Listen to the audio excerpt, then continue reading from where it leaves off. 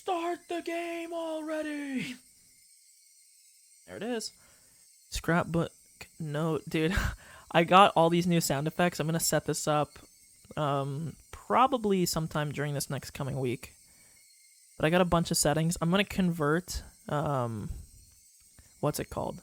I want to convert the sound effects from channel points to just being a bot command so that I can have a lot more of them without like totally flooding the channel points page, because I don't want it to just be like a wall of sound effects, because I'm gonna have like a ton of them. But I have a bunch of new ones here. Let me find like one of them here. Let me see. We got like this one. Destroy the child. What else do we got? We got let's see. Start the game already! Dude, wait, I got a few other ones here. Look at this! Look at him! Look how pathetic this guy is! Let me see. I'll play like one or two more. Let's see. If you know this meme, All the illegal drugs you do in your garage. Oh, there's no on illegal the drugs in property. my garage. Oh, yes, there is, and there's evidence of it. Hello there. Woo, Hello, woo. darling. There's no illegal drugs in let's see what else. We got this one from SpongeBob. Oh, brother, this guy stinks! And let me see. We'll do one more. I have been with 4 different women in the last month. The wife's not happy, but what can I say? Okay, let's view the new tips. The three families in modern times. As previously described, the three families counseled today is a mere shell of democracy. In reality, it is a dictatorship run by the Sonozaki family. Both the Kimiyoshi and Furude families are far from their former glory, and it doesn't seem at all like they've maintained the ancient traditions. Only the Sonozaki family has retained their glory from the past and has inherited many colorful traditions from the age known as Onigafuchi village. Even the most recent verifiable examples of Watangashi that occurred at the end of the Meiji era seem to have been done under the orders of the Sonozaki family. Refer to the late three families' genealogical tree from late Meiji. At the start of the Meiji era, the Sonozaki family wanted to push the development of Hinamizawa village, so they took a strong role in leadership. During the Dam Wars a few years ago, the Kimiyoshi family served as the chair of the opposition alliance, but this was in name only. In actuality, the Sonozaki family reigned as leader behind the scenes. People whisper that perhaps the Kimiyoshi family dictated acts of opposition that could be publicized, and the Sonozaki family enacted those which could not. Even in Hinamizawa, they whispered that the multitude of unsettling incidents reported during the dam protests, such as the kidnapping of the famous head of the Ministry of Construction's son, had been carried out by the Sonozakis. Additionally, they say that perhaps the Sonozaki family's secret maneuvering was responsible for the serial freak death incidents that have continuously occurred in recent years as well. The serial freak death incidents are without a doubt the second coming of the traditional Watangashi. They must be enacting the Watangashi on the day of the original Watangashi, which has fallen to the level of an ordinary village festival, in order to remind the villagers of the holy laws of Onigafuchi village. It's safe to assert that exploring the Sonozaki family is the fastest route for researching it today. If I can expose the contents of the Furude Shrine's storehouse, I'd like to narrow my research target to the Sonozaki family next. The Sonozaki house is strictly guarded by security cameras on the premises. Thankfully, I become acquainted with the sisters Mion, the next heir, and Shion. I want this to be a breakthrough I can connect to my next line of research. Dude, Takano was really doing some like hardcore research, eh? She was going in. Start the game already! Their punishment isn't over. My ear is itchy. Oishi. No, don't worry about it. You see, when you order the Odin here, for some reason it ends up on the annual invoice for our gas contracts, so don't be shy and have another drink. The man, red face, waved his hand to say that he'd had enough, and disappeared into the brilliant neon lights in front of the station. Kuma, you should be taking notes. The most modest people are the ones who live the longest. Was all that true? Well, I don't know about that. Whether or not it's true, I think there's meaning, in hearing something that sounds so plausible. Would something like that be a motive to go for the mayor? Kuma, here's what I always say. The motive only has to be enough for the person in question. You need to think about how different people value different things. Hey bartender, give me another mug. Though we have been suppressing the information, Tomitake and Takano's deaths were already known throughout Hinamizawa. All of the rumors pointed to them having incurred the wrath of Oyashiro for setting foot in the Forbidden Temple, the storehouse for ritual implements. According to the rumors, there were two other people who went in there with them, Shion Sonozaki and Keiichi Maebara. People were whispering in the shadows that those two would be cursed by Oyashiro as well. Also, let's take a clear note here that I think Mion came to us initially out of a place of concern that was trying to help us. But again, we turned her away because Keiichi's a dumb fuck, and he's ruining his fucking chance of being with the best girl, so... Apparently, however, the responsibility didn't fall solely on the four trespassers' shoulders. Until last year, it was locked up tight, but this year it had been changed to a simpler lock. Hadn't that been what allowed thieves to enter so easily? Those were the rumors going around. Have you ever seen it, Kuma? I remember it well. I had to go there something for quite a while back. Sorry, I don't really remember. It was locked up so tight it was scary. There were these real heavy bars holding it shut. It was sealed up as good as a bank vault. This here was a very simple and cheap padlock. The lone girl protecting the shrine, Rika, disliked the heavy locks and consulted with the mayor. So maybe they're also being punished. So then the mayor and Rika Furude share the crime? So then after the mayor, wouldn't Rika Furude be in danger next? A decent possibility. Kuma, I want you to contact all the cars we have in Hinamizawa. Tell them to stick near the Furude shrine. Got it. I mean, didn't really have to be a detective to figure that one out, but, you know, it's fine, you know. Didn't really have to be a detective to figure that one out, but it's okay. Whatever you say.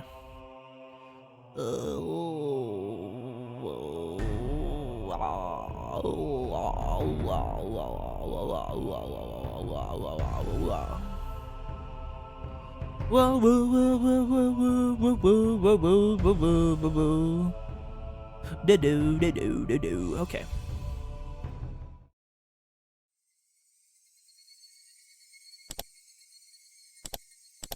Fuck, dude, these chapters are taking longer. There really can't be that many more. This is like, we're on chapter 10. There was only 11 in the other one. So, can't be that much left. After hanging up on Shion, I searched for Rika's phone number on my school contact list. There it is. My fingers trembled with urgency, and I failed multiple times to put in the simple 5-digit number. Keiichi, are you calling someone at this hour? It's late. It's being rude to the other person. That doesn't matter right now. I shouted angrily at my mother, listening to the dial tone. Pick up. Come on, pick up.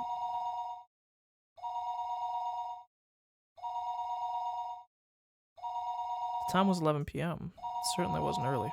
It was essentially the middle of the night. Had Rika already gone to bed? Her phone would be ringing.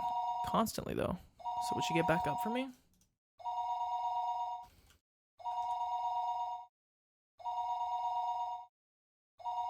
Ding-ding-ding-ding. Ding-ding-ding-ding. Her phone would be ringing constantly, though. So would she get back up for me? I didn't mean to click to let it ring. Rika didn't pick up. She didn't pick up. She didn't pick up. Maybe she just happened to miss it. Maybe her bed was just too far away from the phone. The sound of a phone ringing gets clearer and clearer the longer you go on sleeping. Then, the bathroom? Yeah, she must be taking a bath. If that was the case, then even if she heard the phone, she wouldn't be able to pick it up. It was a little late to be taking a bath, but it was possible she normally took baths right before going to bed. I'll wait 30 minutes and try calling again.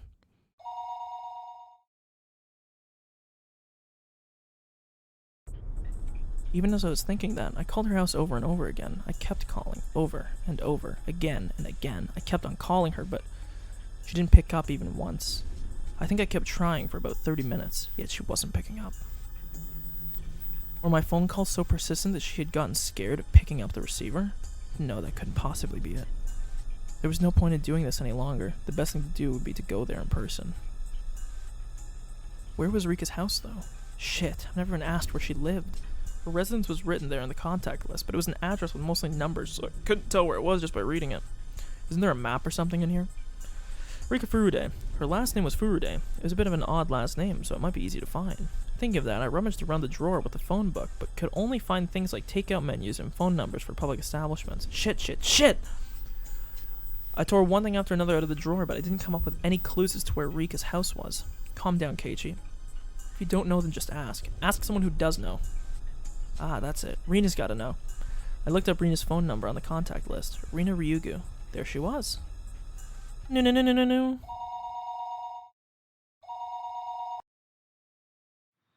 Hello? This is Ryugu. It was the voice of a grumpy-sounding man. It must have been Rina's father. I'm calling in the middle of the night. I need to be polite. I'm sorry for calling so late at night. This is Maybara. Is there any chance Reina's around? Reina's taking a bath. Oh, she's done. Oh, Reina, because I forgot that's her real name. Reina's taking a bath. Oh, she's done. Reina, there's a friend of yours on the phone. Right, Reina Ryugu was her real name, wasn't it? I've gotten so used to calling her Rina that hearing her real name caught me a little off guard. Hello, this is Rina. Ah, it's me, Keiichi. Sorry for calling so late. Huh? Keiichi? What do you need at a time like this?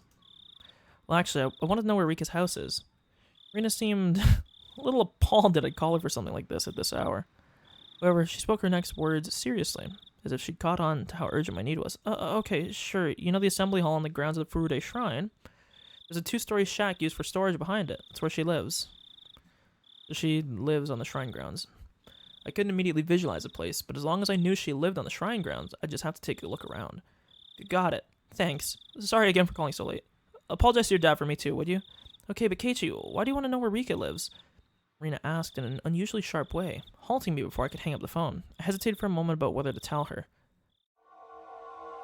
He was killed because I told him. Keiichi, if you're still listening, can you answer me? Why are you asking where Rika lives at a time like this? Rina affected her usual tone, but beneath her words lay a certain tension, like she'd intuitively sensed something was going on. What will you do, Keiichi? If it's Rina, can't I tell her? He was killed because he found out. I revealed everything, so he was killed. Keiichi, Rina's being serious. Please answer me. Rina asked, once again in a tone so forceful, I couldn't imagine her ever using it normally. I was taken aback by her vigor. Rina was Rika's friend, too. She had the right to be concerned about Rika's disappearance. Not to know, of course, only to understand about, that something's going wrong, clearly. We don't care otherwise, apparently, here. If I told Rina, then, even if only for a moment, I could drive away my horrifying fears. Rina? Well, I can't exactly tell you why, but Rina's tone was seriousness itself. Just from that tone, I could feel her saying, no matter what you say, Keiichi, I'll believe you. That subtle sense of security gave me the courage to reveal the truth. I have a feeling that Rika's in danger. You mean like a premonition? Or do you have some reason to believe she's in danger? I really didn't have time to go back and forth with Rina about this.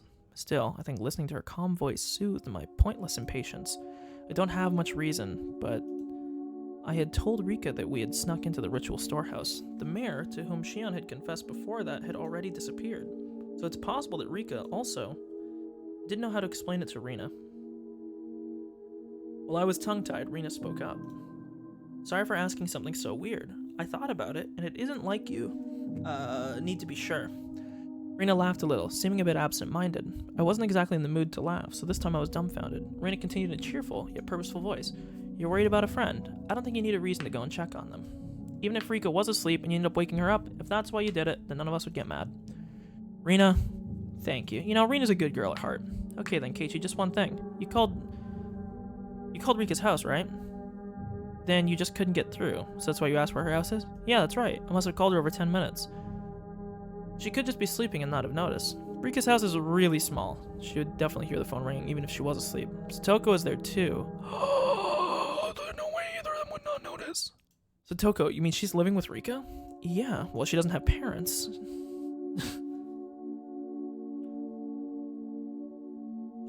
Well, we can talk about that later. Anyway, if you called that much and no one answered, something's definitely wrong. Rina understood that the situation wasn't normal far faster than I could have ever imagined to. It made her seem so dependable. However, the fact that Rina had acknowledged this also meant that the best case possibility of it all, just being the result of my own needless fears, went out the window. I'll go to Rika's house right now. Will you come with me? I can show you the way. Sounds good. Let's meet up at the same place as usual. I'll be waiting for you. No, wait. I'll come get you at your house. You just wait there. And tell your family you're coming with me to Rika's house, okay? Will that be okay? We might lose time if you come here. Did you call me too? She's really dependable at times like these. If you haven't, then I'll give her a call. I am the Mion Shrimp. I want him to call her. He won't, of course, because he's He's letting Shion, like, whisper into his ear and make him think, like, oh, she's evil.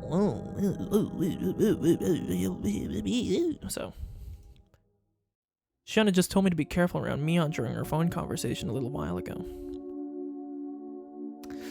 If the Sonozaki main house was somehow lurking behind the surface of the annual freak deaths, then the current head of the family, Mion, wouldn't be uninvolved. So wouldn't that mean she wasn't uninvolved in what happened this year to Takano and Tomatake, and also the mayor's disappearance? You gotta remember, the mayor was like a dad to thing, too. Okay, bye, I'll be right over. Wait for me. That's all Rina said before hurriedly hanging up. Now wasn't the time to be doubting Mion. Thank you! Is he actually gonna make the right choice for once? I needed to make sure Rika was safe. I went upstairs. I got dressed in my battle gear, and I ran outside. I got changed and grabbed the key to my bike. I figured things would go more smoothly if we met up in the place we usually do before school. Rina wouldn't need to come all the way to my house. My parents would probably have objected if I told them I was leaving, so I creeped out without a word. That night was unusually warm, and disagreeably humid. She said that Rika and Satoko lived together, right? Then it wasn't only Rika. Satoko wasn't there either. Realizing what them living together really meant caused my thoughts to immediately take a turn for the worse. That can't be. Satoko is... she's got nothing to do with any of this. Dude, I know this is fucked up, and this is definitely not a, this is definitely not like a, a feeling I think most people are gonna get, but I kind of wonder if we're gonna get like some gore, you know? Some gore art. You know? It hasn't happened yet, and I don't think they're going to. I don't think this is going to go down like the Doki Doki route, but I kind of wish they would. It would really sell it a bit more, you know? But it's fine. Even if there were a reason for Rika to disappear, there shouldn't be one for Satoko. Keiichi! Rina was really fast. She approached me on her bike at an amazing speed. Her breath was ragged, painting a clear picture of just how hurried she'd been going. Hey, Rina, let's get going. Keiichi, I thought I told you to wait at your house. Rina's expression was all business. Was she mad? It came out of the blue, and I faltered for a moment. Well, I figured it would be faster to meet up here. Keiichi, don't you get it? Rina shouted, clearly angry. I'd never seen Rina like this before. Do I get it? What's the problem? Rina seemed to notice she was scaring me, took a couple of deep breaths, then continued, as if admonishing me, but her expression didn't soften at all. Keiichi, the whole village is in an uproar now that the elder disappeared, right? Yeah. Now you're telling me that Rika and Satoko aren't where they're supposed to be, right? Yeah. That about sums it up. But you need to be more careful. Do you have any idea how dangerous it is to be standing out here alone in the middle of the night? Rina being the voice of reason is quite odd. It seems like she kind of flips into, like, regular, like, not crazy Rina form when shit gets serious. Because she seems like a ditz most of the time, but she's kind of chilling now. You told your family you'd be going to Rika's house with me, didn't you? So that in the worst case scenario, if you and I were to disappear, people would know when and where we did. Exactly. Rina's actually being really smart here, I'll give her credit. Rina was perfectly level-headed in this emergency situation. Ever since the night of the Watangashi, every night, someone had died or disappeared. On the night itself, Takano and Tomatake met strange ends. On the next night, the elder vanished. Now on the night after, Rika and Satoko were nowhere to be found. I hadn't been thinking of anyone but myself, but it wasn't enough to say that Hinamizawa was a little weird at the moment. It was, in fact, extremely strange. Rina had anticipated her own disappearances, but had told me to tell my family where I was going. I was embarrassed at my own carelessness, and the need to be embarrassed made me afraid of the night.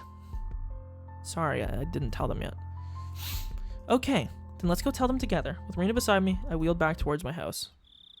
Oh, new art! It's La Lune! It's La Lune! Actually, it would be La Luna, I believe, but it's okay. We don't.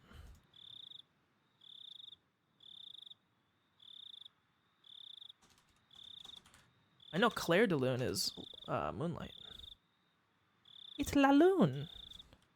Look, it's the moon. No, I was actually right. It is La Lune, not La Luna. Dancing in the moonlight.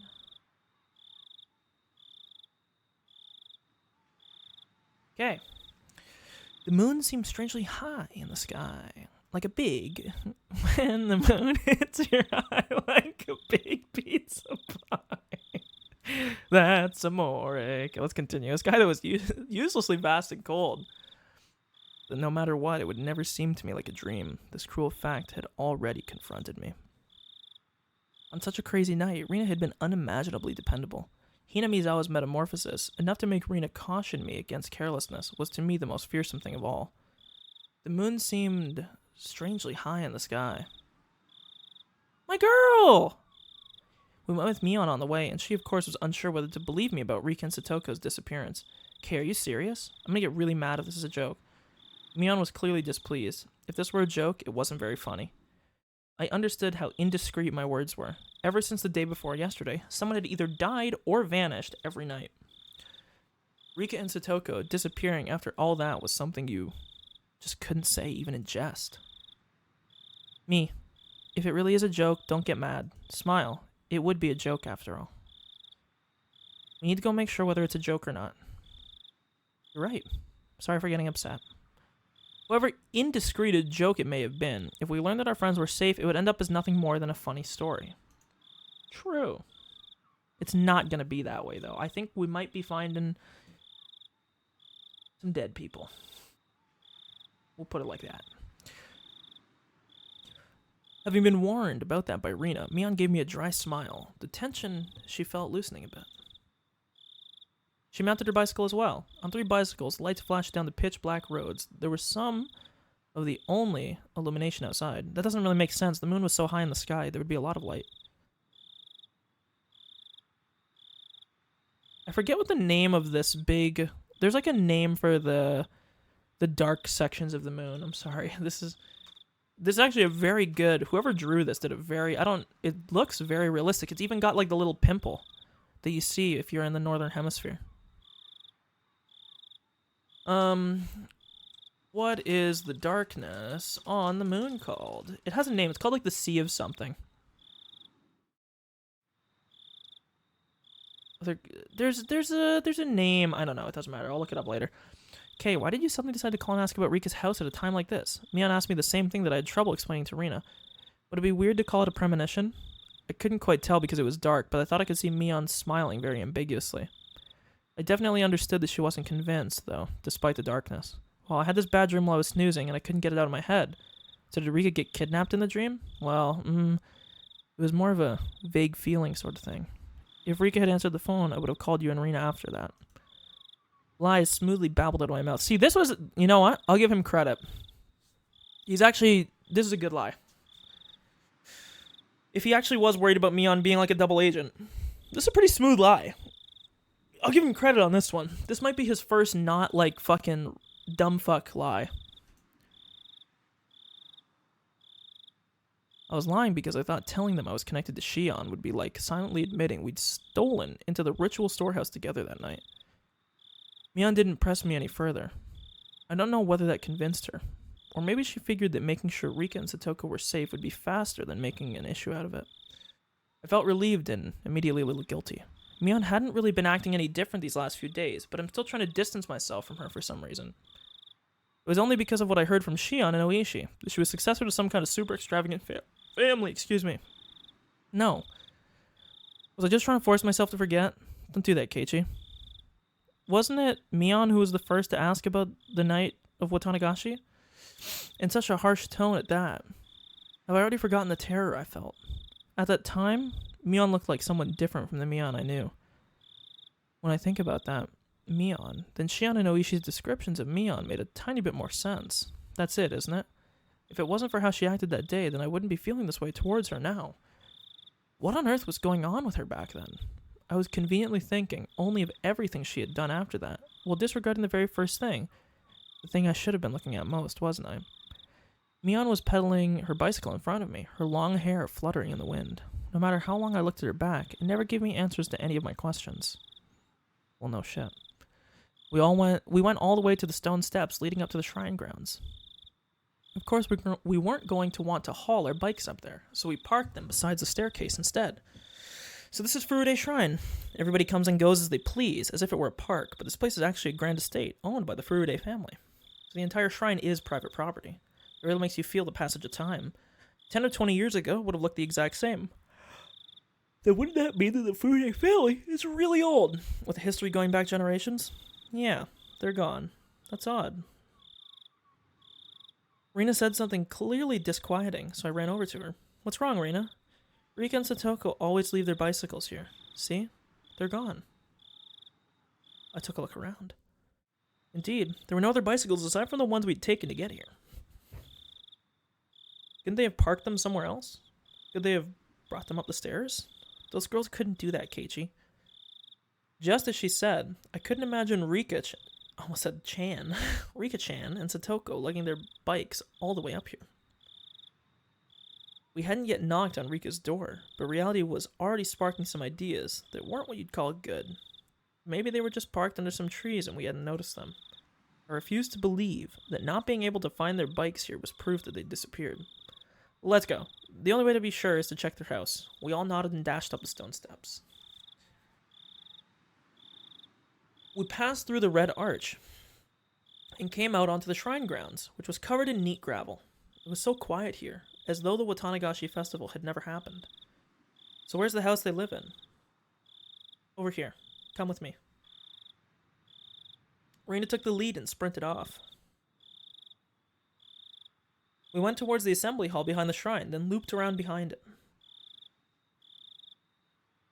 This looks like the, You remember the place that the CRT TV guy lived in what do you call it?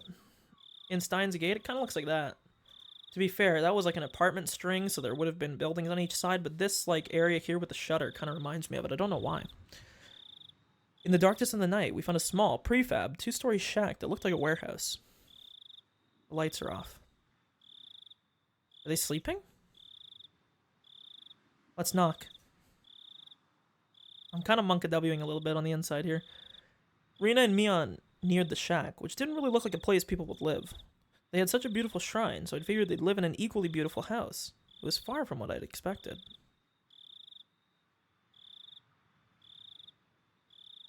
Rika! Satoko! Are you there? Rina shouted up towards the second floor.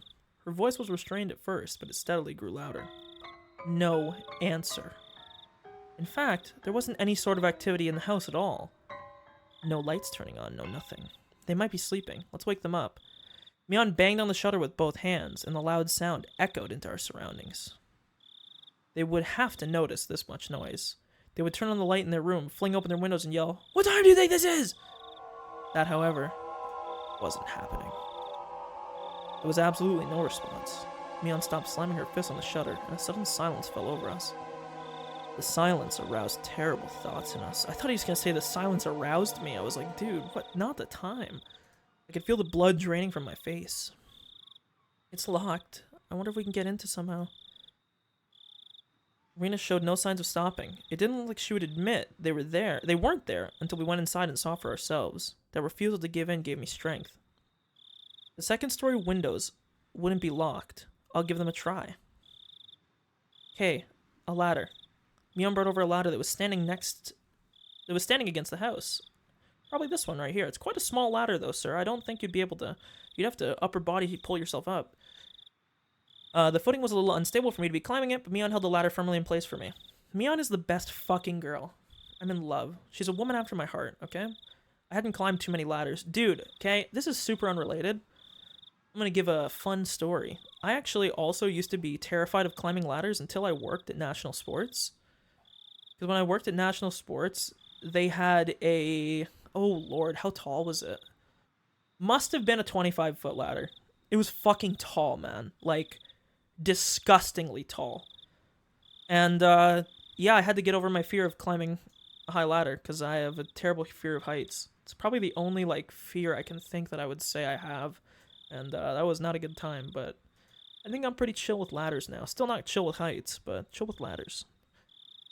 My inexperience with them exposed, I climbed up one step at a time and tried to open each window on the second floor. I'm gonna go check the main house just to be sure, okay? I'll be right back. Rina darted away. Do you think Mion's gonna grill me here? What, a main house? It's the Furude family's actual house. After her parents passed away, I think it's been left like that. Oh, she doesn't want to sleep in the same house as her... Yeah, that's kind of sad. Ah, right. Rika's parents, they passed away, huh? At that point, I recalled something else. Wasn't Satoko living here too?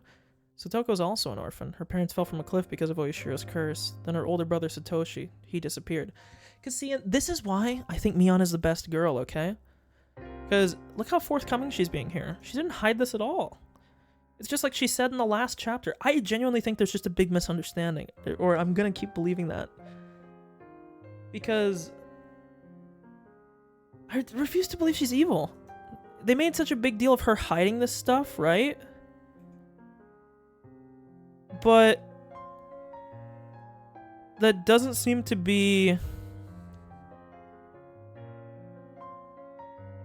Like, I don't know. I just like... If she was evil because she was hiding all this stuff, then that reasoning for her being evil doesn't make any sense because they're literally... She's literally giving this info for free right now, right? So that doesn't make any sense. That couldn't be the reason why. Ugh. Satoshi, I've heard that name before. I remembered. He was the one who disappeared last year because of the curse. Ever since then, Satoko and Rika have been living in the shack. Neither of them has any family, but at least they're together. Dude, that's actually so fucking sad. Holy shit, stop. I will not cry on stream, okay? It takes a lot to make me cry. I will not be broken by this game, I tell you. They help each other out. Rina said main house, didn't she? Wouldn't it be easier to live there? The curtains were drawn, so I couldn't get a look inside to see, but the two young girls living together seemed like a pretty tough life. I think she tried it first. She said it was hard, though, because it reminded her of her parents. Yeah. I had no idea. I felt really bad for them. They were normally so cheerful at school that I never even realized an atom of this. Rika and Satoko. They have it hard, huh? She's cursed. Huh? Suddenly Mion said something in such a low voice that it sounded like she was really cursing someone, and I didn't let it slide. I turned around on the ladder to face her, and asked again, Mion, what did you just say? I said she's cursed. Mion, still holding on to the ladder, brought her head up to look at me in the eyes. As soon as our eyes met, an absolute zero jolt of electricity surged through my body. Mion's eyes clouded over, and within them boiled and bubbled a stew of chaos. So, this is the art that I was talking about before that makes me think that Mion actually is part demon, okay? Just so you know. They whirled around and around like a raging sea, and bubbles floated to the surface. I had at some point been trapped on this ladder, like being cornered on a dead-end street. But Mion, why are you making that face? I ended to follow that up with, you're going too far with this joke, and give her a forced smile. However, on such uneven footing, as I was, the only thing that came out of my mouth was a hoarse groan as I desperately struggled to not let nausea overwhelm me. Satoko Hojo. She's been cursed by Oyashiro. Mion's answers were the response to something I never asked, as if replying to somebody else's question. The only people who fell from the park observation platform were her parents. Only her parents, who treated her like dirt, died that day. She was the only one to survive.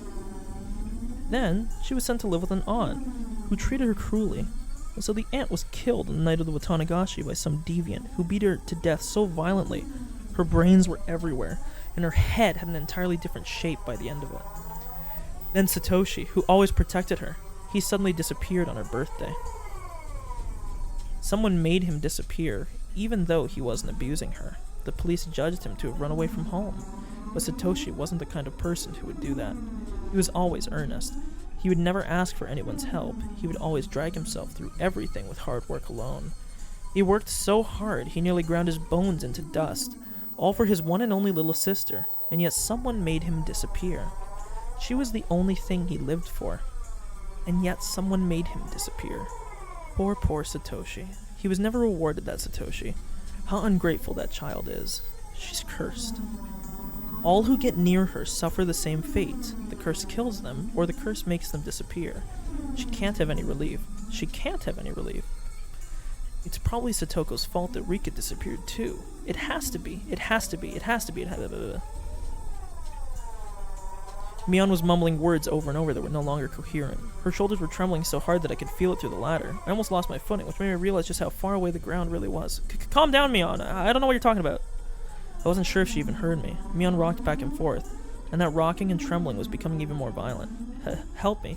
The ladder, it's falling. Help me. Help. Just then, I heard the sound of many people running towards us. Oh, hey, over here! I very nearly said help me outright. 4 or 5 adults, led by Reina, ran over with their flashlights. Keiichi, sorry I took so long. I borrowed the key. Oh, nice one. Seems all the windows and doors are perfectly sealed.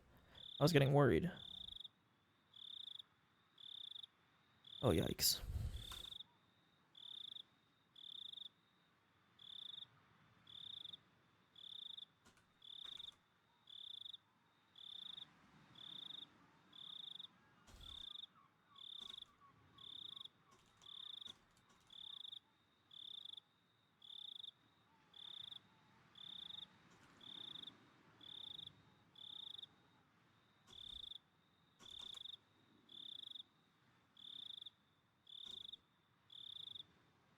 Mion didn't sound like she was like obviously she was being really creepy and weird.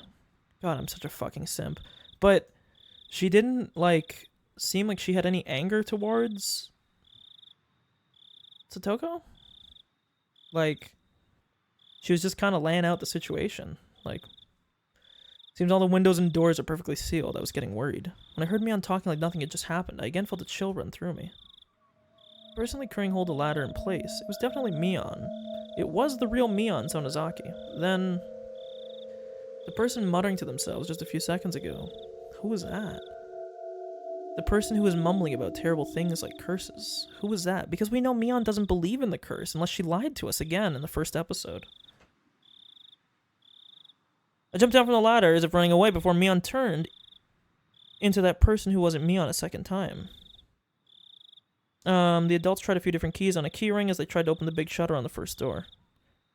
Rika's house used to be a disaster shelter for the town council, so the key to the shutter is still kept in the mayor's house. It's Rika and Satoko's private residence now, though. Well, this is on Rika's property anyway. Nobody complains about it. Mion gave me a smile as she heard that. I, however, could only return her gaze with an aghast expression. Mion was acting all too normal, but that only contrasted all the more sharply with her earlier un-Mion-like creepiness. Bang, bam, clatter, clatter, bang. The shutter opened up for the first time in a very long while. Reina located the light switch and wasted no time going inside. I followed her in. Rika, Satoko, if you're here, say something. Prepare yourself, we might be getting some gore art in a second. We climbed the narrow staircase. It had looked like nothing more than a warehouse, but now that I was inside, I could feel how lived in it was. It was a person's home. Somehow the scent of the two of them filled the place. This was definitely where Rika and Satoko lived.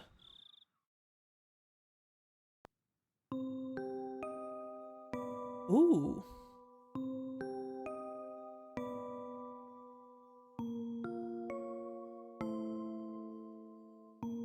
What is this OST?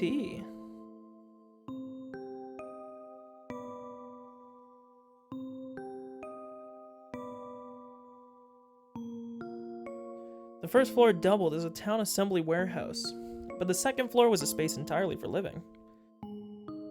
Just like a one room apartment. I have a problem where I read down a line when I'm trying to read above it. I don't know why I do this. Just a one room apartment. Past the kitchen was a living room taking up about 150 square feet. Dressers, cupboards, and the like were packed into the space, and in the corner there was a huge pile of clothes that appeared to have just been taken in from drying outside. In the center of the living room was a fold-up table, and on it were small containers for things like soy sauce and salad dressing. A sense of a frugal lifestyle drifted from all of this. It was strange that they weren't here in the middle of the night like this. The adults climbing the stairs one at a time began to make a fuss and talk amongst themselves. So, not here? Yeah, they're not here. This is definitely weird. The village had been thrown into chaos yesterday because of the mayor's disappearance. Then today, even Rika and Satoko had. Were they out playing somewhere together? That can't be. Their bicycles aren't here, though. Or would they have gone so late at night? Have they just not come back yet? Where did they go? The adults put forth various possibilities, and the house immediately devolved into a state of confusion. Eventually, Mion settled them down. I don't want to believe it, but the Mayor Kimiyoshi disappeared yesterday. We can't say that this is unrelated. The adults' faces paled at Mion's declaration. Maya and Rina's did as well. Let's see. They could have gone nearby for some tea or something and accidentally fallen asleep. Whoever invited them might just not be able to wake... Whoever invited them might just not be able to wake them up at all, too. Let's eliminate that possibility first. Makino, please go around to the houses near the stream. Keitaro, go look near Ojaga Lake. Okamura, you... Mion promptly gave directions to the villagers. The adults followed them without hesitation, despite her age. We'll remain here and call up anyone who we can think of on the phone. Okay, everyone? You have your orders. Got it. The adults all roared in reply and pounded back down the stairs below.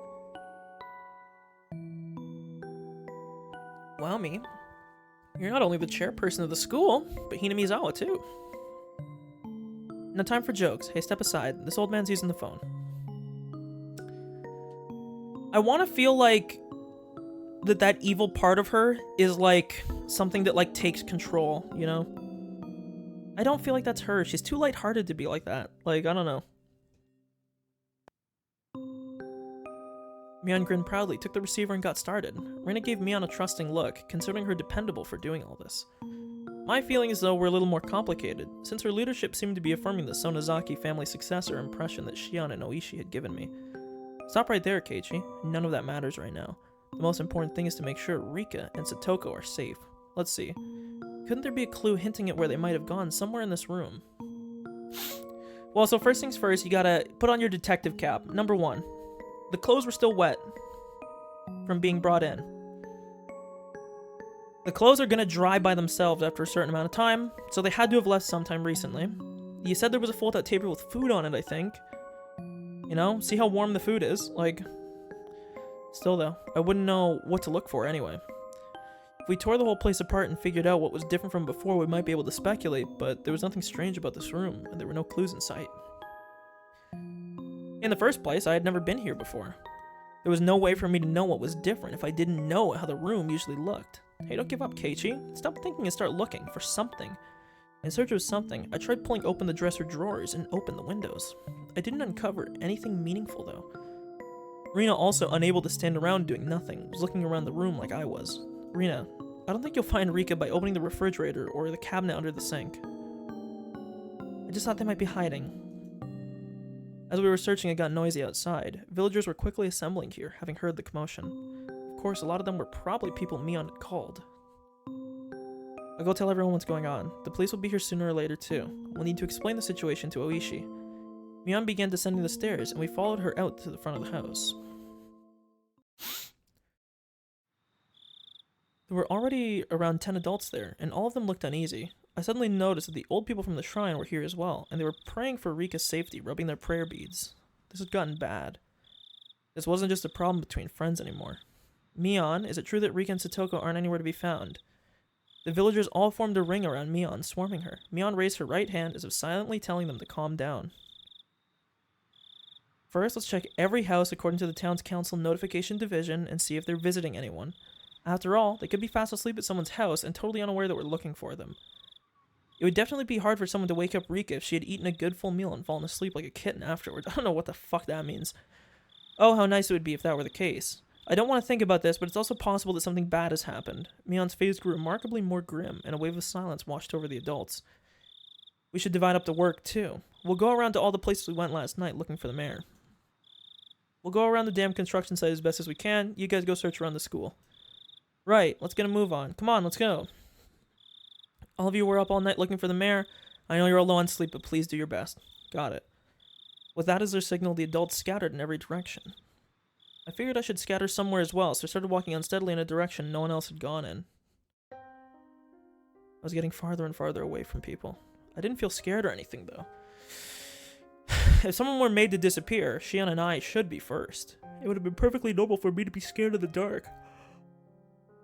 However, I didn't feel that way. Why was that? It was because tonight, someone had already disappeared. so nobody else would disappear tonight. It would take some time before I, exhausted as I was, would feel guilt at the cause of my own selfish sense of relief. True.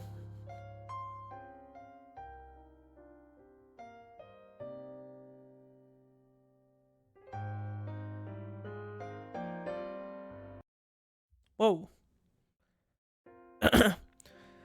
Suddenly my vision cleared, and a cold wind caressed my body.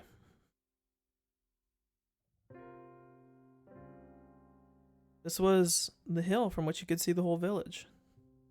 Man, it really is a small village, huh? It's pretty much one street.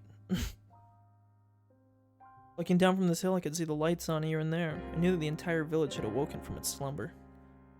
First Takano and Tomatake, then the mayor, and now even Rika and Satoko had been sacrificed, and word of it was spreading everywhere. The strength in my knees left me. This could no longer be a joke. We could have found them. Mion would have told me I was a worrywart. Rina would just be glad we did. And they would have smiled at me. My hopes disappeared as if I were awakening from a dream. That was what the view I could see was telling me. Following my knees, my arms both bent forward onto the ground, and I clawed at it with my nails. I couldn't figure out if I was feeling sorrow or frustration. Ugh, is this my fault? I couldn't endure the burden of my own sin. And I had just told Rika about it. They had nothing to do with it, but Rika and even Satoko had been sacrificed. It was like a cross that she and I would each have to bear the weight of until we ourselves were erased. Well, I'm going that far, then the problem started long before that. My original sin, divinity original sin, of breaking taboo and entering the ritual storehouse without asking. I knew I shouldn't have gone in there from the start, yet I lost out to cheap curiosity. I hadn't felt so angry at myself until this very moment. There was a crunching sound. It's probably Mion. I wasn't even interested in who made the noise, despondent as I was. It's Rina. Keiichi. Keiichi, are you okay? It was Rina. Perhaps my clawing at the ground made it look as though I was having stomach pains. She ran over and rubbed my back to make me feel better. This is all my fault. It's because of me. It's my fault. Keiichi's fault. You didn't do anything wrong. Please don't blame yourself for this. See what I mean with the OST? Because this was like a sad, somber track, and then the end gives you a creepy vibe. It's like, they play it off key. I could tell Rina was doing her best to choose the right words out of consideration for me. That's why I could sense her intent behind those words. Keiichi, you know why Rika and Satoko disappeared, don't you? Is what she really meant to say. Because it was an emergency, Rina had ignored the reason why I wanted to make sure Rika was safe, but now that we'd actually confirmed her disappearance, it was only natural Rina would start to wonder why. However, with the situation having gone this far, I couldn't possibly tell her now. I didn't want to admit that Rika and Satoko had disappeared, but I couldn't let Rina disappear either. Keiichi, if you stay here out in the wind, you'll catch a cold. Rina sat down, bringing her eyes level with mine. They told us that children should go back home to sleep. Rina showed me her watch as she said that. It was long past 1 in the morning. Time was passing too quickly. Had I been crawling around here for that long? If we don't sleep soon, we'll have trouble getting up for school tomorrow. Even the adults are really worn out, since they were up searching for the mayor last night, too. They were saying they'd break up a little earlier tonight. I was a little upset that they weren't allotting as much time to this as they had to search for the mayor last night. But that was something I, the cause of everything, had no right to criticize them for. It's alright. The police arrived a little while ago. Look, there's police cars coming into the village right now. Hearing that remark, I looked down at the village to see that there were indeed more cars than one would normally expect at this hour, coming from the darkness on the other side of the mountain. However, none of their emergency lights were on. Of course, their sirens weren't railing either. That's right. All the incidents that occurred right after the Watangashi were seen as the product of Oishiro's curse and would be handled in secrecy. Rika and Satoko, too. Their disappearances would end up exactly like other serial incidents in the past.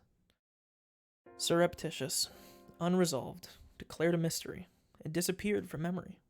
Rika's face, her sweet face, like a Western doll's, would fade away. Satoko's smile, her energetic fang smile, would fade away. The more I tried to remember them, the less I would be able to. I deserved to be called an idiot dozens of times over, and it wouldn't be enough. I couldn't hold back the tears at my own sheer stupidity. I don't know what you're blaming yourself for, Keiichi, but you should stop. I was about to deny it. I couldn't.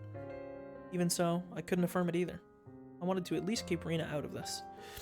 If she found out, she would become involved. Please, Rita. Could you leave me alone? Even if I went home, I wouldn't be able to sleep. Ugh. If I couldn't get to sleep, then I at least wanted to search for Rika and Satoko until I collapsed. The entire village was looking, and yet, they still hadn't been found. I don't think I'd be able to find them if I went looking alone at this point. Still, I had to do it. They disappeared because of me. I couldn't possibly go to sleep while other people were out here searching. I had said that to myself in self-deprecation, but I soon realized that Rina was silently trying to find meaning in my mumblings. I realized I had misspoke. It's Keiichi's fault? Why do you think that? Why? It can't be. Keiichi, you're not at fault. I was happy that Rina said these things to me, but she only did so because she didn't know the truth. If she knew that everything had been caused by my breaking taboo on the night of the Watangashi, then even Rina would curse my existence. However, I can't even allow for those curses. That would mean confessing my own crimes to Rina. If I spilled even one word of having snuck into the ritual storehouse on the night of the Watangashi, then even Rina could disappear tomorrow night. The gentle-spirited, always joking, always howling. But at a time like this, the most dependable person in the world, Rina, might disappear. I don't want that. Anything but that. This time I need to bear my own cross. Alone. Keiichi, I know that you always have your friends in your heart. I can really understand feeling like you want to kick yourself. Rina knows, though, that it's not Keiichi's fault. You didn't do anything wrong, Keiichi, and I know that. You know that? The shivering in my veins rushed up my back and replaced the sorrow in my heart with fear. I didn't tell her anything, did I? Maybe I accidentally said something that caused Rina to figure it out? This is bad. Now Rina will disappear. Then Rina, the same way I always did, grabbed my head and began to pet it roughly. Keiichi, are you thinking that Rina might disappear now too? Because of Oyashiro's curse? She put more force into the hand rubbing my head. You don't need to worry about that. Rina isn't going anywhere, I promise. How can you say that with such confidence? I mean, someone's been sacrificed every night so far. There was no proof that it wouldn't happen again tomorrow. There was even less proof after all that the sacrifice wouldn't be Rina. I don't care who you are. Just please, if you're gonna raise someone, raise me first. Please stop cruelly getting rid of people who were close to me. Like the mayor for Shion and Rika and Satoko for me. Shion's hysterical shouting came back in my mind. They must be planning to kill us last of all. They're not killing the first people who come to mind. They start by killing those we're close to, and then, after they caused us so much pain, they'll kill us. That must be what they're doing. Rina, please don't disappear. Please don't as long as I'm still here. I could no longer conceal the sobs welling up within me. Come on, Keiichi, crying doesn't suit you. Let's go back to the others. The housewives are cooking some miso soup for us. It'll warm you up and calm you down. Rina prompted me to stand. And then she took a back step. She sprinted at me and dying light drop kicked me off the edge. I fell to my death. I didn't have the energy to oppose her, so I stood as she urged me to.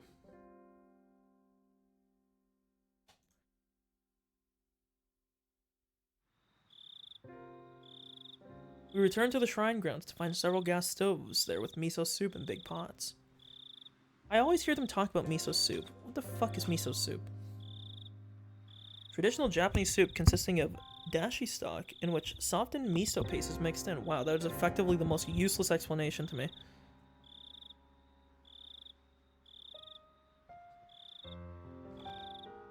I'll search this up later.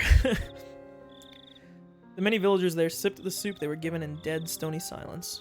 Their expressions were absolutely exhausted. Everyone had just been running around the village until a little while ago. From the dreary looks on their faces, though, I assume they hadn't come up with anything yet. Okay, where did you go? I was worried you'd disappeared too. Sorry. Mion held out miso soup for me, but I refused the offer. I didn't have much of an appetite. How is it? Did you find any clues? Mion took a sip of her soup, her expression frank. I didn't know you. Who's Frank? None at all. School ended and they went home. Then the two of them went somewhere on their bicycles. Moreover, nobody ever saw them riding their bikes, so... When it gets dark out in Hinamizawa, people quickly vanish from the streets. Aside from adults hurrying back home from town in cars or on bicycles, it was normal to see absolutely nobody walking around outside. It wasn't strange at all that nobody had seen Rika or Satoko riding their bikes. So it says and Satoko, but it was the same last night with the mayor. There's no hope. Mion's apathetic tone pricked my nerves. I don't think it's apathetic. It'd be more so pessimistic. Apathetic is like not caring. I don't think she doesn't care. I just think she's being pessimistic about it. She had been doing all sorts of things to try and find Rika until just a second ago. If I asked her, she'd probably say she was up all night last night too, looking for the mayor, wouldn't she? She must have been far more fatigued than I was. Besides, what about me? I had spent the time hunched over in indecision, all alone. I had no right to say anything about Mion. True. Okay, I know it's hard, but let's turn in for the night. We just decided we should break up the search for now. Drink this and let's call it quits. Is this the end? Oh no, of course not. Once it's bright again, we'll do a thorough search with the police's help. They could have gone to Okinomiya, too. People are even saying we should go through all of Shishiban City investigating whether there are any witnesses, for both the girls and the mayor. Anyway, what happened, Kay? Where did you go off to? You vanished all of a sudden. I was really worried. Suddenly, I was on the receiving end, but I didn't have the willpower to respond. Sorry, I'll be more careful. Nothing happened? There wasn't anyone suspicious spying on or stalking you? Nothing like that? Mion demanded with a serious expression. I was being criticized for how inconsiderate I had been, despite being in so much pain. I was frustrated that I was being criticized, but it was my sin. My sin. I should say that I must bear alone, and I must bear it alone. Nothing. I'll be careful either way. I'm sorry. Mion, now aware that nothing had happened, heaved a big sigh with her shoulders, looking relieved. Look who it is! It's Fat Professor Oak. Oh my Ash, you've grown up. How many Pokemon have you caught now? I knew I smelled something good coming from over here. I'd be much obliged if you'd allow me to have some. We heard the repulsive voice of a fat man. Yo, what the fuck? Where the fuck did that come from, man?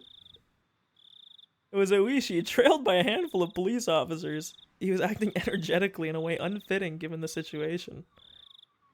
There's not much left, but you can have some if you want. Mion didn't like Oishi very much. Her cold attitude, though, didn't seem to bother Oishi in the slightest. It was like splashing water in a frog's face. Well now, miso soup leftovers have a bit too much salt for my taste. Confound it. Would you all like any? He recommended it to his subordinates, but everyone gave dry smiles and refused. So have the police gotten hold of any clues? Rina's smile was warm enough to replace the miso soup. Don't you worry, little missy. Everything's fine. We're searching for them real good. Look, I gotta turn on... I don't know what his voice sounds like either, but I want to know. Plus, I need to know how this laugh sounds. 大丈夫ですよ、お嬢さん。ご安心、ご安心。ちゃんと探してるんですから。He does not sound like I expected him to. It's He didn't say a word about having found any new clues. In other words, there'd been no progress. That sure was an annoying way of beating around the bush. In any case, it really has gotten late. All you youngsters should get on home and get some sleep. It'd be bad for your health otherwise. Yeah. Okay, Rina, get some rest. These guys get our tax money. They'll handle it from here. We're taxpayers too, you know. I feel like a soba noodle chef eating my own soba. I really wasn't in the mood for laughter. In fact, Oisha was the only one laughing like a fucking idiot. Okay, seriously, please do your best. Let's go home, Keiichi. It'll be harder to wake up tomorrow if we don't. Yes, that's right. I can always bring you home if you need. Kuma, why don't you bring the car around? No thanks. We came on our bicycles, so... No need to worry. We came in a truck. We'll just throw the bikes in the back. We may have gotten pretty sleepy, but we needed to ride home at this point. I didn't want to bother the police like that. Rina, however, nodded. Okay, if you insist, we'd appreciate it. Probably safer than if we went back alone. When I thought about it carefully, I realized that Rina's idea was extremely rational. Now that it's decided, let's get a move on, shall we? They're gonna grill us in the fucking car, man. Okay, bye. Good night, Rina. Okay. Yeah. I mean, you go to bed soon too, okay? Good night. I waved my hand as well, saying goodbye. Rika and Satoko still hadn't been found. My unease, however, was steadily being pushed away by sleepiness. Rina showed the police where our bicycles were so that Oishi could haul them up into the truck. He prompted us to get into the back seat. Ugh. I could hear the springs squeaking as I sat down on a seat that would normally hurt my rear end. But at this point, it was very soft and was more than comfortable enough for me to fall asleep on. Ladies first, we'll start with the little Mrs. house. Where do you live? Thank you. My house is, well... I actually live underground. I'm a troll. Rina's voice slowly grew distant. I felt myself being sucked into the void of sleep.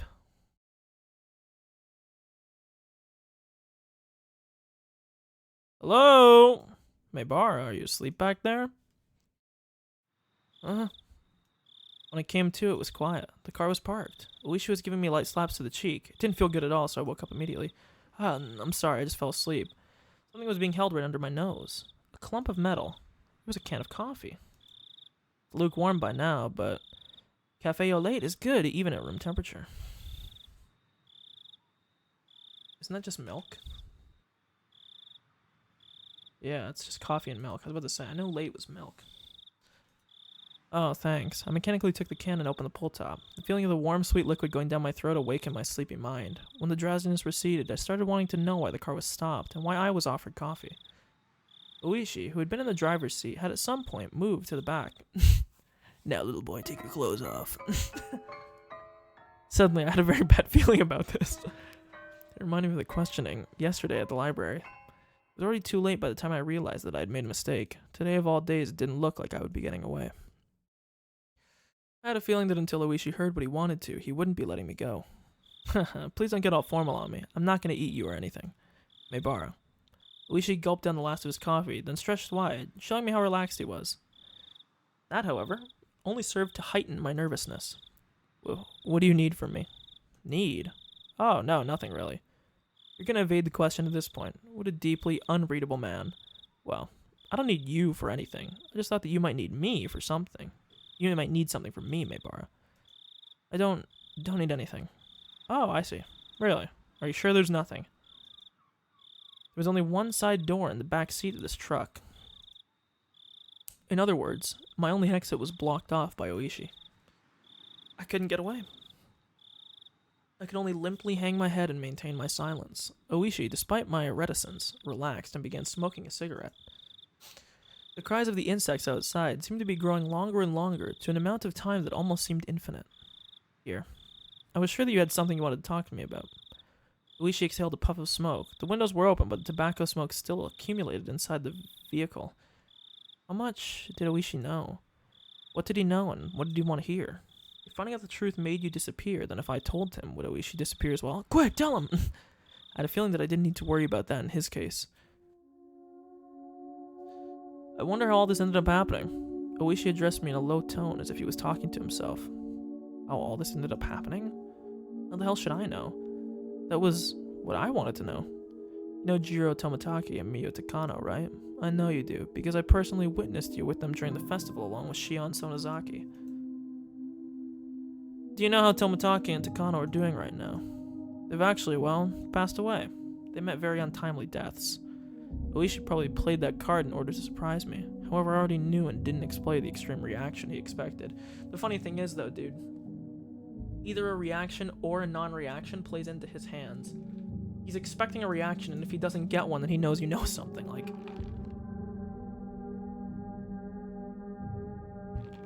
Ugh.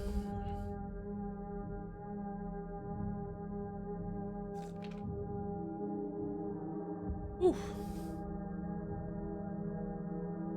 However, I already knew and didn't display the extreme reaction he expected. What's this? Did you already know? Unfortunately for this question in particular, remaining silent was equivalent to saying yes, which is exactly what I just said. Oh, so then you did. So then did you also know? The reason Tomitake and Takano were cursed like that? People are saying that apparently they went into some forbidden building, the storehouse for ritual implements. That forbidden shed, sealing away Hinamizawa's blood-stained past. Where the mistake that started, it all happened. Do you know about the rumor? They said that Mayor and Rika Furude were cursed because of that too. That would mean it was mine and Shion's fault. He was right. As soon as we revealed what we did... What did they call it? Ritual storehouse? They're saying it was bad luck. The lock to get inside had been replaced by a simpler one, which made it easier for thieves to get inside. What? This was news to me. Of course we knew this because we read the tips because we're good detectives. Until last year, it apparently had these big bars and huge padlock on it.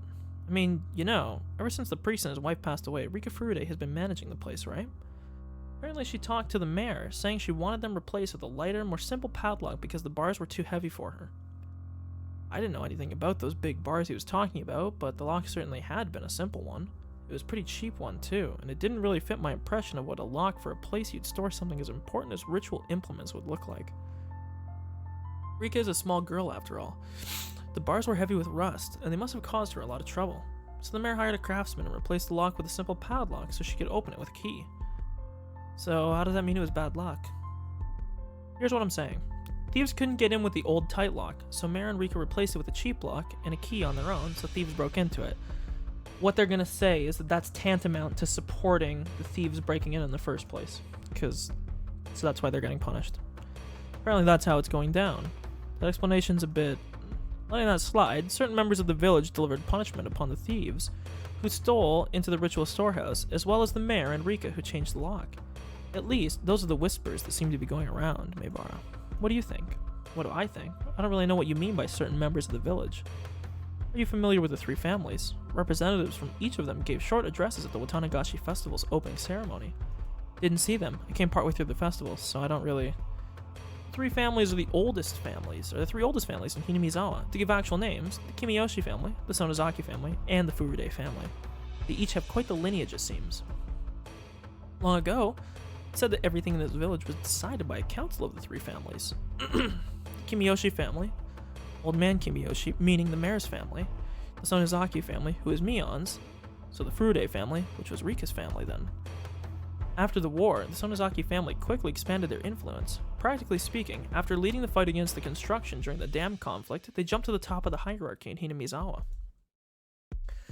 You see, though, in accordance with the old ways, they still decide important village matters only after consulting with the three families. That's why the leaders of the three families each have their own address at the start of the Watangashi. In other words, the mayor, the old lady currently in charge of the Sonozaki family, and the last remaining member of the Furude family, Rika. I heard that the Sonozaki family was pretty high up there. So Rika's family was just as old? Well, as you're aware, she has no relatives at all. In reality, the Furude family holds pretty much no influence. However, it seems like people gravitate towards Rika on a personal level, and I hear that many of the village's elderly have blind faith in her. It was certainly true that Rika had an odd sort of charisma amongst the elderly. So, what are you telling me about all this three family stuff for? Starting to sound like you're trying to sell me Fire Emblem, 3 Houses, now on the Switch, Nintendo Switch, TM, peace, buy it, on sale now, TM, soon. So what are you telling me about all this three family stuff for? Uishi paused for emphasis, lighting another cigarette. I've explained a lot, but I suppose it's still not enough. I'm asking because I don't understand. Uishi gave me a dry, meaningful grin and blew out another big puff of smoke. Members of the three families are disappearing one after the other. That's what I'm talking about. I've read it's based on some kind of old traditions inherent in Hinamizawa, but I don't know much beyond that. I don't know anything about it either. That's why I'm asking. The leaders of the Kimiyoshi and Furude families have disappeared, so maybe the leader of the Sonozaki family will disappear next. Well, that's just a random idea bouncing around in my head at the moment. Just kidding, really. The leader of the Sonozaki family, who is it? The current leader is the old lady at their main house, and it wouldn't be incorrect to say that practically all the rights of leadership have been transferred to her granddaughter, Mion. The visage of Mion giving prompt directions to adults while searching for Rika sprung back to my mind. Mion? She's gonna disappear? I hadn't even thought of that possibility. All my hair stood on end. It's insane. Nobody wants that, right? Of course not. We can't allow that. Clamp. Well, she grabbed my shoulder with both hands. Then help us, Maebara. There's anything you've noticed about Mion Sonozaki lately? Please tell me. I was going along with him? By the time I realized it was too late. Oishi brought his face in close, almost close enough to ram into me, waiting for my next words. This pressure. I can't tear my eyes away from his. That moment I heard a beeping sound. It was from the driver's seat. He ignored it at first, but then it started to bother him, so he finally let go of me and leaned into the driver's seat. Hello? Hello? He's like that Five Nights at Freddy's guy. Hello? Yep, loud and clear. I was saved. Of course, it's not like I could use this opening to escape. I see. Yeah, alright, let's head back then. Yep, okay. Apparently he was being recalled. Now that I knew I'd be freed, the tension in my body dissipated all at once. It looks like I need to get going. We were just getting to the good part, too. That's too bad. Oishi flung open the door, exited, and walked around the front to the driver's seat. He left the door open. Did that mean I could leave? You really care about your friends, Maebara. An admirable trait for a kid to have in this day and age. I totally understand that it feels like you'd be betraying them if you told the police anything. Maebara. In the middle of the night. It's the middle of the night, so get a good night's sleep and then think about it. Just a little bit of courage from you might end up being what saves many of your friends in the end. Do you really want to say that the sacrifices wouldn't stop with Rika and Satoko? You know this already, but every night since Watangashi, something has happened. In the past, the curse only occurred once per year, but this time it's been going on for days. What a prosperous year this has been. I don't think you can call that prosperous. The night before last night, and now today. There's no proof that something won't happen tomorrow night as well. It's our job to prevent such things before they happen. But for that, we need your cooperation, Maebara. I looked out the open door to see none other than my own house right in front of me. It creeped me out that he knew my name and address, but I was too sleepy right now. I was too sleepy to care. Well, you're probably tired. It's already 3 in the morning. Please get yourself a good rest. Yes, sir. I'll be going now. When I was about to get out of the truck, as if to deliver a parting blow, Oishi said in a raised voice, I'll be coming by every day until you feel like talking, alright? I don't believe forcing you to confess in an interrogation room is really in fashion these days. I couldn't say anything in response, but me slamming the door shut probably served the same purpose. After lightly beeping the horn, Oishi's truck drove off. I went to the front door without waving goodbye. The door was locked, but the chain wasn't up. I unlocked the door and entered. And walked over to the staircase. I'm kind of monkaWing right now. That was where I lost consciousness. Okay.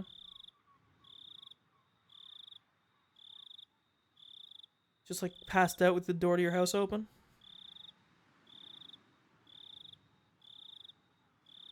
Holy fuck.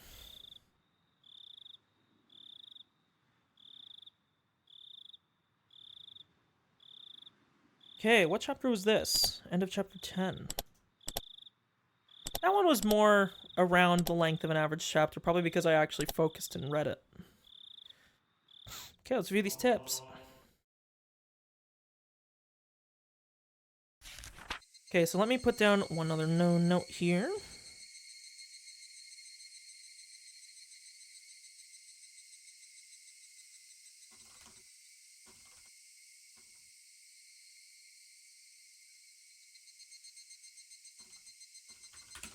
Okay. The Sonozaki family. The one to drastically expand its influence after the war was the Sonozaki family. The leader at the time was Oryo Sonozaki, who still has that seat today. Oryo Sonozaki has grown old, and today you can only catch a glimpse of who she was at the time. From what I've been told, however, she was the leader extolled as the best in history. Having become so old, aside from going out a few times a week for lessons, she spends her time at home in solitude, and seems to leave most of the ceremonial affairs to her heir, Mion. There are different views on why the successor was not her daughter, but her granddaughter Mion, but it's rumored that it has to do with the disownment of her daughter and son-in-law. The uninhibited granddaughter, Mion, still shows no sign of dignity required of the next leader. However, she does have Sonozaki blood in her veins, and is permitted the name of Demon.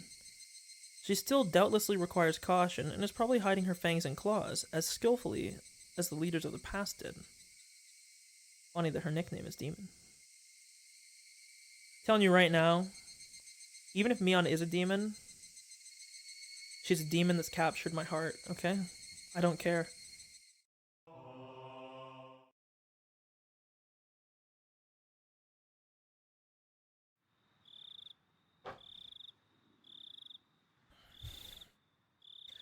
Yeah, the postal worker hasn't seen anything either. The Sonozaki main house has their seal hanging from their mailbox so that anyone can stamp their mail or parcels with it and drop it in. That's rather careless of them. So when was she last seen? She was last seen at the Watangashi opening ceremony greetings. She apparently returned home right after that. Well, she is pretty old. From what I've heard, she goes out a few times a week to take lessons, right? You found out anything about that?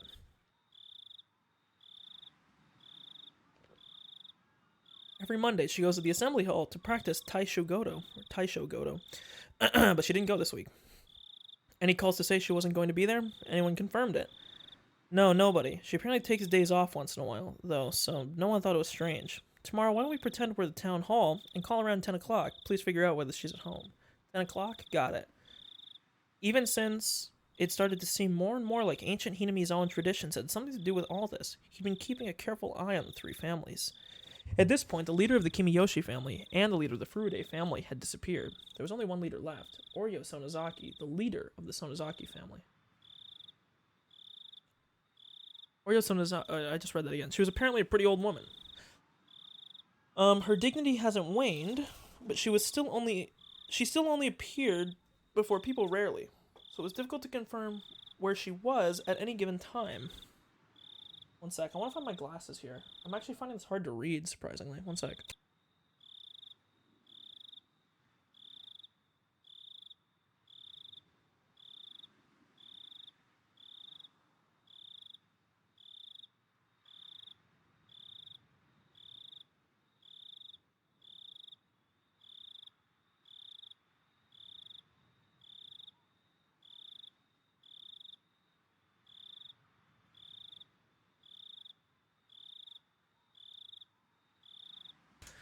I think I left my glasses in my car. Fuck, one sec.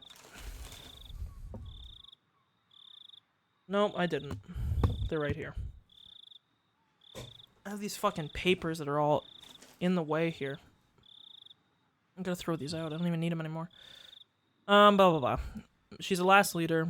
Hasn't been seen since the day of the Watangashi. Was she still alive and well within the Sonozaki main house? Or had she... According to Mion Sonozaki, she had fallen ill and was sleeping it off. I wonder if she's really sleeping. I'd like to take a look at her face and her pulse.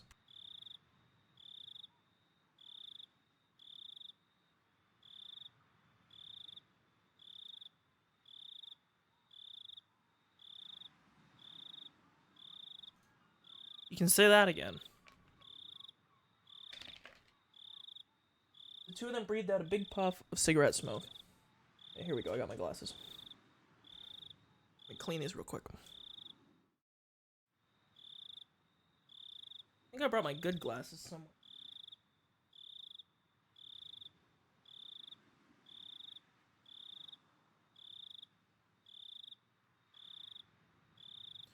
Luigi, about the search warrants for the Sonozaki main house and the Furude shrine. Do you think we'll get them? Luigi didn't respond, exhaled another cloud of tobacco smoke, his surroundings now as foggy as his mind.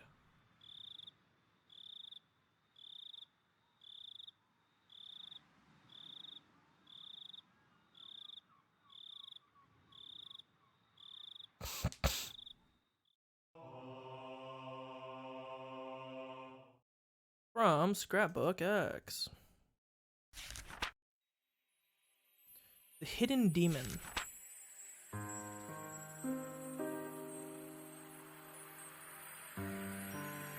The inhabitants of Hinamizawa believe that the blood of demons flows in their blood. As such, the character for demon is treated as very sacred. For example, usage of the character in names is apparently a right reserved for only the leaders of the Kimiyoshi and Sonozaki families. Case in point, we can see it in the current Sonozaki family leader's name. Oryo is written within the character. Is written with the character. This and only this is proof that she is the legitimate leader of the Sonozaki family. In the same way, Mion Sonozaki, its successor, contains whatever, and her name with me being written as... Looks like it got squished here. It also goes for Orio's daughter and Mion's mother, Akane, who did not succeed her. It's known that before the disowning, Akane's name was actually written as, though it was changed afterwards to still read as Akane. I guess it would make sense if you understood Japanese. Incidentally, it's thought that the first character, the Mayor Kichiro's name, originally meant demon, which can also be read as key. It should be said that names using the character blank aren't limited only to the successors of the Sonozaki family. You can find it in the last names of the three families. For examples, the characters for Kimiyoshi, Nana, are likely a split-up version of If you write it in the reverse and top to bottom as it clearly resembles the character As for the Furude family, Waha, who have been in the Shinto priesthood for generations, the word for fortune teller can be written without interval characters as the exact same thing, just it only has one dash. I think that with the addition of a demon's horn, the tick on the top of the character, the became the that is used for their name now. In this case, the Sonozaki family, where Sonozaki is written, I can't find any reference to the character perhaps because it's already ingrained into their first names.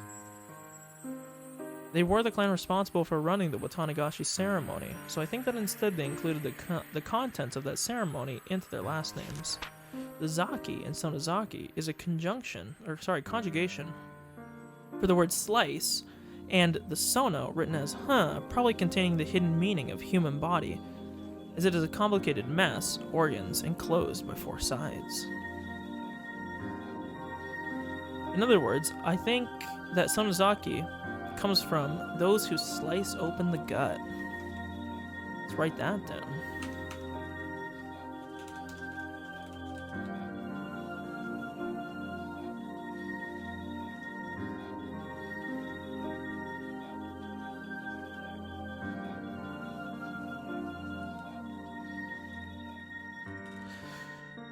That's definitely a good way to say that she's for sure not a demon.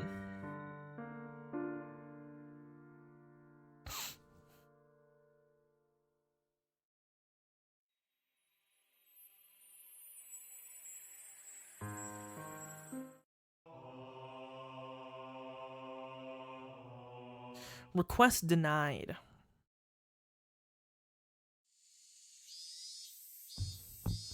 I'm back. How did it go? Did you find any clues? The officers shook their heads in disappointment. Exhaustion was plainly showing on everyone's face. That was only natural. None of them had gotten a wink of sleep since the day of the Watangashi. Chief, let the youngest of us take a nap, and then switch them out. We've got a long stretch ahead of us, after all. Let's not push ourselves too hard. Rest up so we can take it easy as we go. I've been telling them to sleep in shifts. Nobody actually seems willing to sleep, though. You tell them yourself, Oishi? Oh my, you don't need to force yourselves. Komiyama. Please let everyone sleep in shifts, starting with the youngest. Komiyama, please do that. After the chief told him as well, Komiyama left his seat. So chief, still no good on our request. It's just a rumor among the villagers in the first place, you know? It's gonna be difficult without more concrete evidence. Okay, dude. Even when the evidence might be tucked away in there. We need evidence that evidence is tucked away in there. Chief, don't start speaking in riddles to me now. We have witnesses that say 4 people, including the 2 who died, went into the forbidden ritual storehouse without permission. This is all reliable information. You might call it information, but they're really only rumors. They're not concrete evidence. Well, it's true that we don't have any pictures of the 4 of them sneaking in with cloth tied around their heads. Anyway, those 4 saw something inside the storehouse, something important enough that they'd be erased. Important enough that they'd be erased? What would that be exactly? That's why I'm asking for a warrant to go looking in there for the first place. In the first little bit, but I can't fucking read anymore. Anything pointing out the Sonozaki family's connection to a violent organization would be a major contender, like a pile of Takarevs or a secret. Oh, it's a pistol. Is this a USSR meme? Yeah, it is. Okay. Or a secret poppy production facility. I get that, because this is about talking about opium. The secret Sonozaki family fortune would also be pretty difficult to discard. Look, Oishi, I know how you feel. However, that storehouse is a sacred building belonging to the Furude Shrine, and we need to have proper consideration for the locals when dealing with it. I heard that there was an hour-long call made from Congressman Sonozaki to the big man. Chief, could he have nailed you back down? Anyway, as long as we don't have suitable evidence, we won't get a search warrant for the storehouse. That goes for the Sonozaki main house, too. Especially considering that that's the jurisdiction of both Section 4 and the Prefectural Police Crimes Prevention Division. We need to make careful preparations first. If you say you need preparations, then why don't you just let me talk with them directly? Shige is the head of Section 4, correct? For the crime prevention, it's Sankai. You seem like they'd be quicker to talk if I sat down at a mahjong table. Chief, you have a visitor. Yikes. Pushing the employee who guided him in right out of the way was an old man who looked like a Yakuza member, given his crested kimono and hakama. I'm guessing this is Mion's dad. Did he not get enough of this over the phone? I am Congressman Sonozaki. I demand to know who's responsible for this instant. Hello, I'm the division chief, Takasugi. I don't need your name. I could have you demoted on a whim. You wouldn't even be enough. Bring out the one called Oishi or whatever. He deserves punishment for requesting a search warrant on the sacred Furude Shrine. I sincerely apologize. Oishi is currently out on investigation, and he's been difficult to contact. I'll take his place to hear you out, so please have a seat. The chief's eyes were telling me to get out of here. Perhaps I'll gratefully accept this offer. Maybe I'll go lay down in the nap room. You have a nap room? Listen here. The Furude Shrine spent 2,600 years under the imperial calendar and 2,500 more beyond that. It is sacred, a sanctuary that must never be defiled. The 800,000 gods, Oyashiro, and the spirits of our ancestors are enshrined there. The holy shrine protects Hinamizawa from when the sun comes up to when it sets, and from when the moon rises to when it falls. Who is the idiot who wanted to set foot in there? Besides the right to religion is the most revered right of people in this country, in the Constitution. You dare to be so bold as to sully that using your own investigation's negligence as pretext. I will not allow it. Are you listening, you lying scum? I'm angry now, so you're not getting off the hook that easily. Okay.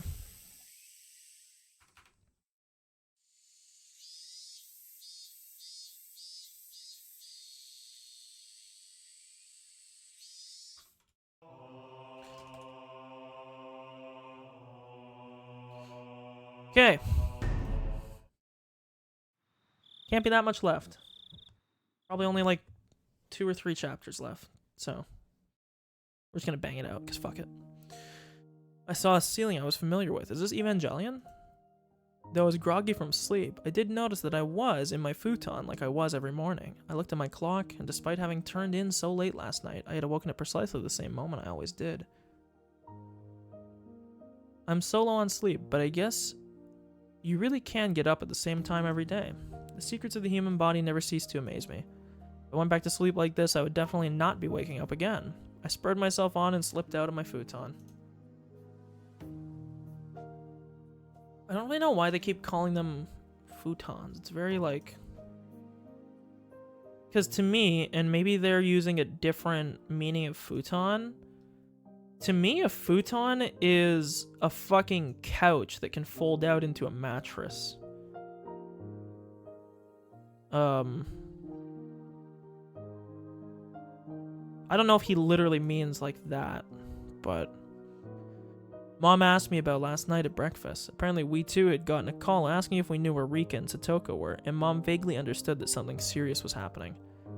Then you were out late last nights with your friends looking for them, till about 3, I think, yeah. Did you find them? Rika and Satoko, I mean. Brunch? I warily bit into my toast. It really didn't have any taste.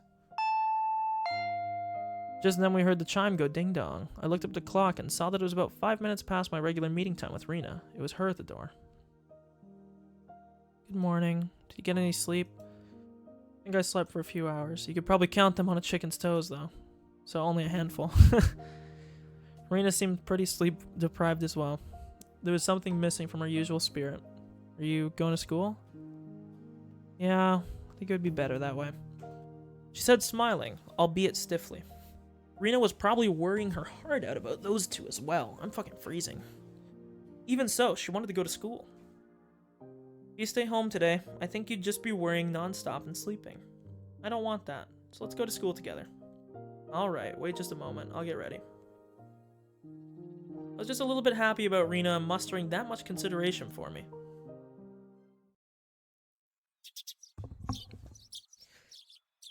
We went to the place where we usually meet up with Mion, but she was nowhere to be found. We were a little bit late today, so we thought she'd be waiting for us. I guess Mi couldn't wake up today, huh? That's right, for her it wasn't just yesterday. She was up all night looking for the mayor the night before, too. We waited for a little bit. Time passed until it got to the point where it was okay for us to go alone, and we exchanged glances. What do we do? Wait a little longer? At that point, my brain, which had finally been woken up by the morning air, recalled the ominous words Oishi had left me with last night. The leaders of the three families were disappearing one after the other. And next it might be the Sonozaki leader. Could Mion? No, that couldn't be. Let's go. Let her sleep today. Rina gave me a pat on the back. Mion, she's still here, right? Mm-hmm. Did you say something? Nothing, just talking to myself. Let's get moving. The two of us headed to school by ourselves. On the way, we saw a bunch of our classmates accompanied by their parents. You know what? That's a good parent move. It even looked like some of them were being taken to school by car. Surprisingly, the principal was also standing watch at the school gate. I'd never seen that before. Good morning. Good morning. The principal was bowing to our classmates' guardians. The wooden sword leaning next to him was a little ominous. Meibara, good morning. Ryugu, good morning. Good morning. Your teacher has something important to say, so head straight to the classroom. All right? Rina and I said nothing.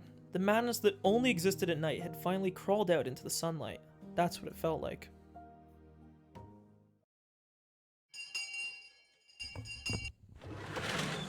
Good morning, everyone. The hushed conversations that had spreaded for a while now all disappeared like an illusion the moment our teacher walked in the door. Silence dominated the classroom. The principal came in with our teacher as well. This was clearly not a normal morning. First, the principal has something important to tell everyone. Go ahead, Mr. Principal. I guess he doesn't have a name. The principal cleared his throat and approached the dais? The fuck is that word? A low platform for a lectern, seat of honor, or throne. Dais. Dais? What? Dais. Just say podium, man. Dude, they really pulled out the thesaurus for this shit. Sure, some of you already know this. The classroom was dead silent. Everyone was staring at Rika and Satoko's empty seats. The principal briefly and simply declared that Rika and Satoko had gone missing. There wasn't a single person in the classroom who didn't already know. There seemed to be many, however, who couldn't accept it as the truth. It had been confirmed to them now by the principal's words. There were sobs throughout the classroom, and I heard a kid crying. Well, if there was sobs, I would assume they were crying, dumb fuck, yeah. They steadily spread throughout the whole room. The big-hearted principal wasn't able to keep his cool either. Okay, everyone, pay attention. From today on, your parents or guardians will be taking you to school. For those of you whose parents can't do so, you'll be coming here in groups. I made a handout, so read it carefully and be sure to show it to your parents. Understand. The teacher's voice was a little abrasive. Not even she could conceal the strain she felt from this unprecedented abnormal situation. They should have just canceled school today. However, Rina told me that the school was also like a nursery for the students whose parents both worked, and some of them wouldn't want school to be canceled. Well, yeah, I mean, school's a daycare for a lot of people. Well then, let's begin the lesson. Class president? She's absent, I see. Then whoever is on day duty, let me hear it. All rise. The feeling of wanting to maintain an everyday atmosphere, even if only in school, precisely because our lives had been messed up, was something that I agreed with at this point.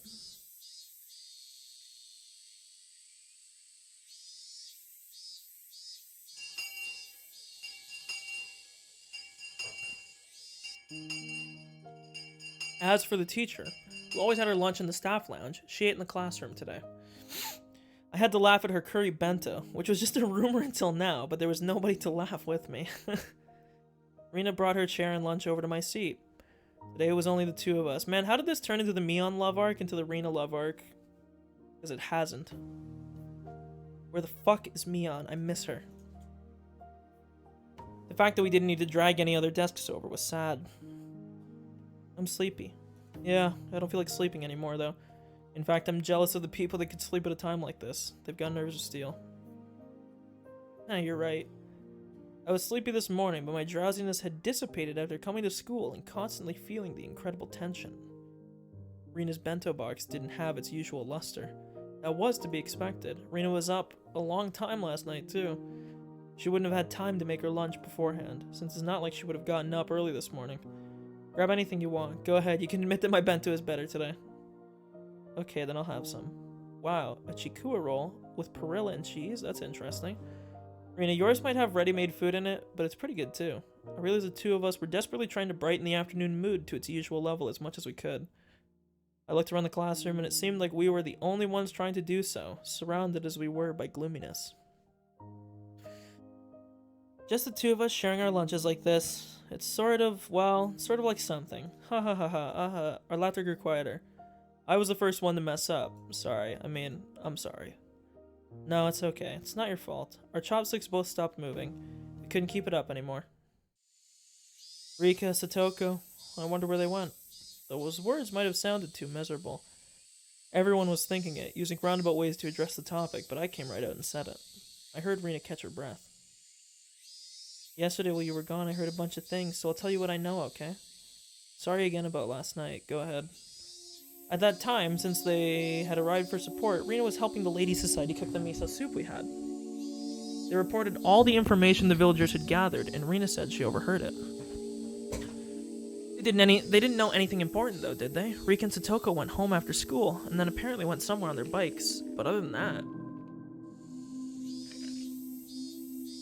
Miyana told me yesterday we had no clues. Yeah, the police also said they probably went out on their bikes to go play somewhere as soon as they got home.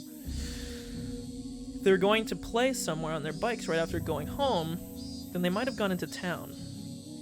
So I guess they concluded they disappeared while in Okinomiya. The police were saying how they were going to expand their search to Okinomiya in the morning. In town, it makes sense why we couldn't find them, even though we searched all of Hinamizawa then. Still, something didn't fit. I had no basis for thinking that, just a gut feeling. I revealed something to Rika that was likely very important to her that day. Then Rika told me to leave it to her, and then, what did she say? Oh, if she didn't work hard, something bad might happen to the dog too, I think. With all the talks of dogs and cats, I still didn't have the faintest idea what she really meant. But, it might have been Rika's way of saying this was a race against time. Damn it.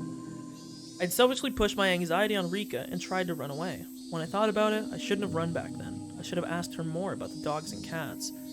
The more I think back on it, I really screwed up. Anyway, I don't think Rika was in a situation where she would just go off and play somewhere.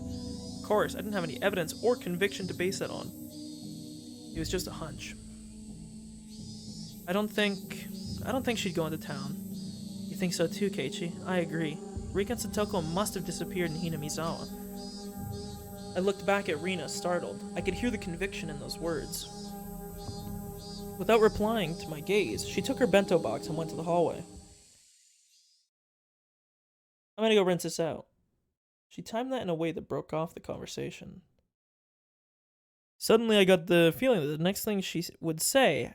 The next thing she had to say would be hard to say aloud in the classroom. I hurriedly grabbed my bento box and followed her. Rina didn't go to the kitchenette, but rather to the water fountains out back, where students seldom went. The water flowed down onto our bento boxes. During that time, Rina didn't say a word. Then, after making sure there were no students around, she finally opened her mouth to speak. The whole thing about Rika and Satoko going into town to play and then disappearing, that didn't make sense for some reason, so I decided to investigate a little bit myself. Who did you ask? What did you ask them about?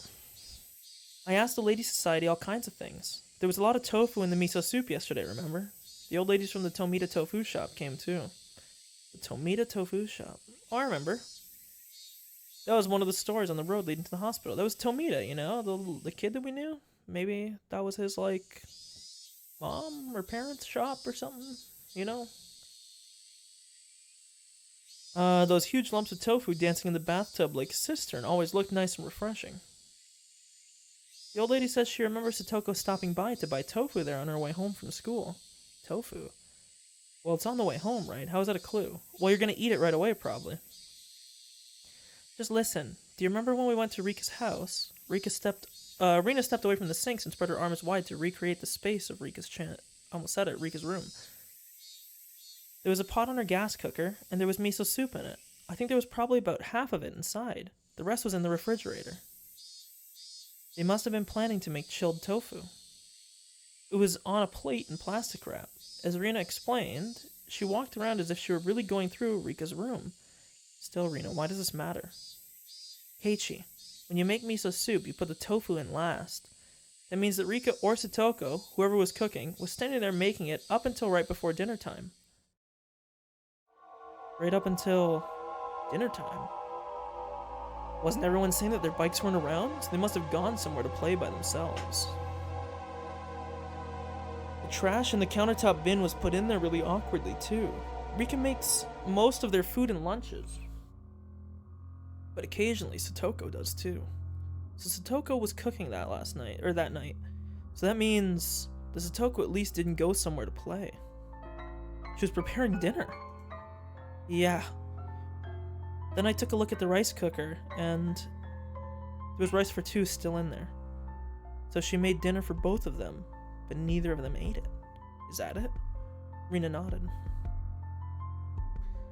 So next I looked in the fridge. There was some chilled tofu, made from the other half that they bought. That's not all either. There were a whole bunch of plates with side dishes for dinner, and all of them were in plastic wrap. You usually plastic wrap things so that you can have leftovers for the next day. My mom does it all the time too, using them in breakfast or lunch. That's right, use plastic wrap to save leftovers for later. So the fact they were in the fridge means they didn't plan on eating them that night at least. Is that what it means? Keiichi, think a little harder. Their dinner was totally untouched and wrapped up. What do you think that means? Let me think. I'm gonna close my eyes in case it types it out. Why would they? So you have to think they were making dinner. They stopped for whatever reason. They weren't necessarily rushed because their food was wrapped up. So my guess is that they planned to go and eat somewhere else. They didn't need to eat dinner anymore. That's not necessarily wrong. Are they saying that they went somewhere to eat? Or so they would have gone out to eat? Yeah, okay, that's what I was thinking. It must have been really sudden, exactly. If they decided to do that beforehand, they wouldn't have made anything. That's true. But there was dinner for the two of them. That means that when Satoko was making their dinner, they really thought they were going to eat it until right before they didn't. So then, the theory about the two of them going out to play and then disappearing is wrong. Yeah. They disappeared after making dinner, and right before they ate it. Probably around 7 o'clock. Or would they have gone at a time like that by themselves without eating? That's obviously where this is leading. Keiichi, do you remember? On their fold-out table, there were things like soy sauce and a chopstick holder. There might have been something like that. I didn't remember. The container for the soy sauce, it was empty. There wasn't even a drop left. Oh, so they probably went to go buy soy sauce. Chilled tofu wouldn't taste good without it, and that's why they wrapped it up. So I looked under their sink for the larger bottle of soy sauce they have. You sure know a lot about where they keep stuff. I've been to Rika's house and cooked for them before. Then when I opened the cabinet, the big bottle of soy sauce wasn't there. What does that mean? Everything I'm going to say from here on is just Rina's idea. So please listen until the end without saying anything. Last night, Satoko was making dinner like normal. Rika usually watched TV until the food was ready, so she was probably lying down watching a variety show or something. Satoko put the tofu in the miso soup, and right when dinner was about to be ready, she noticed they were out of soy sauce. So Rika, who had nothing to do, brought the big bottle of soy sauce to a neighbor's house.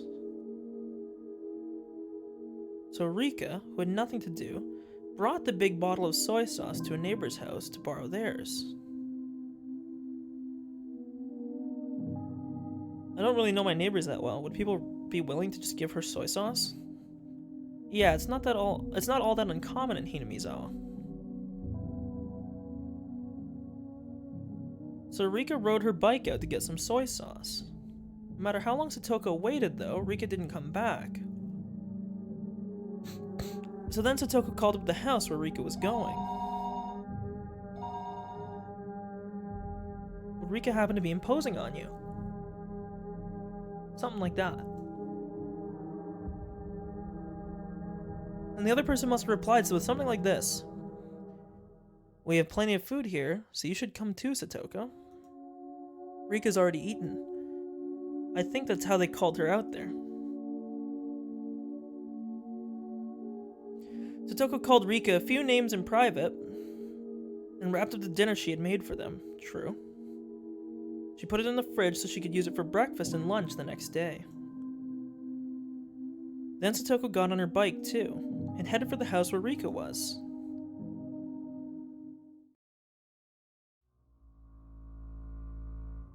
Okay, but this is already pretty strange. You don't normally make so much food that you can give it to people who suddenly arrive. True.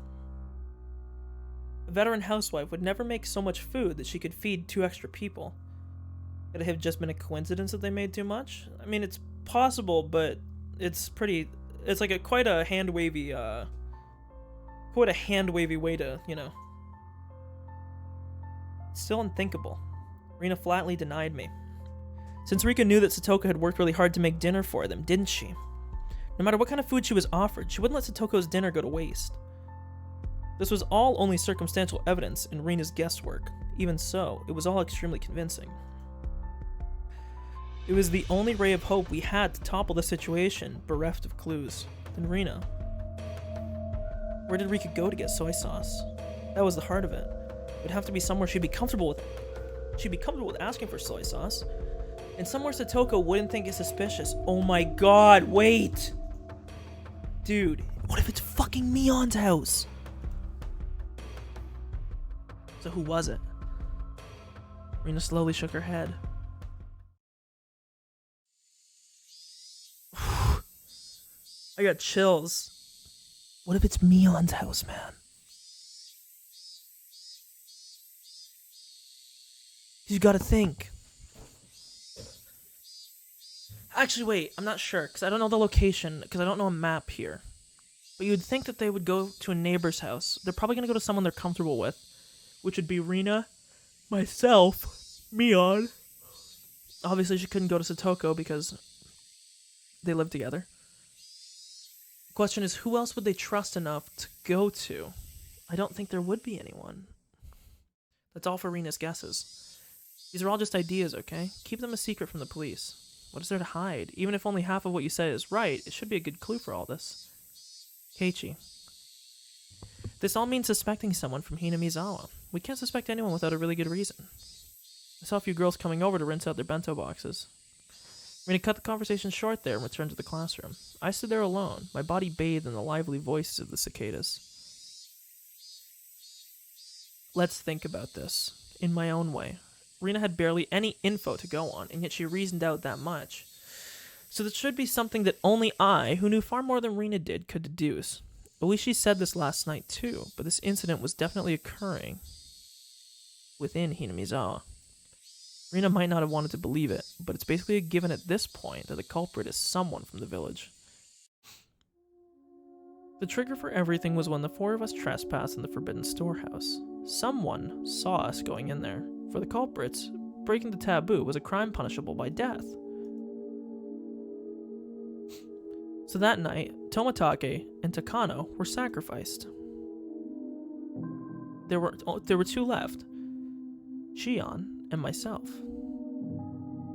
However, before the culprits bore their fangs on Shion and I, they went after the mare to whom Shion had confessed her sin.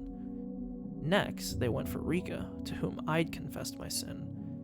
And what about Satoko? Just a stray bullet? Well, I think it's Mion, man. And I'm still gonna simp for her. But it would make sense, right? Mion seems to have known.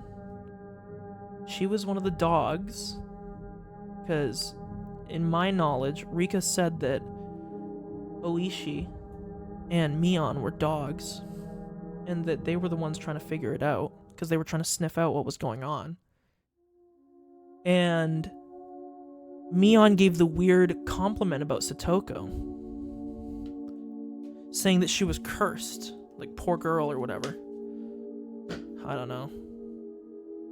I'd have to go back and see if Mion was talking in past tense, because that'd be kind of creepy.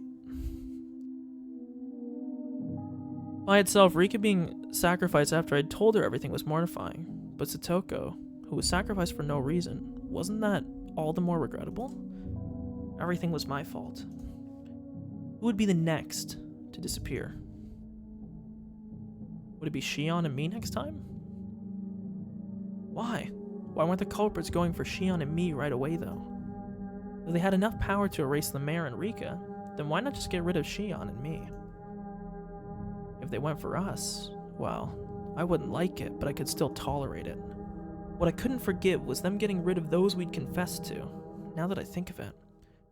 Yesterday, Shion said something alarming. She felt like someone was watching her. So then was someone watching me as well?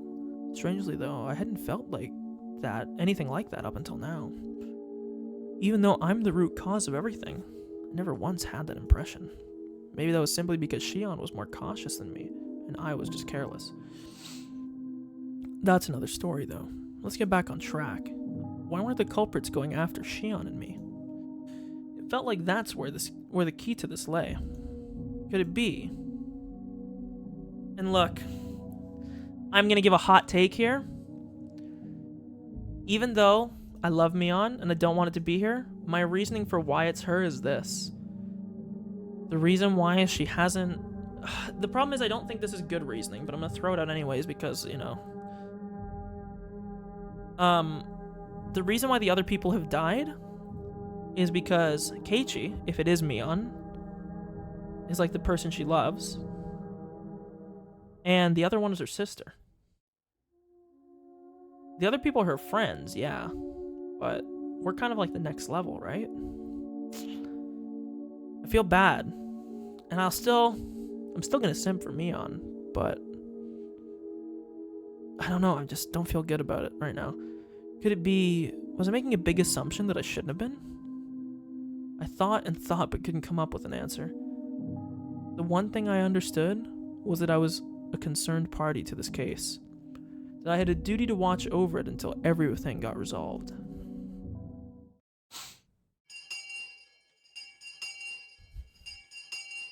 I heard the ring of the bell declaring the end of the lunch break.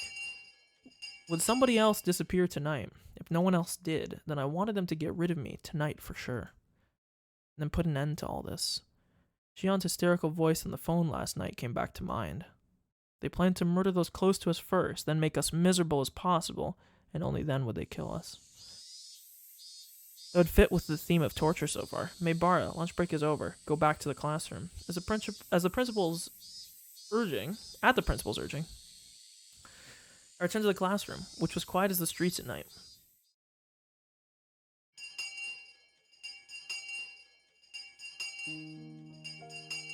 There were a lot of parents picking up their children after school. It was just like a kindergarten. The students whose parents didn't come went home as a group. We left school with everyone else, following the assigned route.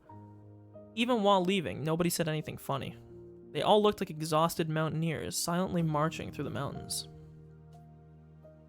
As we went, one left and then another, and in the end it was just Rina and me. I was supposed to escort Rina all the way to her house, but she declined. Will you be alright? It's not safe to go alone. It would be just as dangerous for you to go home by yourself after bringing me back, Keiichi. It's still light out anyways. I'll be fine. I see. Then be careful, okay? Yeah. Huh? Isn't that a policeman? Rina pointed towards my house. Oh, it's probably Oishi. There was a car stopped in front of it. From out of that car came Oishi. He must have been waiting for my return to ambush me. Oishi started walking over, wearing that annoying grin. Rina, you should go. If you get involved with him, you'll be here for hours. But what do the police want with you? With you? Rina's a good person. Even when I made a fuss over Rika's disappearance, she never asked me why I did. She could have been suspecting me ever since then, and that would have been okay. Even so, she still hadn't asked me anything. She didn't try and pressure me into revealing the truth. I'm not the culprit. I know that. That said, I can't say that I'm totally uninvolved with the incident. Rina simply listened, smiling like she always did. Even though I had insinuated I was related to the incident, she didn't look at me as though she were looking at something dirty. I'll tell you next time. Okay, I'm looking forward to it. Get going then. Rina gave me a slight bow and trotted away, leaving me alone with Oishi, who walked over. Hello, hello. Welcome home, Maebara. Hello. It looks like your parents aren't here. My. Was I in a bit of a spot? He came all the way to my house. I could only thank my good fortune that my parents were absent. Since neither of them was around at this hour, they would probably be back late. I think Dad got called out on business. I don't think he'll be back until later. I see. Well, that's convenient, I suppose. We can do this without giving your parents any strange ideas. You taking me to the police station? I wasn't the culprit, but I was the cause of everything. It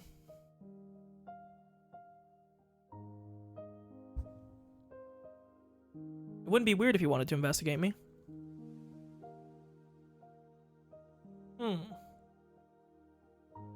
No, I don't want to stand around talking. We can just talk in the car. Come on now, don't be shy. He opened the back door and urged me inside. If I got in, I wouldn't have a very easy time getting out. If I said no, however, then this man might really handcuff me and take me away. I couldn't refuse, I could only accept in good grace. The inside of the car had been cooled too much by the air conditioner, and there was a rusty smell coming from the filter, which must have been cleaned only rarely. Oh, is it too cold? I'll turn the car off. He turned off the engine, and it suddenly became quiet, and the voices of the Higurashi, with all their cool loneliness, snuck inside. It sounded to me like a chorus of voices lamenting my exorbitant punishment for having harbored such foolish curiosity. For a few moments, while listening to those voices, I myself lamented the days that had been twisted and distorted since that night. Oishi, as if waiting for me to voluntarily begin talking, lit a cigarette and listened to the Higurashi. The silence became deafening, and I was the one who folded first. How is the investigation going? Investigation? Of what? There have been so many. Which do you mean? All of them. Well, alright then. They're officially secret investigation, and we're under a media blackout, but I'll let you in on them. Then shall we start from the first incident? The freak deaths of Tomitake and Takano on the night of the Watangashi. On this one, embarrassingly enough, we haven't made any progress at all. First of all, Tomitake. There are indications on his body that he was assaulted by a group of people, but we have no explanation for him clawing out his own throat and dying. We suspect an overdose from a stimulant or something, but we didn't detect anything. What about Takano? The same. We're in the dark.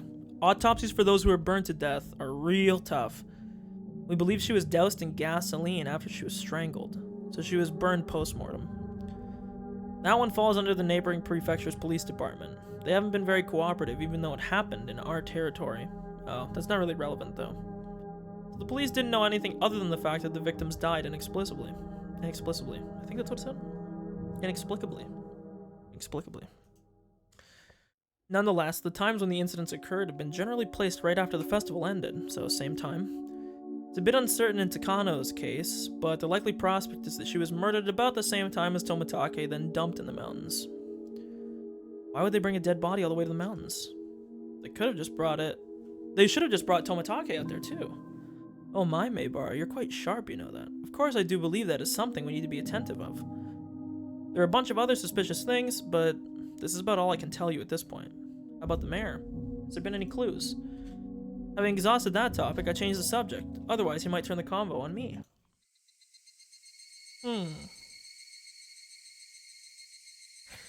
We investigated his movements on the day he disappeared. We didn't find anything that could provide any clues, but I'll tell you about it anyway. The mayor, Kichiro Kimiyoshi. Apparently, he was suffering from severe hemorrhoids. Nice. People who've lived a long time have an unusual amount of pride, so the mayor hadn't been telling anyone that he was going to a proctologist at a certain university hospital in Shishibone. On the day he disappeared, he had an appointment for checkup, so he went out there first thing in the morning.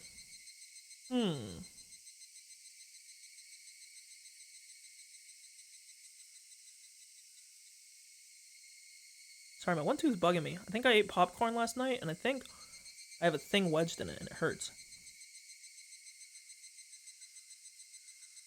I guess it didn't come out when I brushed my teeth.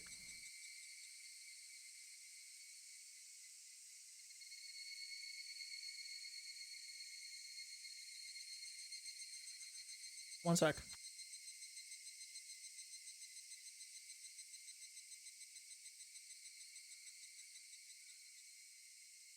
Okay, whatever. I won't worry about it now. Even I knew that big hospitals, like university hospitals, had a really long waiting time. Only people would get in line hours beforehand, even if they had an appointment.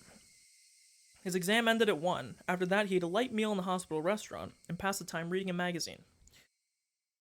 We know this because of a receipt we found in his wallet at his house. There was nothing suspicious at all about that. That day, he planned to go to a meeting in the assembly hall in the evening. He was supposed to return home, with plenty of time to spare, but while he was on the train coming back, there was an accident. It seemed to delayed him a bit, and so he only got back to his house right before the meeting was scheduled to start. His family witnessed a very hectic mayor leaving to go to the assembly hall at the shrine. What was the meeting about? He disappeared on his way back home, right? The 3 family members and the essential members of the town assembly were at the meeting. We think they were discussing how to deal with the serial freak death incidents that are happening this year again. Or happening again this year. So then on his way home, the old man, who had treated Shion like his own daughter, he was a dependable person who would encourage Shion whenever she felt pressured by anxiety, and yet... Shion's painful voice struck me right in the heart. Huh? What's the matter? Wait, what did he... Oh, he might have realized that he didn't talk to Shion. What was it that just surprised me? I squeezed my head with my hands to try and drag back out what I had only realized for a split second. Remember, Keiichi, you just realized something. Something important. Oh, the jumping noise. The night of the Watangashi. That was when everything started. That night, Takano and Tomitake died. Next morning, word of the incident had spread throughout Hinamizawa. They planned to talk about it during the evening meeting. The mayor, however, had an appointment at the hospital, and as planned, he went there without telling his family. He got a checkup at the hospital, ate something, and then there was an unexpected delay on his train ride back. When he returned, the meeting was already about to start. The mayor changed clothes, got on his bicycle, and hurried to the assembly hall at the shrine as fast as he could. From when he heard about the incident on the night of the Watangashi, until when he showed up at the assembly hall, everything he was doing that day was done in secret. During that time, nobody found out that he went to the hospital alone. He ate alone. And he got on the train alone. That all meant he had absolutely no Shion's fucking lying, man. It all meant he had absolutely no contact with anyone else. You couldn't even have called him on the phone. What does that mean, Keiichi? So Shion lied. She couldn't have contacted.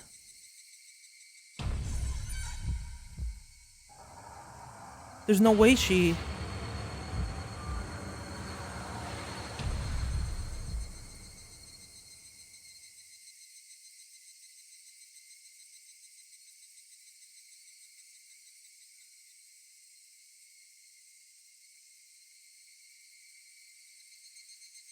Yeah, because she said she talked to him in person.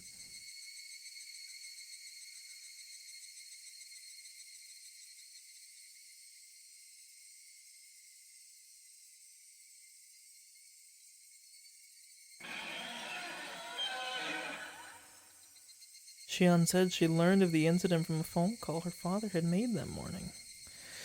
The mayor had left the house first thing in the morning for his appointment. He didn't tell anybody where he was going because of his pride. Nobody knew about him going to the university. Furthermore, his train ride back to his house was delayed by an accident. As soon as he got home, he rushed out.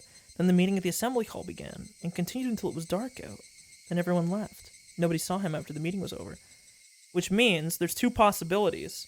1, Shion is lying. 2, she did see him, but that means she was the last person that saw him. Which meant... Maybara, are you alright? If you're too hot, I can turn on the air conditioner. Another part of me was messing with my thoughts, demanding that I didn't think any further than that. My head was pounding violently, and the fluids packed inside it all blended together until nothing made sense. I was just about to settle Yet, it had been smashed and melted in the blink of an eye, no longer able to retain its shape. Maybara, are you in there? Yeah. At least she lit another cigarette. There was yet another cigarette butt placed in the ashtray. Was it displaying the passage of time? Had my thoughts been frozen over for that long? I've tried to tell you everything I know. In return, feel free to tell me anything you want. My mind had become a gigantic, oozing mess. My brain felt like it had been totally minced by the blades of a blender, and I couldn't think. Now, don't clam up again. If there are any misunderstandings, I'd like to clear them up first. I don't think you're the culprit here or anything. Oishi gave his best attempt at an adult smile. I know the four of you snuck into the ritual storehouse that night.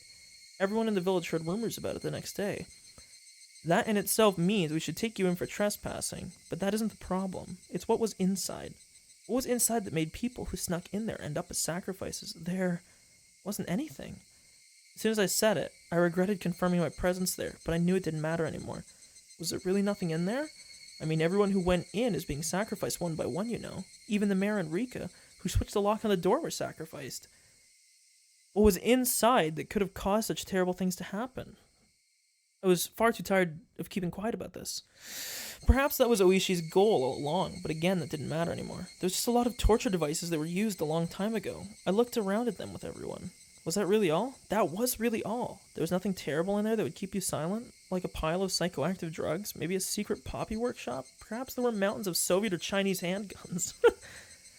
There weren't any suspicious wooden boxes or containers. I want to know what that jumping was. That's what I keep thinking of, right? What was that jumping? There was nothing as exaggerated as what Oishi was hoping for, but I felt, in a way, there were plenty of terrible things hidden in there. From the perspective of someone who viewed the storehouse as sacred, whether or not I thought I had seen some crazy things didn't matter in the slightest. The four of us broke the taboo. Punish us. That should have been what happened. We put in our request for a search warrant, thinking that there might have been some secret hidden in that storehouse. Ugh, it's been the sabotage of the century. They said it would be an insult to religious figures, and something about the right to free religion in the Constitution. Jeez. That's why I didn't have any other recourse but to ask you since you went in there. There really was just old, rusty, dusty torture equipment. Nothing else stood out. Then Tomitake and Takano were only killed as punishment for having broken the taboo. I didn't have an answer for the only part.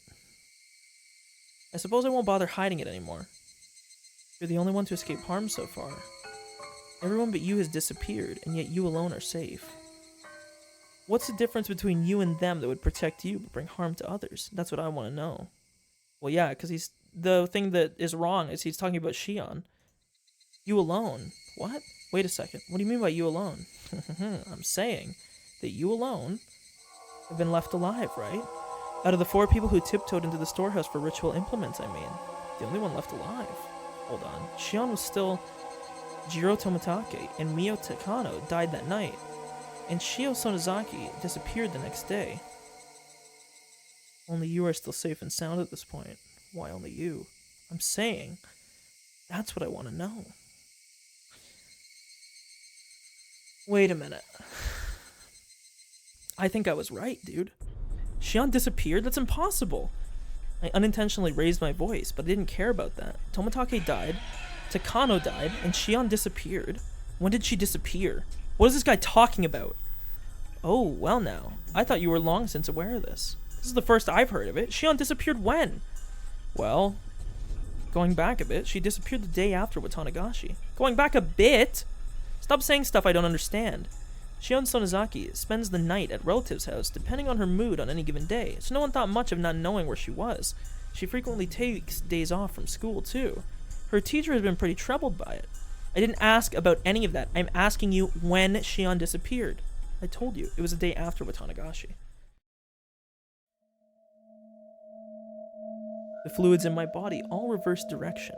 I lost my sense of balance, and everything I could see started to warp and twist out of shape. I simply couldn't endure it. Hang on. Shion had already disappeared? Then, that night, that call, that phone call. Who was that? She called me every night. She encouraged me. We vowed that we would do our best to live on and not be erased. Yes, that phone call should have been with Shion. So, like I said, I think it was Mion. And now this makes sense. I think Mion on that phone call, if that was her, was using that to coax out info out of me. Because she was saying, like, oh, like, we're friends, like, we keep each other's back. But in reality, it was Mion on the phone talking to me. Which is what I said. When I said I had a weird gut feeling. Because they kept talking about... They made such a big deal early on in this chapter about how they could interchange with each other and nobody would notice. There was no way that this wasn't going to come up again. Outside of that one fucking little slice of life bento box scene. Okay? And we knew that Mion had already been impersonating Shion at a certain point. Because we walked Shion back to the house, and it was Mion's house. So now, the question is, what's going on? She took breaks from class like it was nothing, and her family wouldn't listen when the school told them, so they mostly don't bother calling anymore. So it ended up taking quite a while before we realized she'd disappeared. I felt a stabbing pain like needles were being pushed into every pore of my body. It started on my back and began spreading throughout the rest of me. When it had completely covered the surface of my skin, it began to worm its way inside my stomach as well. Don't you remember? We talked at the library the day after Watangashi. Shion was there. That was the last we saw of her. No one knows where she's been since. That can't be. That day Oishi had only caught me, and Shion bounded away, lying that she needed to go to work. Didn't she call me that night? Her job was at a restaurant called Angelmore, right? She hasn't been there since that day. She's been completely absent ever since. The person at the restaurant couldn't get in touch with her. He was really worried. It can't be. It can't be. It's only circumstantial evidence, but after she left us at the library, but before she made it to work, I think it's appropriate to consider her having disappeared during that time. Right after Shion ran away without me? It seems that you didn't know. Maybe if you had said something earlier, this would have gone more quickly. Now you understand, right? You're the only one left. You're the only survivor of the four who slipped into the ritual storehouse. It couldn't be. It just couldn't be. If something else happens, it would happen to you. I need you to understand that, Maybara. It can't be. It can't be. It can't be. Shion had already disappeared. That couldn't be. It couldn't be. I talked to her the day before yesterday. I talked to her last night. She was going to call me again today. That was Shion on the phone. On the phone! It was from Shion. Shion has long since disappeared. Next will be you. Then who was on the phone those past nights? It can't be. It's Mion. My beautiful lover girl. No.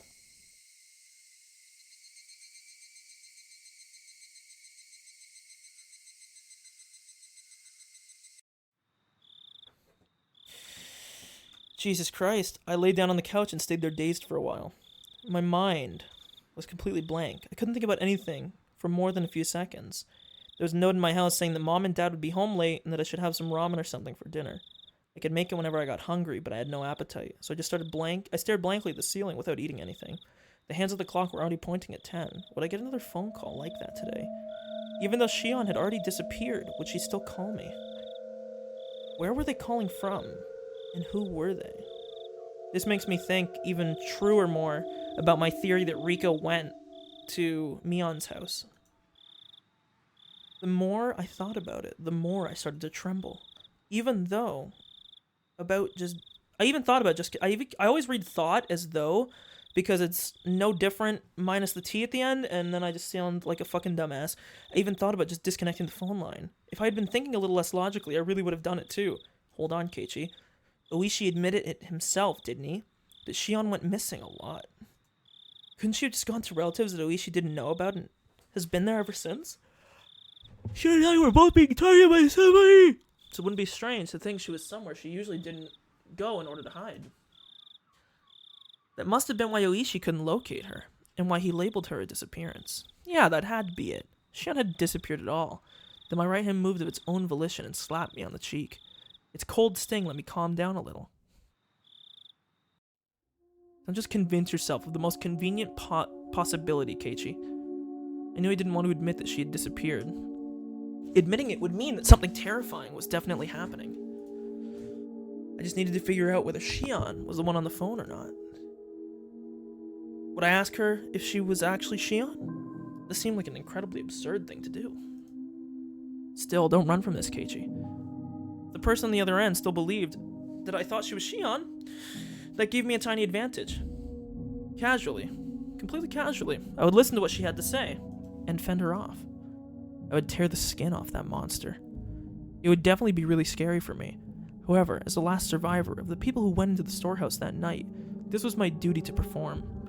Still then who would call me and pretend to be Shion?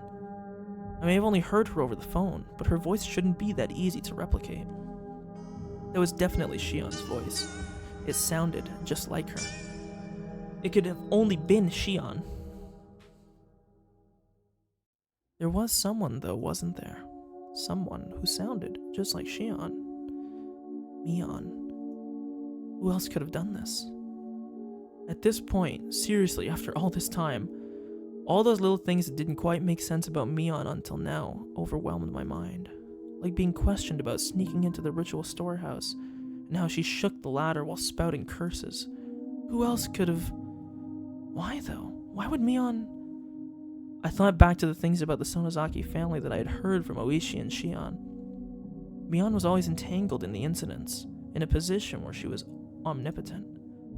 Some of that information included things that Shion had told me after she disappeared. I madly scratched at my head. Courage. Give me the courage. Just a little bit of courage to pick up the phone. I know it will ring tonight. It would be so easy to run away. That, though, would be the same as making it easy for them to erase me. I can't run. I must stand up and face it. After all, the next sacrifice would definitely be me. I was sure Shion would use tricky words to try and trap me. Be careful, be careful. I'm scared. I don't want to do this. Do-do-do-do-do. Gotta get the Diavolo fucking... At that point, it rang. The phone rang, and I didn't know where the call was coming from.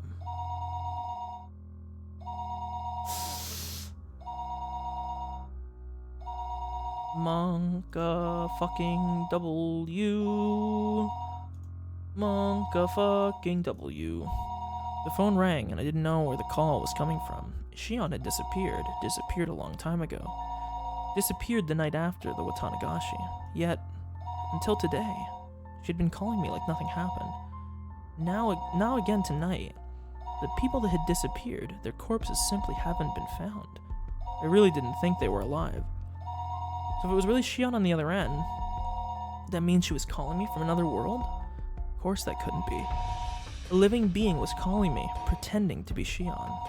Shion was long gone, and yet as though she were alive and well, the phone continued its incessant ringing. I didn't want to pick it up if I didn't have to. I had just concluded, though, that not doing so wouldn't solve anything. And what would I do after I answered it? Would I immediately declare that she wasn't Shion, and ask who she was? Alternatively, would I pretend I was still fooled, and try to grab her by the tail? That would probably be the safest thing to do. What I was most afraid of was that what the person on the phone would do when she realized I knew she wasn't Shion. However, as long as I continued to let her think I was fooled, she wouldn't do anything extreme, right? If I just make sure to be careful, that should be the safest option. I've made up my mind. I'll answer the phone. Once I do that, I'll talk to her as if nothing happened. That wasn't all I'd do this time, though. I'd scope her out. Who was she? What was she thinking? What was she after? Why was she doing this? Was she really the one who killed Tomatake and Takano? What happened to the mayor? What happened to Rika and Satoko? I reached out for the receiver, my arm trembling. There were too many things I wanted to know. Too many things I wanted to ask. I was scared. I should start by picking up the phone. Pick it up, Keiichi. Pick it up. Hello? Oh, how relieved I would have been if it hadn't been a call from Shion. Ah, Kei, it's me. It's Shion. My momentary convenient and above all fleeting prediction was ripped into 1,000 pieces. I couldn't help shaking it off at this point. Get ready for this. You took a long time to pick up. I thought you weren't home and I was about to hang up. Sorry, I was just in the bath. Did your family not pick up for you? Could your parents be out right now, Kei? I failed. I let her in on a fatal piece of information, that I was currently the only one in my house. Well, no, they're not really. Anyway, have you heard about Rika and Satoko? No, what happened after that? Were they found? Nah, they weren't found. Kei, please don't lose hope. If Oishi hadn't let me know, then I might have allowed myself to shed a tear or two at Shion's considerate words. Instead, now that it had come to this, I couldn't take her words at face value. The person on the other end of the receiver, the more perfect of a Shion they were, the more of my blood curdled in fear. Rika and Satoko, they were kidnapped, weren't they? Yeah, I don't think there's much doubt. Just how cruel and grave a meaning did those words hold? Their weight astonished me, and then a moment later, I was overcome with numbness and felt like I would pass out. I had asked if Rika and Satoko had been kidnapped. Shion in turn had answered that there wasn't much doubt. That cruel meaning behind her words. Rika and Satoko were, I'm sorry. About the mayor, what do you think happened after he was kidnapped? Do you think he's still alive? What happened to Rika and Satoko after they were kidnapped? That's what I wanted to ask, but I frantically caught myself. What if she had given that question a terrifying response, in such a way to sound like it had nothing to do with her? I was scared of that, so I immediately brought up the mayor. That said, however... That's fucking scared me that it advanced. That said, however much I talked about the mayor, I think he was killed. Hey, wait, that was quick. I think it must be really hard to kidnap someone and keep them like they are. As long as they're not hostages, it would be most practical to kill them once you were done with them. The world started to bend so much, I almost lost my balance. The scenery in my eyes whirled around and around like the hands of a clock and tried to swallow me whole from below. I frantically put a hand on the wall to support myself. A moment later, a severe nausea welled up within me. How was she saying such things so lightly? Kill them so readily? I mean, what's a human life for two anyway? It's a horrible thing to do, but I think that's probably what happened.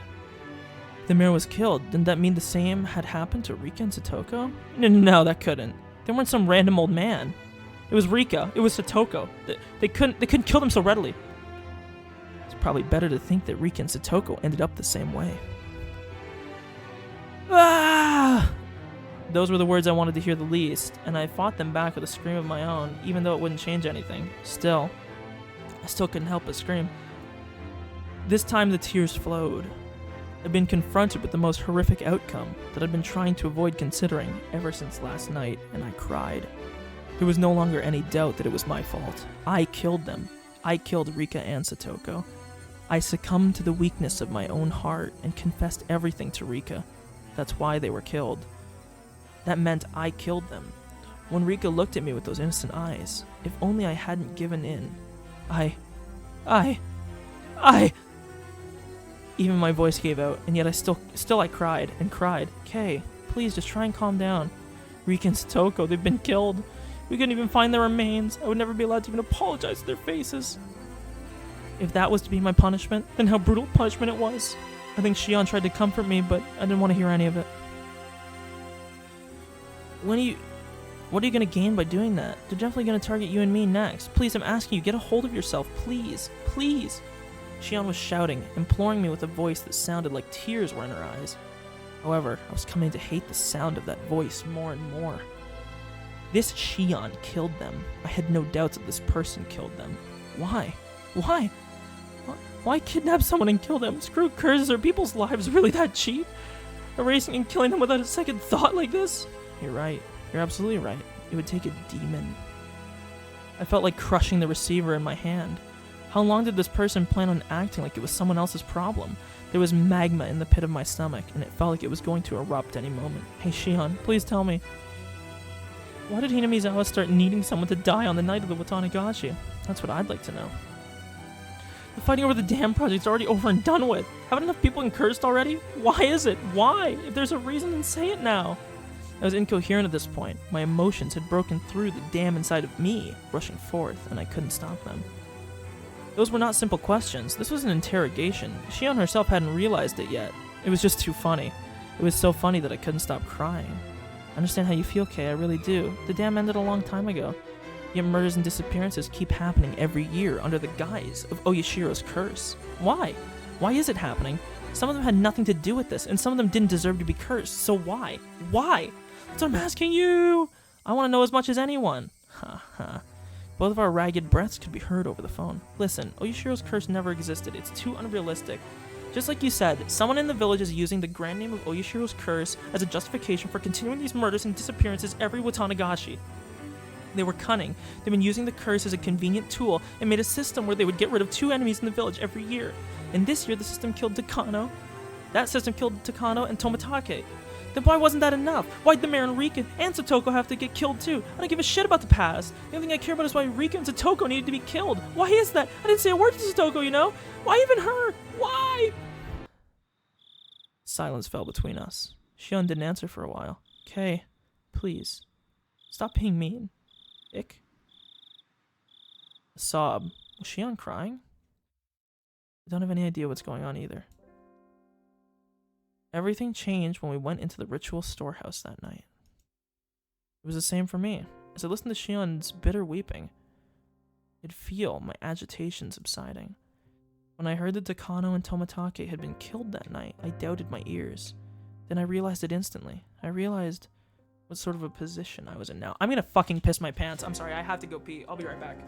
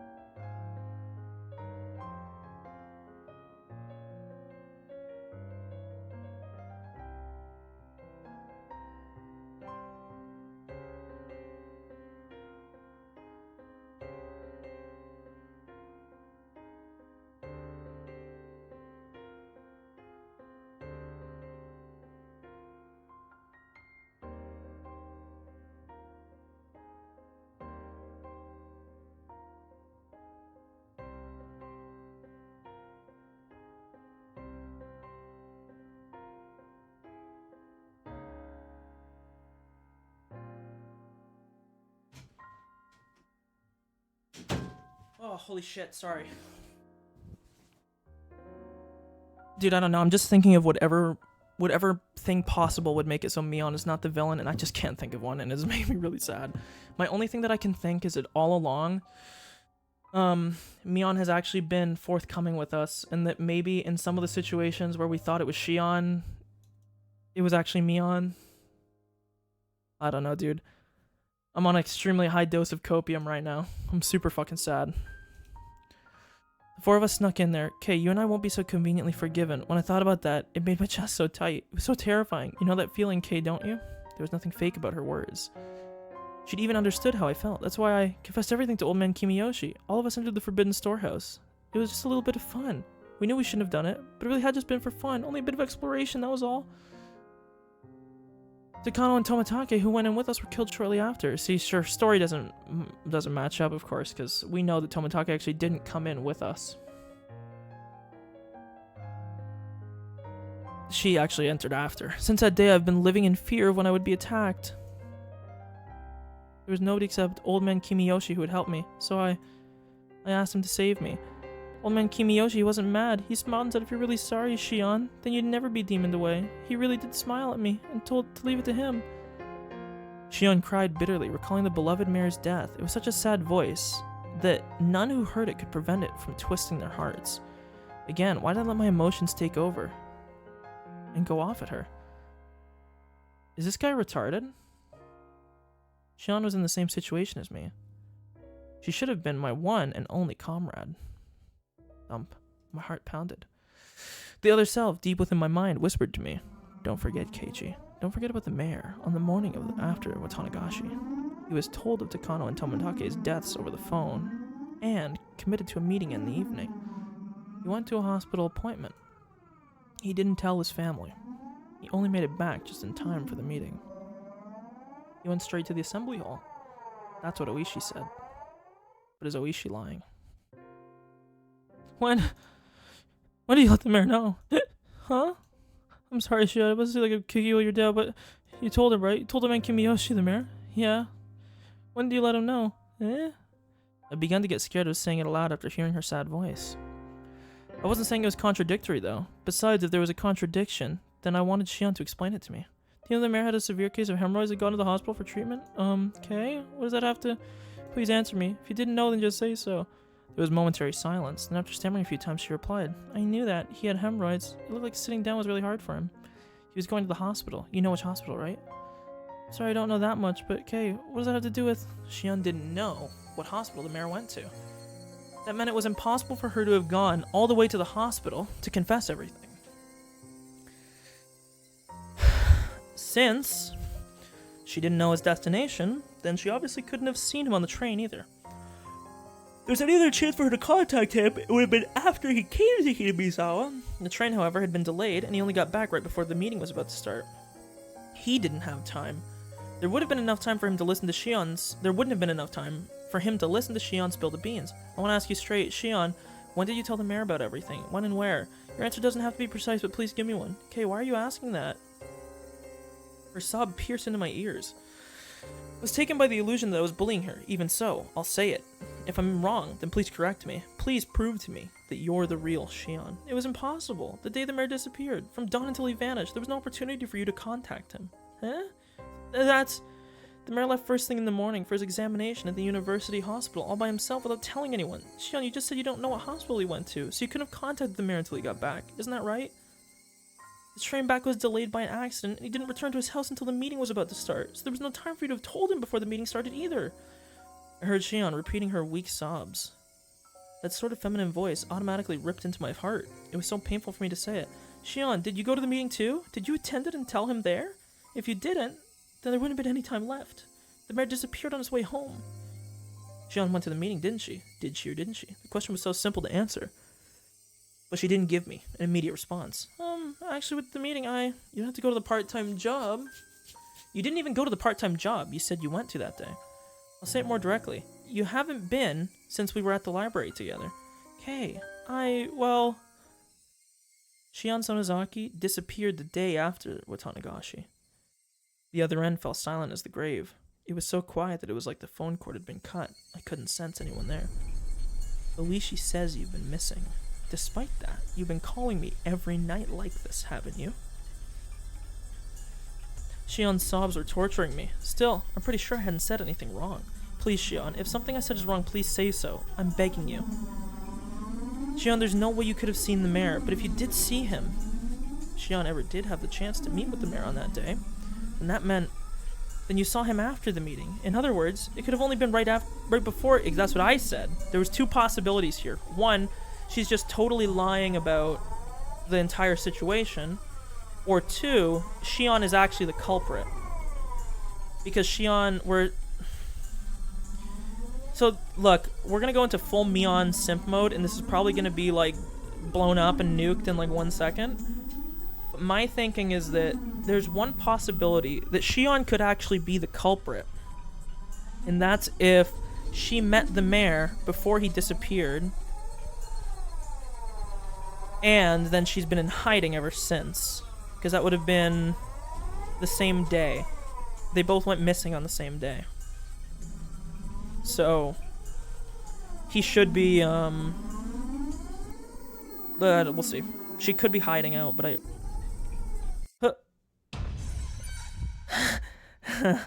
Hee. Beep, beep, went the dial tone. I stood there dazed for a while until I realized she had hung up on me.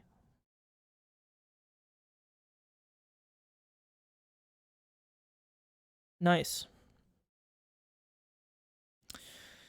Well, boys, I think that, I think it's impossible for Mion to not be it at this point.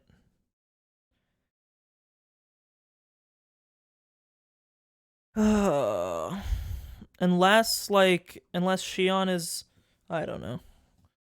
I just pray it's not Mion. I'm surprised that I actually didn't get scared by that sudden image pop-up, I'll be real with you. I was actually surprised by my lack of response. I'm just a little bit proud of myself, just so you should know.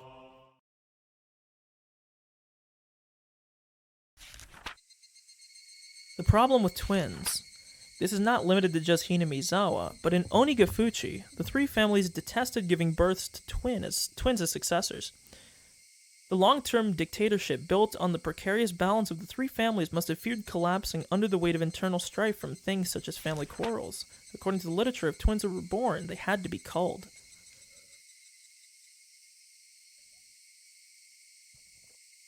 With that, the very fact that both the Sonozaki family successor Mion and twin sister Shion are alive is in itself deeply interesting.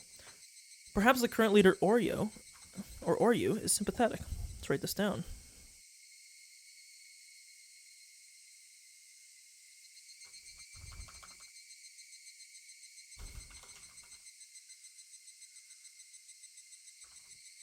I'm sorry, I'm going to write in my little book here.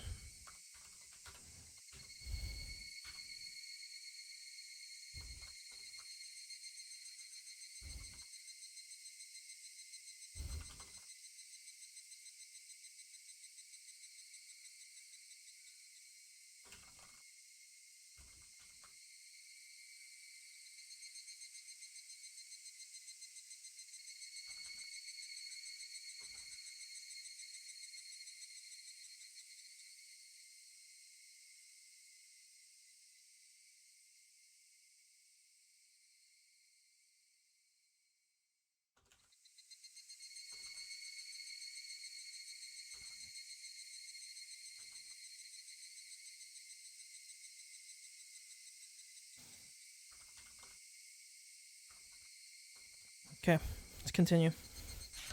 Of course, the twins were not cared for equally, and as their heir, Mion received special treatment. From what I've heard, despite the two of them looking exactly the same on the outside, the talent lies solely with Mion. My own observation of the two of them doesn't leave me with that impression. Tradition dictates that the leader of the Sonozaki family is said to inherit a demon, and they tattoo a magnificent one onto his or her back. In accordance with the tradition, there is an extremely high possibility that Mion has such a tattoo on her back. Okay, let's write this down.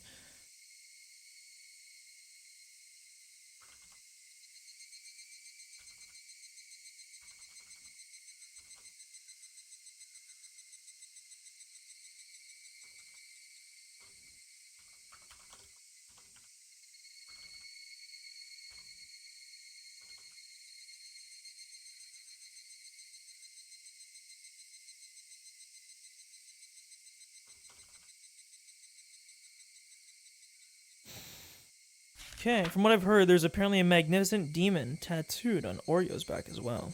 Then I wonder what sort of tattoo belongs to the hair, Mion. I really want to see her back.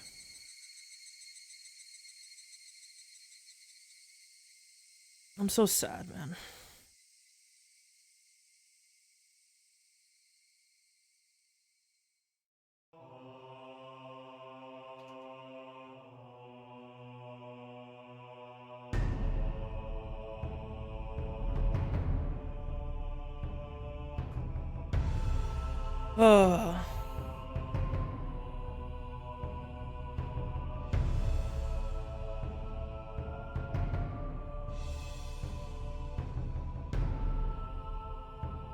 I'm just hurt, you know?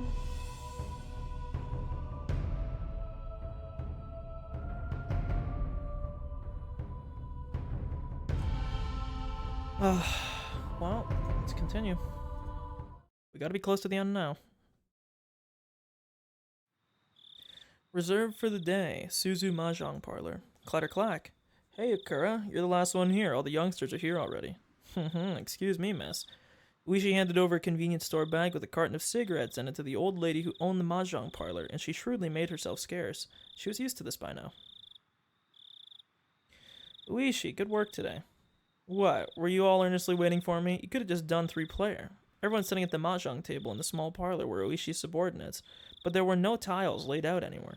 Everyone, I'd like to thank you for your days of investigation without sleep. Thank you.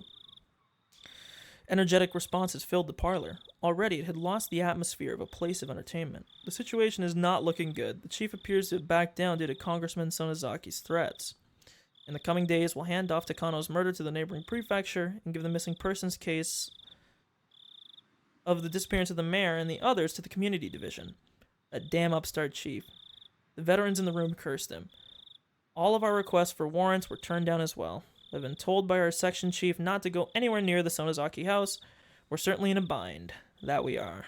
Incidentally, it looks like I'll be getting ordered soon to go to training at the Metropolitan Police Department starting next week. After that, I've even been told to take a paid vacation in Izu. I suppose that ain't bad. He heard a few dry laughs. It wasn't anything to laugh about. But this was all they could do.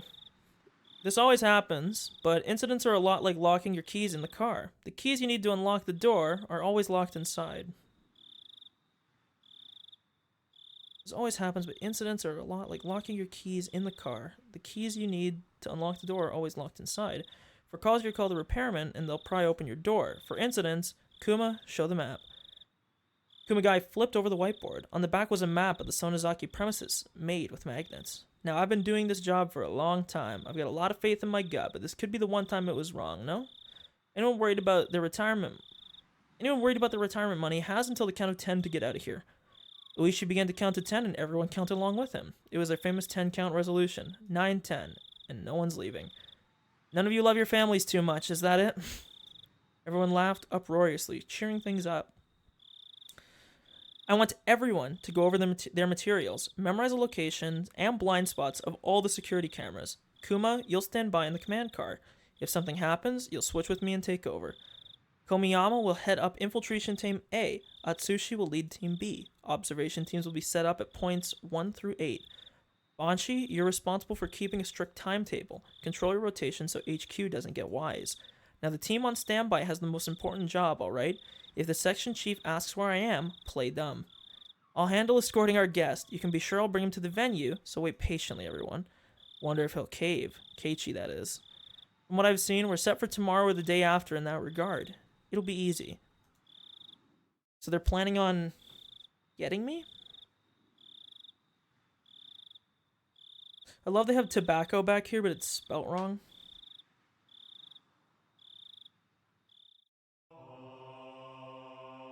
So, we actually just got the achievement for read all tips in Watangashi. So, that means that this next chapter is the last chapter. Let's get her done. So buckle up, kids. Keiichi, just leave him alone. His friends went missing. It must be really hard for him. Normally my dad never shows me any consideration, but this time he did. Shouldn't Keiichi stay home from school for a while too? I think it would be safer to not go until the police do something about this. Maybe. Compared to what could happen, taking a few days off wouldn't be a bad idea. Anyway, how is it not logical to close school during such a dangerous situation? What do the teachers think of our children are? Mom and Dad were getting pretty riled up, but at this point I couldn't care less. Besides, that wasn't the only thing I couldn't care less about. The breakfast table, the food in front of me, the time and date, myself. I really had no interest in anything. Damn, bro, you're depressed. This feeling, it was like a dead fog in my mind. It felt like getting dizzy after taking strong medication. Keiichi, how are your studies going? You've gotten further than the other kids, haven't you? If you have, then you can take a few days off, alright? I didn't even feel like answering. Today was Thursday. Only 4 days had passed since the Watangashi festival. Such a short time, and yet now things were completely different. Everything had changed. The tranquil village, bright and clear as if it were an Indian summer, had undergone a total reversal. People were made to disappear every night, and we couldn't even relax when walking out in broad daylight. The village had become a world of fear. I had no right to curse this outcome. After all, the one responsible for everything was me. That night, I couldn't resist my honestly tiny, little, and incredibly stupid curiosity, and broke the taboo. This isn't somewhere we should be going, is it? Let's not. It's a crime to force your way into a locked building even if you don't steal anything. Shion, now that you know they weren't having some secret rendezvous, you've had enough, right? I don't want to do something like this. What if Rika's dance ends while we're messing around here? I prattled on as I took the lock from Tomatake's hand and put it back on the door. I'll forget everything I saw here, so come on. Let's go, let's go. Takano was fretting, but I pushed her away. Tomatake grinned painfully. Shion's shoulders drooped as if to call me an idiot. Even so, I didn't care. I pushed everyone farther and farther away. Rika's dance was still going on. Then at last her dance was brought to a close with a roaring applause. I too, until my hands turned red, I clapped and I clapped. Ding dong. Isn't that Rena? She's here because it's your usual meetup time, isn't she? I looked up at the clock. It was 5 minutes past my time to meet Rena. Keiichi, shouldn't you take a few days off from school? You're right. Thanks for being so considerate. I rose from my seat. I went to the entrance to greet Rena. Good morning. We're going to school as a group starting today, so you can't be late. That's right. If we, the ones farthest away, were to be late, the younger kids on the way there would be waiting for us. I think I'm gonna take some time off from school. Okay. Rena answered shortly, nodding. I think you should do whatever's best for you, Keiichi, so you don't need to feel that you're weak or anything. Oh, and here. It's a notice they're sending around. Could you give it to your mom? I think it has a lot of important announcements in it. I took the notice. There were a lot more pages than normal. The one on top announced the disappearance of the mayor, Rika, and Satoko, and they wanted any info about them. It made my heart ache. The police are looking as best as they can, too. They'll find them for sure. Just be patient, okay? Rena said, smiling in an attempt to give me courage. Rather than that, though, her smile looked like it was because she herself wanted to believe they were safe. Rena, you're not going to question me? Nope. Rena, you know, don't you? About that night, do you mean when you snuck into the ritual storehouse? I was speechless for a moment, but then I bit my lip, made up my mind, and nodded a little. So all out in the open. Really, I shouldn't do bad things like that. Mie was really mad, so she was upset. I suppose she would have been. I don't think she was angry about you sneaking in there, though, as much as you hiding it from her. Exactly! How many times have I fucking said it, man? My guy's just not honest. He's not an honest herald, and it makes him so much more problems.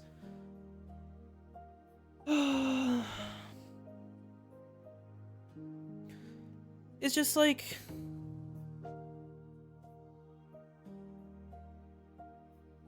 It's just like... How dumb can you be? You know? Like...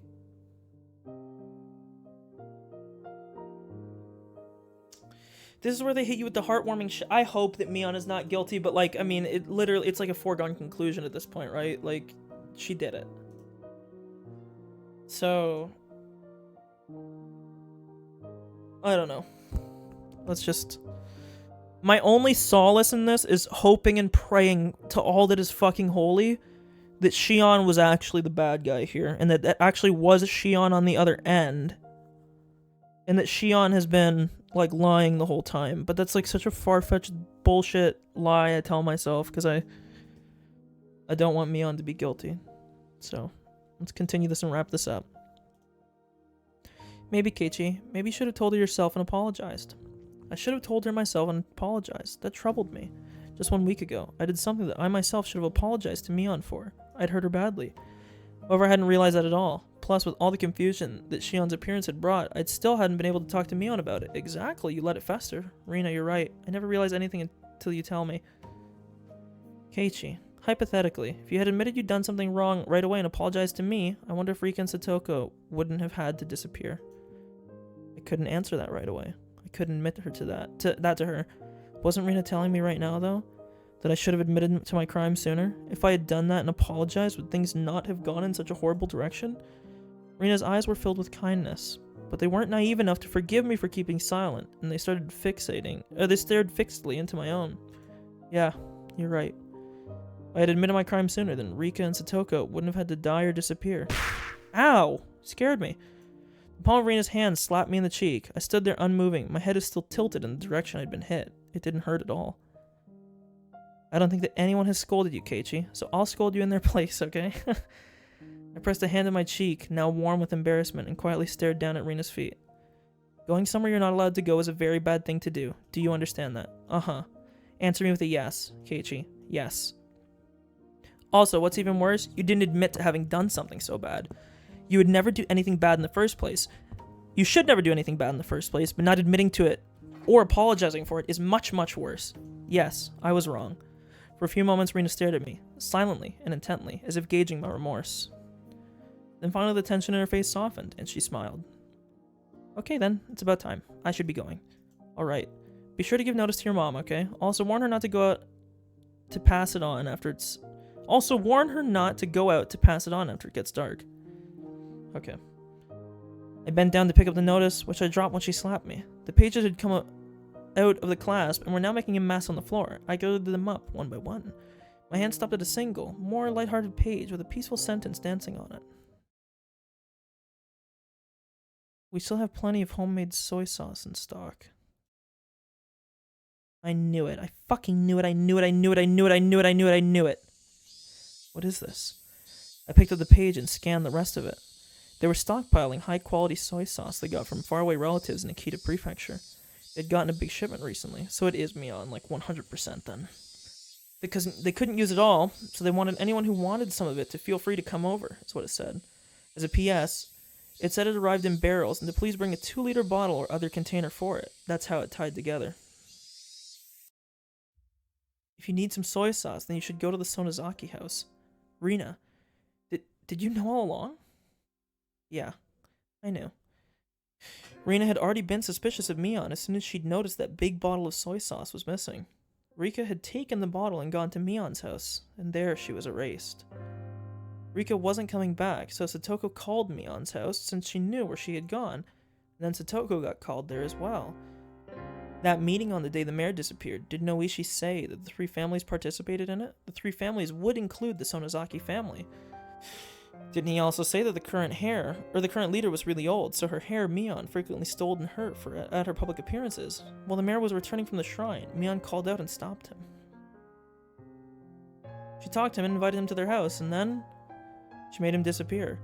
It was probably even simpler to make Shion disappear. Shion was part of the Sonozaki family. They probably knew exactly what she was doing at all times. I'm sure they even knew her part-time job schedule too. Thinking back, wasn't that Angel Mort store managed by the Sonozaki family? Setting up an ambush for her there wouldn't have been any trouble at all. I'm going to Mion. I'll go apologize. Gonna have her put an end to everything. Mion probably won't forgive me easily, but I'll go and ask her, not to sacrifice anyone else. With that decided, there was no need for me to be lazing around here. How did Rina not do anything, though? If Rina knew it was Mion, I put on my shoes and slipped past Rina to exit the house. When she stopped me. I'm going to. Rina, shouldn't you go to school? This is way more important than school. Rina, you shouldn't come. If you get wrapped up in this too, then I think I might actually go crazy. Rina didn't move her arm, which was blocking my way. If Keiichi disappeared as well, then I think I might actually go crazy too.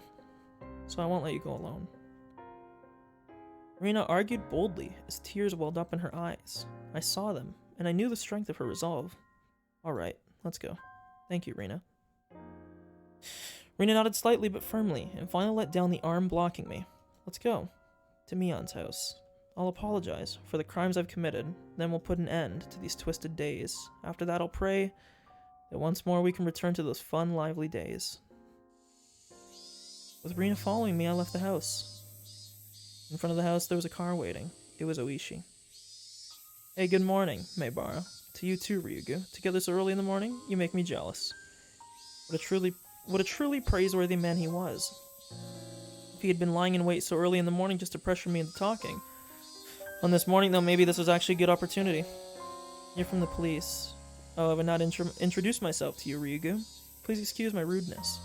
My name is Oishi from the Okinomiya Police Department. Pleased to meet you. Are we telling Oishi? Yeah. I think my palm is enough punishment for your crime, Keiichi, but we should leave me to these people. Pain and sadness. I looked down as those emotions built up in my heart. We have something to tell you, Oishi. Well now, what about? Should we stand here and talk, or go inside the car? In the car, please. I only continued to look down weakly. All I could do was be thankful for how dependable Rina was.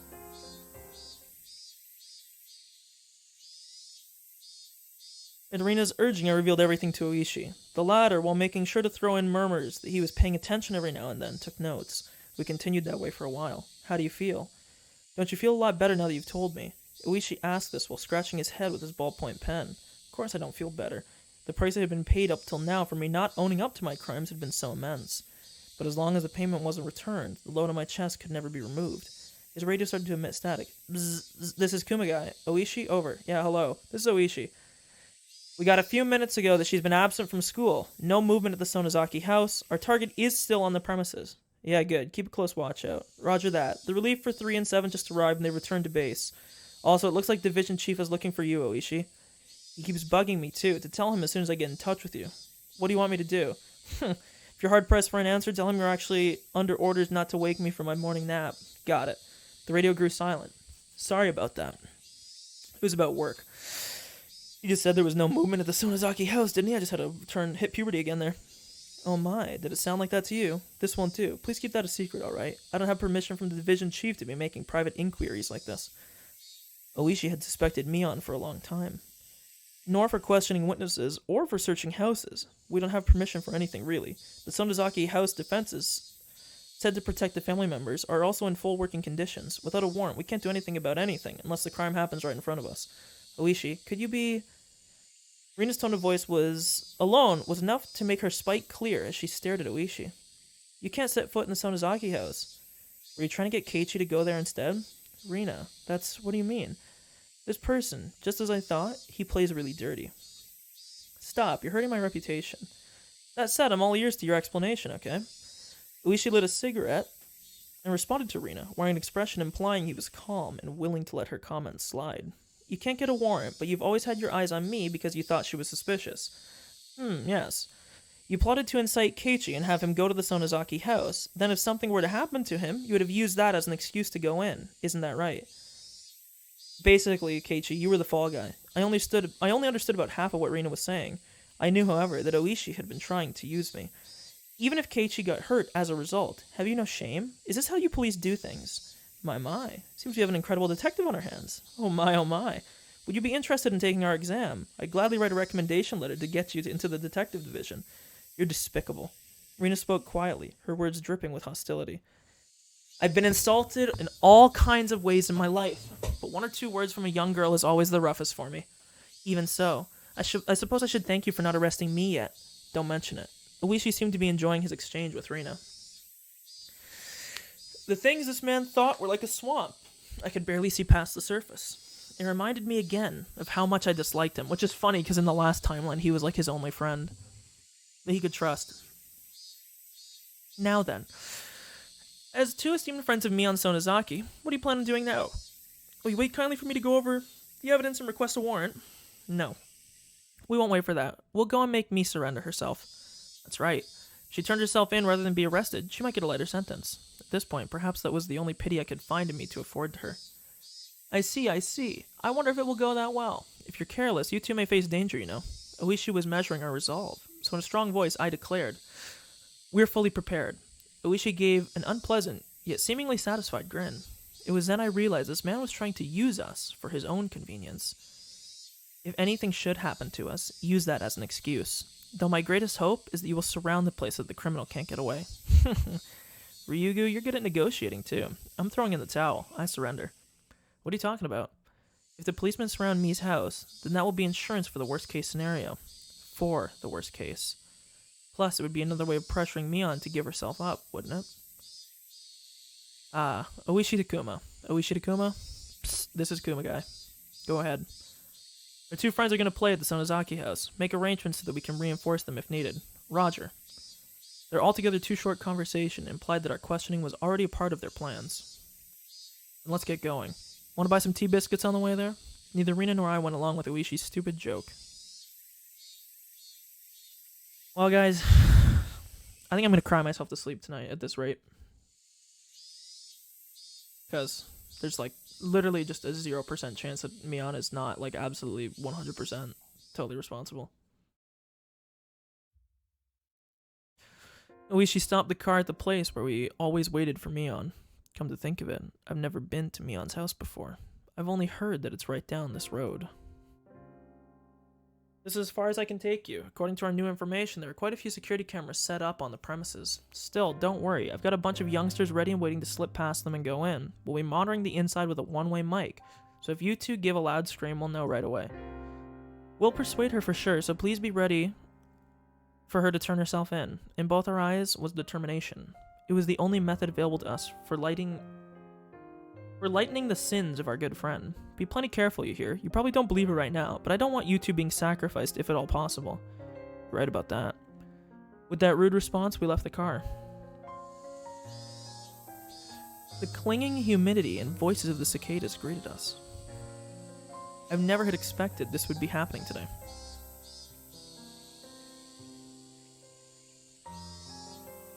Let's go, Keiichi.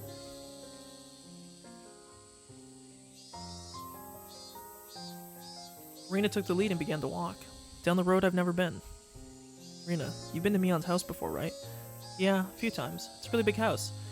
You could fit a mountain into their backyard, too. You can pick mushrooms and stuff, though there are fences everywhere. Big enough to fit a mountain. That was amazing. One of the 3 families controlling Hinamizawa, and the head family of the Sonozaki clan. Perhaps there was something to be said about its magnitude. The path continued onward, level and uneventful. There were metal fences along its edges, and beyond them were woods with trees growing thickly.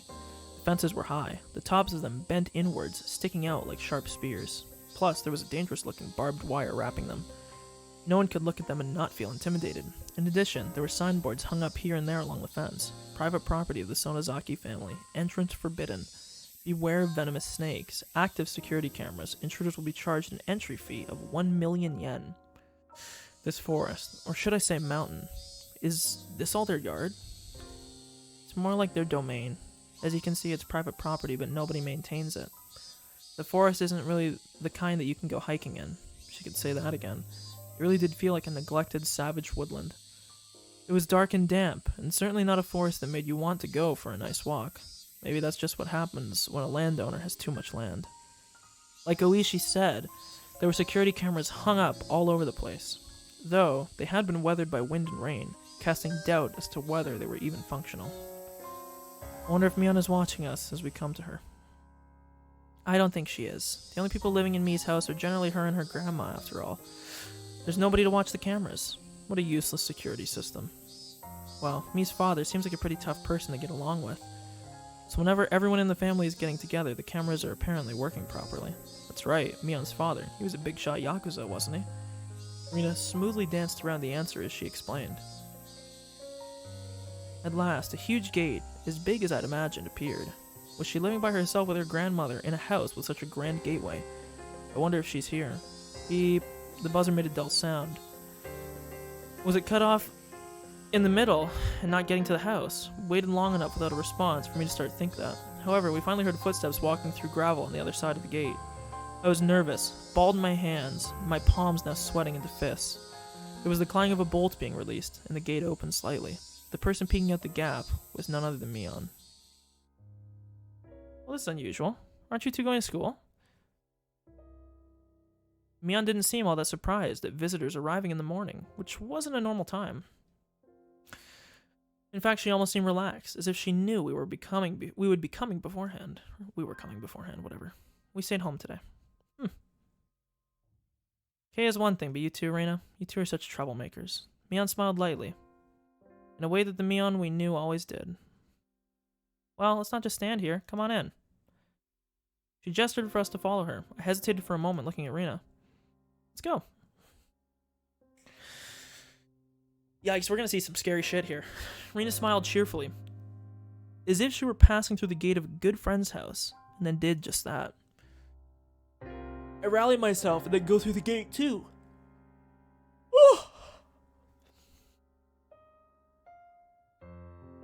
On the other side, it hadn't been maintained very well, but it was very clear that the lot was magnificently wide. It wasn't quite the place you'd think of when you hear mansion, but it was very clearly a vast place. Was this the first time you've been here, Kay? 1 second.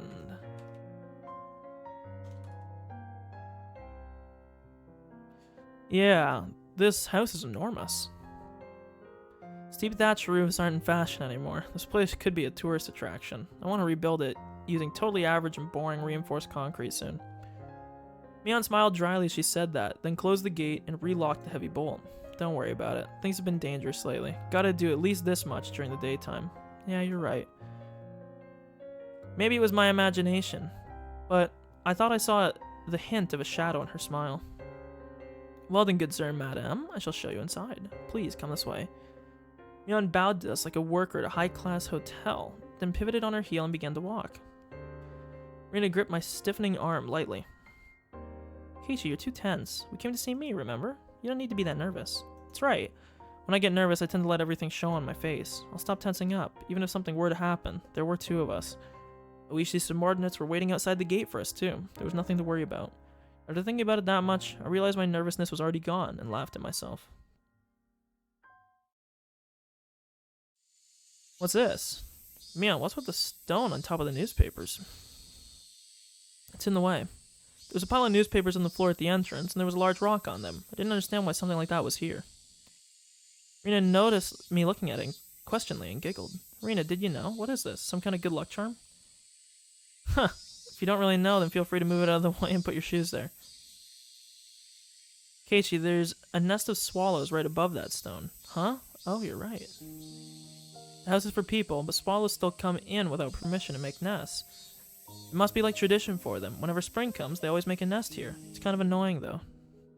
In other words, it's a sign to not take off your shoes here because swallow poop could end up in them. I couldn't help but laugh at the silly contrivance. My laughter naturally spread to the other 2. Can we just make this go bad already? A really long time ago, the Sonozaki family apparently cultivated silkworms. Our ancestors would get all worked up over exterminating the swallows. You think of it that way? Maybe this is our just desserts. Aha. Anyways, come in. Inside of the house wasn't very bright at all. It was dimly lit, in fact, but mysteriously, I could still feel an elegance to the place. Mion seemed to want a more modern building, but traditional houses like this aren't bad either. You're kidding, right? There's a terrible drought and the winters are freezing. Don't go making my house into property of cultural significance, I guess I can't read significance, and getting in the way of renovations, got it? What I want most is a house like yours, Kay. I'm pretty jealous of it. It seems like it would be warm in the winter. Oh, but snowfall seems like it would be a problem. Snowfall's a problem. Does Hinamizawa get that much snow? Our latitude is south of Kanto, isn't it? Isn't this region warm? You don't know, Keiichi. Hinamizawa is in an area that gets heavy snowfalls. When we get a lot, everyone gets buried. Sometimes you can't even get out of your house. Sometimes your car gets totally buried too, and you can't find where it is. I wasn't aware of that. Hinamizawa was that bad a place in the winter?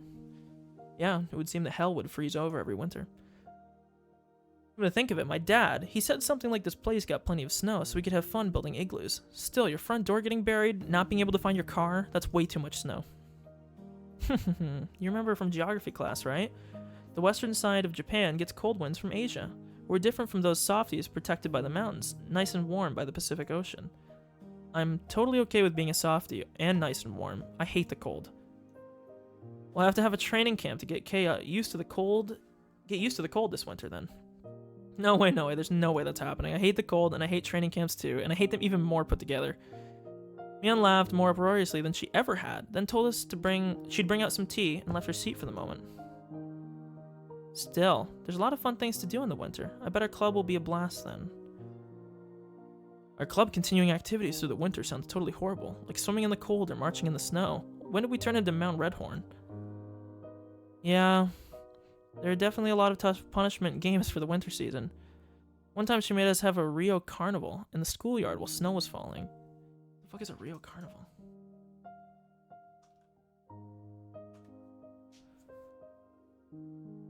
It's just a big festival. Okay, so it looks like a lot of skimpy people. I see the terror of our club cared not for the season.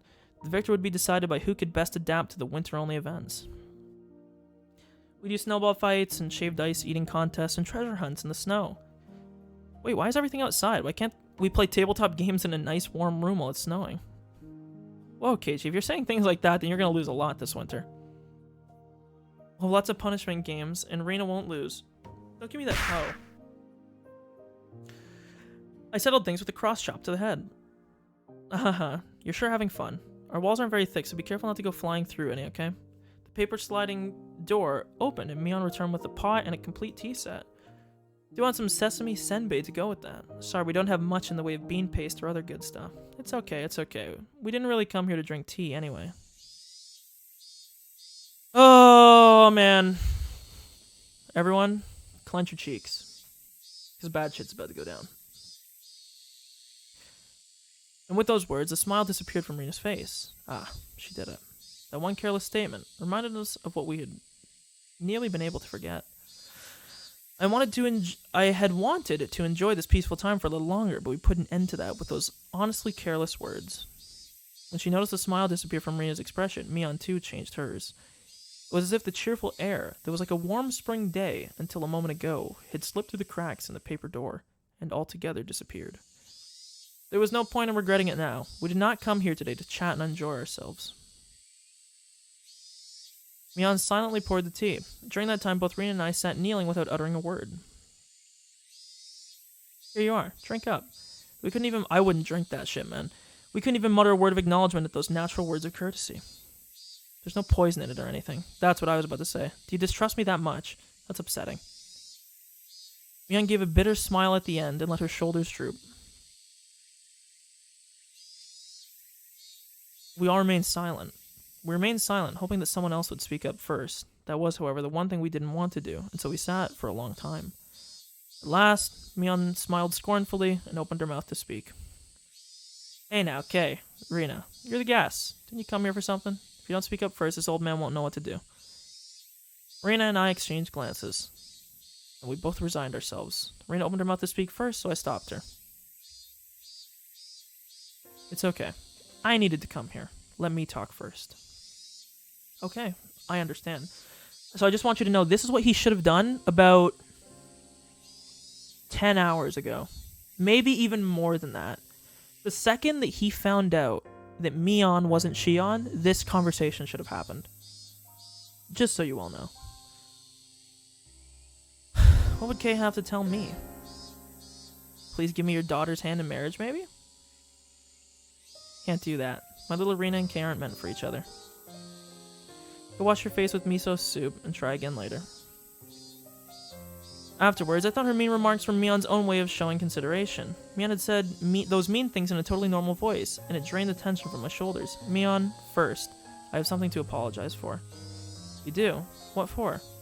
Mion pretended that she didn't know what I was talking about, but I'd clearly got my point across. Well, on the night of Watangashi, ritual storehouse behind the shrine, I went in there. I could see Mion's expression immediately become harder. I knew it was somewhere I wasn't supposed to go, but it was just supposed to be a little bit of exploration. We didn't mean anything by it. Even so, I still shouldn't have done it, so I apologize. I'm sorry. To display my deepest sincerity, I pressed my forehead to the table. I'd meant it as a way of prostrating myself. I figured I wouldn't feel sincere enough if I raised my head right away, so I left it there on the table for a while. Mion didn't say anything. With my face down, I couldn't tell what sort of expression Mion had. Only the voices of the cicadas filled the room. Mixed with them, I could hear the sound of the clock ticking. That was all. When I started to struggle to breathe from having my head down for so long, Mion told me to stop. You got me there. I didn't expect you to pitch it to me straight. You've got me on the ropes. I looked up to see that Mion's face was calm, but she was smiling faintly. If you understand that, even though it was only a casual exploration for you, Kay, that there are a lot of people who think it's no laughing matter, then it's okay. There's an old saying, when in Rome, do as the Romans do. True. It's been days since then. It may be too late, but I apologize. What I did was wrong. Please forgive me. I could feel pitiful tears were welling up within me. If I had done this sooner, maybe nothing terrible would have happened. It's okay. If you know what you did was bad, that's enough, right? Mion spoke like it was someone else's problem, and I wasn't happy about it. Keiichi is apologizing seriously. I think maybe you should respond seriously as well. I am being serious, though. Do I not look serious to you, Rina? You don't. Rina was giving her tit for tat, and so the room's atmosphere quickly began to grow sharper. She was right. Even though I came here to speak from the heart like this, it felt like she hasn't been taking this seriously. Obviously, Rina isn't fond of that. Keiichi, you can get up now. Let's tell her everything. It looks like what Mi wants too. I had known it would turn out like this from the beginning. Hadn't I come here prepared for that? I mustered my willpower and bit my lip. Mion, you called Rika and Satoko the day before last, right? I don't remember doing so. If you have a reason to think so, could you let me hear it? It was the evening before dinner time. Rika should have come here, bringing a big bottle of soy sauce, to have you share some with her.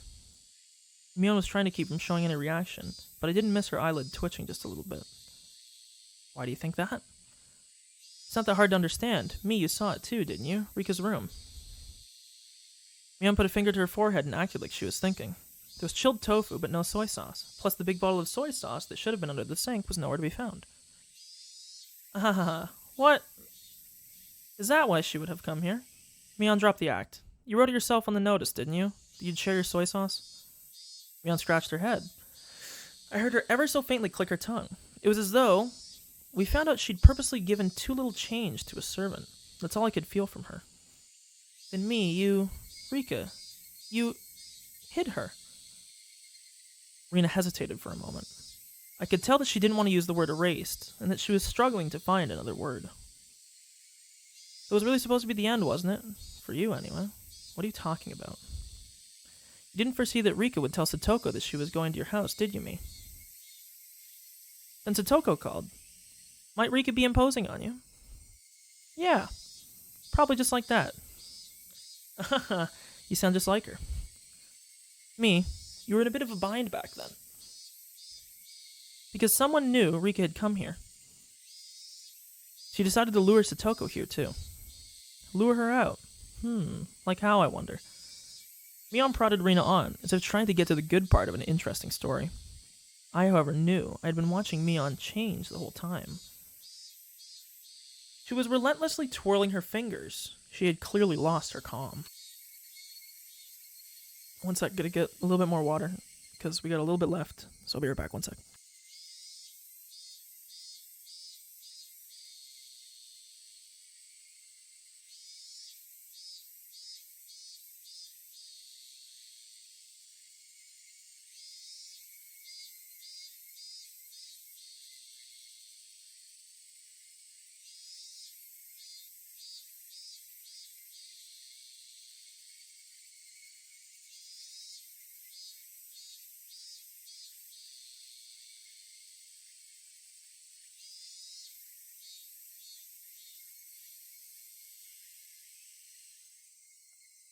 Okay, I'm back. Let's wrap the shit up.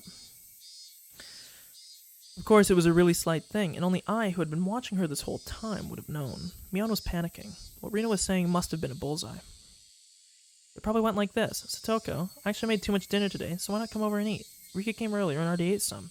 Something like that. Scratch. Mion's nails dug into her knee.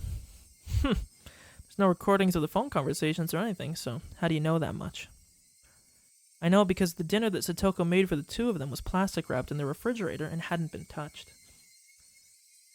For a few moments, Mion's face was frozen in utter amazement. She looked like she couldn't believe that this person in front of her was Rena. With just that to go on, how did you even guess what we said over the phone? It's a long explanation, so I'll get to the point.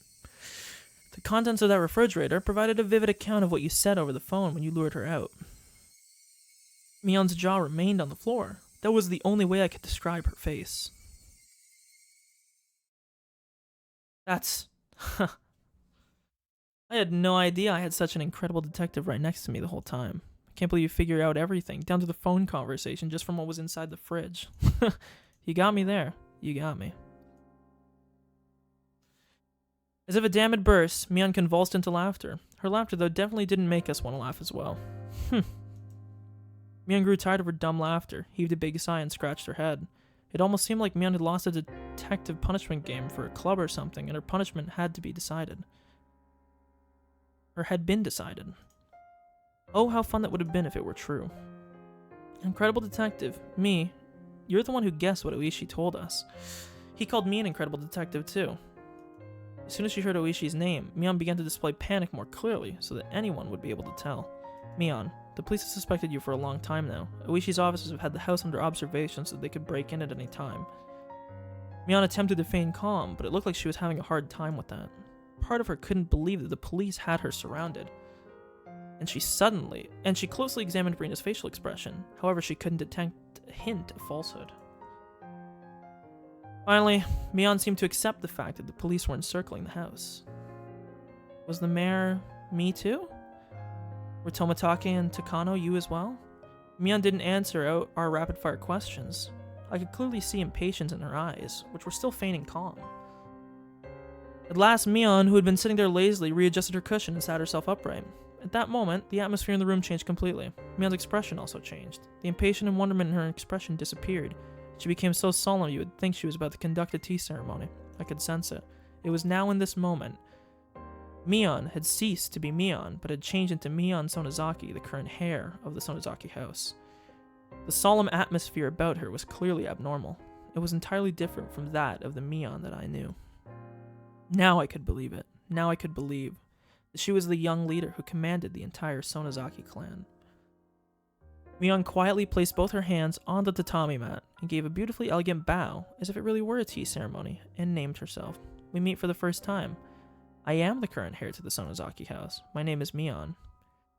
Mion's movements were so elegant they could cut, and we couldn't even answer her. All Rina and I could do was watch, baffled at her actions, which we could never imagine the normal her doing. I'd like to welcome you to the Sonozaki main house today. I greet you all in place of our leader, Oryo. Seems as though you have various things you'd like to ask. If I can be of any assistance, then I'd like to answer without concealing anything. What? What did Mion just say? Mion said she would answer anything we asked. There was a strong light of resolve in her eyes. It's really alright if we ask anything then? She'll tell you everything I know. That's why you've come here, after all. Rina and I exchanged glances. There was a mountain of things we wanted to ask Mion. However, we hesitated for a moment on what we should ask first. The first question Rina gave was extremely abstract, but it was the question everyone wanted to know right now. Why would you do this? That was what I wanted to ask as well. Why would you do this? That didn't only go for Rika and Satoko. It went for the mayor, Takano, and Tomitake as well. Not even further back, for all the incidents that had been occurring every year. For a little while, Mion couldn't respond. Right when we realized that the question was too vague and tried to put it into more concrete terms, she finally opened her mouth to speak. To answer that question will take some time. If that is acceptable, however, then I would by all means like you to hear it. She spoke clearly. She spoke with a clarity that a grandmother might use when telling a story from a long time ago. Do you know that Hinamizawa village used to be called Onigafuchi village? Rina nodded lightly, then shot me a glance asking me if I did. I returned her nod. Hinamizawa was once called Onigafuchi village, yeah. I heard all about it that night from Takano in the ritual storehouse.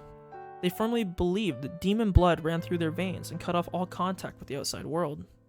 They were worshipped by those in the villages at the foot of the mountains, and treated like transcendents, those capable of magic.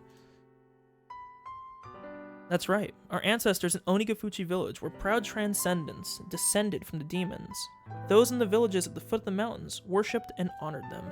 Nevertheless, that all decayed with the end of the Tokugawa era. The black ships arrived, the era of the samurai ended, and the era of national isolation ended. And the tradition of worshipping Onigafuchi village quickly disappeared as well. I'm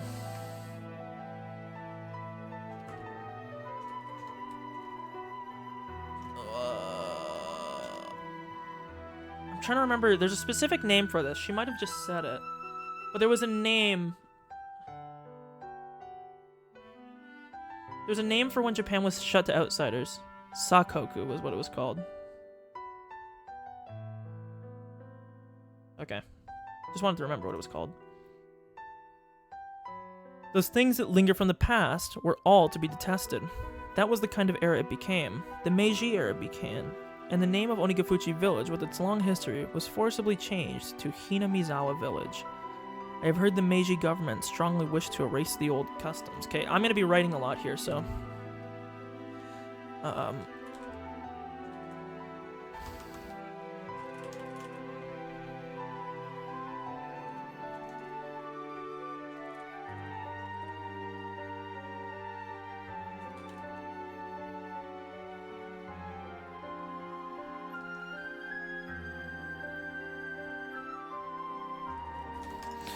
Okay. An era had begun, seeing Japan sprinting up the stairs that were beyond their means to try and reach the same level of the rest of the world. All things in the Western style were to be extolled, while all old traditional things were to be scorned. That was the sort of era it was.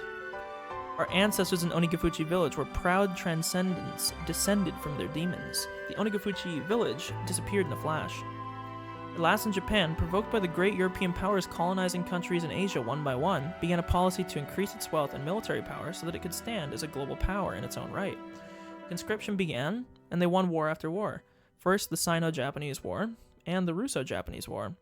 and until the Pacific War broke out, they recklessly climbed the staircase towards modernization. At the time, Onigafuchi had already lost its impenetrability. The villagers, once worshipped as transcendents, were now on the receiving end of inhuman treatment. The sacred Onigafuchi village had been groundlessly labeled an isolated village of those afflicted with incurable diseases, a mere shadow of its former self, and stood on the precipice of an era of hardship. Thus began harsh days where one would suffer unreasonable discrimination just because people knew one was from Onigafuchi. Okay.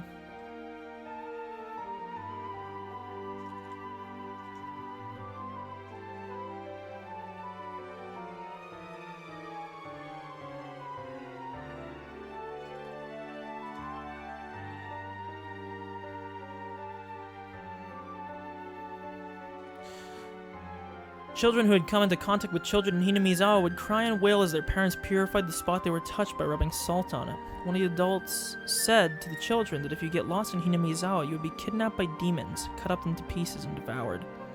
Never ever go near the terrifying village of the man-eating demons. That's what he taught them. Another said that during a famine long ago, the people of Hinamizawa gathered up all the corpses they discarded into the dry riverbeds, then cooked and ate them in order to survive.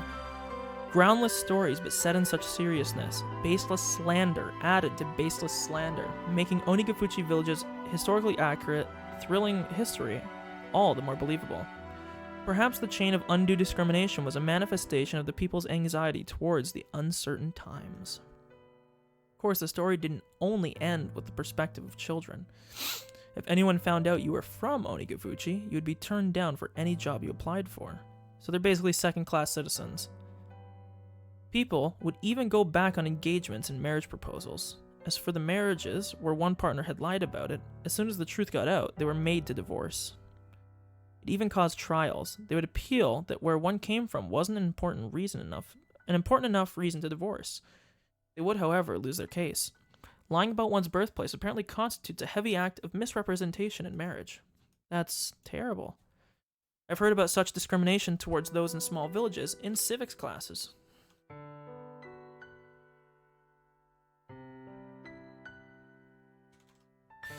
Just because others knew you were from a tiny hamlet, you would be subjected to every societal disadvantage there was, a modern form of bullying. Though I only memorized that because it was going to be on a test one time. I recalled being suspicious about it, and unable to believe such discrimination occurred in modern Japan. Well, I suppose I can't say that they weren't asking for it. Our ancestors were proud of the demon blood flowing through them. They lived their lives boasting about it and scorning those at the foot of the mountain, after all. They struck fear into the villagers down there, with their mystique, and demanded gifts of dread and tribute. With that, Mion smiled for the first time, albeit in self-mockery. During the Pacific War, despite the slogans that all the country was acting as one, those from Hinamizawa continued to suffer all manner of discrimination. There was too many ways to count. They would send their husbands and sons to war, and the women on the home front would suffer greatly too. My grandmother remembers it well. She remembers it being a difficult time. Even that bitterly long war, however, finally ended in 1945. Yeah, with 2 fucking nukes, man. Hinamizawa had lost many male hands, but at last their fathers and husbands and sons returned to them. Of course, there were also many who didn't come back. Nevertheless, for those in Hinamizawa who were at their limits, barely able to maintain the village without the men, their return was a very happy thing. MacArthur's GHQ set to work on drastically improving mindsets and strove for the abolition of unfair discrimination. They're talking about General MacArthur because he was the guy who made a big thing about, modernizing Japan to Western standards. I don't know what GHQ stands for, but it's obviously some kind of plan. They could feel day breaking on the dismal night that was the previous era. Hinamizawa was on the verge of turning into a ghost town. Those in the village started to say that they should rebuild it once again, and got to work, trying to make the village even a little more plentiful. During that time, someone appeared who built up a fortune through a vast number of dealings in the black market. That was Mion's grandfather, the husband of the elderly leader, of the current family leader, Sohei Sonozaki. Sohei said that he managed food and warehouses in Harbin after being dispatched to the Chinese mainland. When it was time to pull out, he conspired with his superiors and comrades and stole a great deal of the army's canned goods. He hid them somewhere in the Seto Inland Sea and sold them widely at a high price in the black market, thus earning a fortune. Sohei didn't spend that fortune for his own pleasure either. he entrusted the entire amount to his wife, the head of the Sonozaki house. Let's revive this ruined village. All who live here are our family, and this fortune is our collective property. So he proclaimed to my grandmother and the current head of our family. The vast fortune was a huge reason why Hinamizawa was revitalized after the war. With that, Hinamizawa came back to life, and that's how the Sonozaki family had established its current prosperity.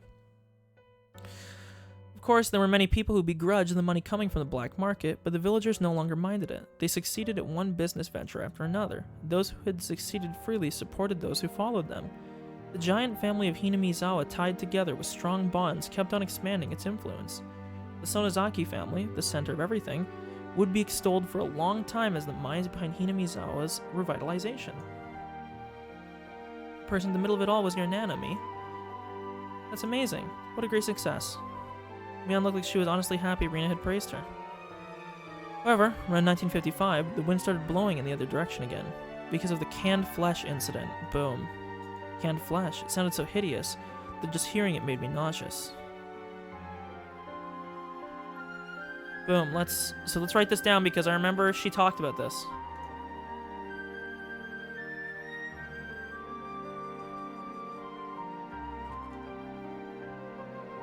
Someone naming himself as my grandfather Sohei Sonozaki's superior confessed that those canned goods had been human flesh.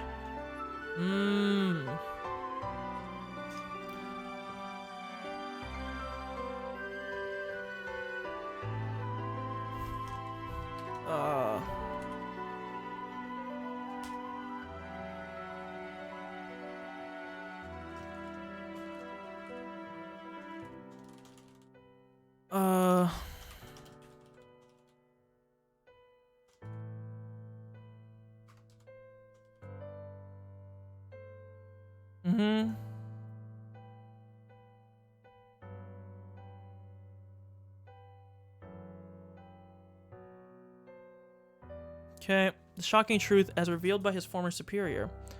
The stolen provisions from the old Japanese army that had been a huge cornerstone for Hinamizawa's revival had been canned human flesh. Why were there cans like that? Wasn't Sohei just the manager of food warehouses? His superior revealed that Sohei Sonozaki did not have the job of managing the food. In reality, Sohei's job during the war had been to exterminate pestilent mice and to transport the corpses of those with infectious diseases. It had been unfair treatment, and all because of the loneliness of his origins. As a result, though, he had returned safe without having been sent to the front lines or being detained. Perhaps that was the only fortunate thing to have happened to him. Finally, Sohei was enlisted as an assistant at a military medical institution. There, however, he found something even worse than the low, scorned, depressing customs of Onigafuchi village in the research they were carrying out. Could that have been, well, you know, the bacteriological core in the old Japanese army or whatever? Keiichi, you've heard of that? What could it be? I'm pretty sure it was Unit 731. It was a nightmare unit that devoted itself to researching terrifying bacteriological weapons to break the deadlock in the war.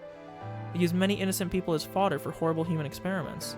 They methodically observed how many days a new strain would take to kill the victims, how many days it would be when injected, how many days it would be when swallowed. They dissected many people to find that out. Sometimes they wouldn't bother waiting until they were dead and dissected them while they were still alive.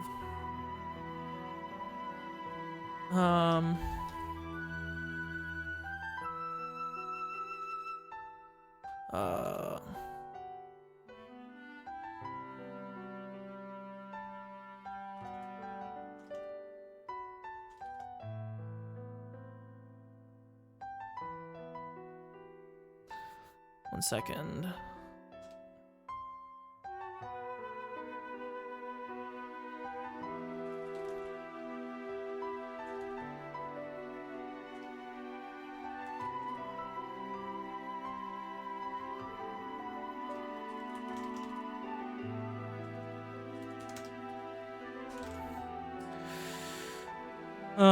Yeah. They would strap them into centrifuges while still alive and crush them in decompression chambers while still alive.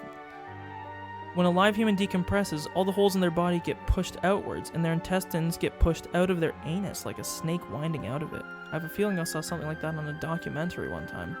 That makes me sick. And they still hate Hinamizawa, huh? Okay.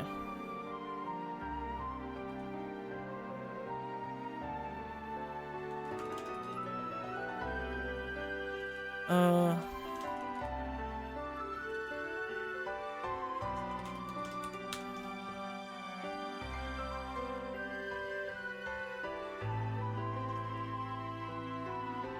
You said it. Mion agreed with me, giving a faint, sad smile. It wasn't much in the way of communication, but for some reason I was happy to have it right now. The unit cell he was in did way kinder research than that. They were researching concrete methods for reducing the difficulty of delivering food on the battlefield. The military designs at the start of the war completely fell apart, and a chronic food shortage broke out all over the battlefront. The food shortage led to malnutrition, and as their natural resistance is lowered, the soldiers fell to disease one after another. Spirit and morale lowered as well. They wouldn't be able to maintain their forces at this rate. Apparently, that's where the research started. At first, it was to find methods of delivering food to battlefields. It was very broad and included things from violent methods like stealing it from citizens to survival methods like how to cook unfamiliar insects and plant life. As they were working out the details, they kept straying off course and going out of control until they finally knocked down a door called Taboo. What do you think the easiest source of protein on a battlefield is? Rena and I knew the answer without being told, so we didn't answer. That's right, they were researching ways to handle using humans as food. Fighting onwards, sometimes eating the flesh of enemies and sometimes that of allies, became the ultimate service paid for their country. They were deathly serious about this doctrine. It really is a riot. My grandfather was despised as someone who ate human flesh, and yet they had gone above and beyond that, apparently. He always thought about it too. Even if he was a vulgar man-eating demon, there were far more ugly demons than he, so no matter how much he was scorned, he wouldn't put up with it. At last, they had a handful of test prototypes. When the soldiers learned it was human flesh, however, the scientists couldn't make anyone eat it. So it was apparently sent to the front lines. The cans were labeled meat substitutes, and so that they wouldn't accidentally eat it themselves, they stamped the bottom with a circle. The starved soldiers on the front lines apparently loved all the prototypes they were sent. Among them, those who cooked it in soy sauce, like it was sukiyaki, loved it the most. Come on, me, stop. I'm getting sick to my stomach. Rena really was pale-faced, and she looked like she was having difficulty continuing to sit on her knees. Mion looked like she had more to say, but she sighed lightly and stopped there. And those canned goods your grandpa brought back, I don't know if it's true. So he denied it was human flesh up until the day he died. However, those who begrudged Hinamizawa's sudden revival village called him a savage for making a fortune from selling human flesh, and the villagers began to be scorned again.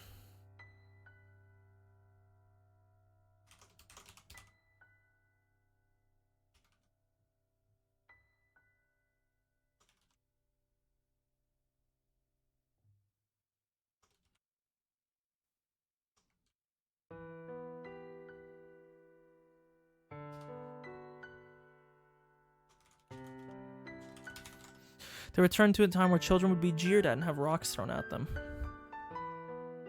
The stifling silence came back. What a seriously hopeless and sad story it was. They discriminated, were discriminated against, discriminated, and were discriminated against. Why must they attach worth and rank to it? Why can't they live without looking down on people? Why can't everyone enjoy life together? I didn't know. My grandmother, the family head, once told the children of the village this. If they throw a stone at one of you, then the two of you must throw stones back. The children asked her, what if they threw stones at two of us? Of course, the answer was simple. If they throw stones at two of you, throw them back with 4. If they chase 8 of you with sticks, drive them off with 16. If they slander 30 of you, yell back with 60. Finally, the children asked, what if we're attacked by 1,000 people? Even that answer was simple. 1,000 people attack you, then everyone in Hinamizawa will stand up against them. It was a manifesto to spur people into action. Okay, sorry, there's gonna be a lot of writing here. This is gonna go really slow.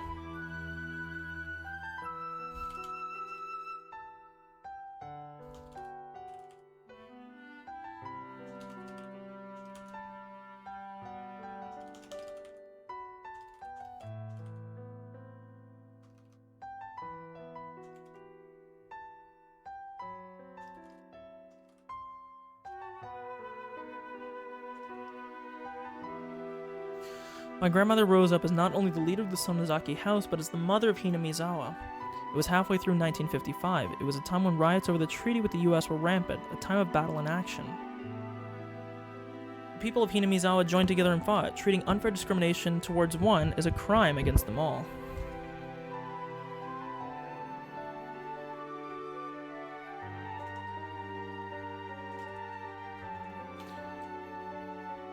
It didn't matter whether that one was a child or an adult. If they heard that a child had been told off, then everyone would crowd the house of the perpetrator, acting as a whole.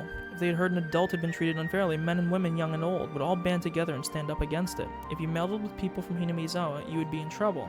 They probably figured that if they could make others think that, they'd win. Okay, do you remember how many people came to help you when you got involved with those delinquents in town? I recalled how much of an impression that had left on me, that the people of Hinamizawa boldly came to my rescue, yet the people of Okinomiya averted their eyes so they wouldn't get involved.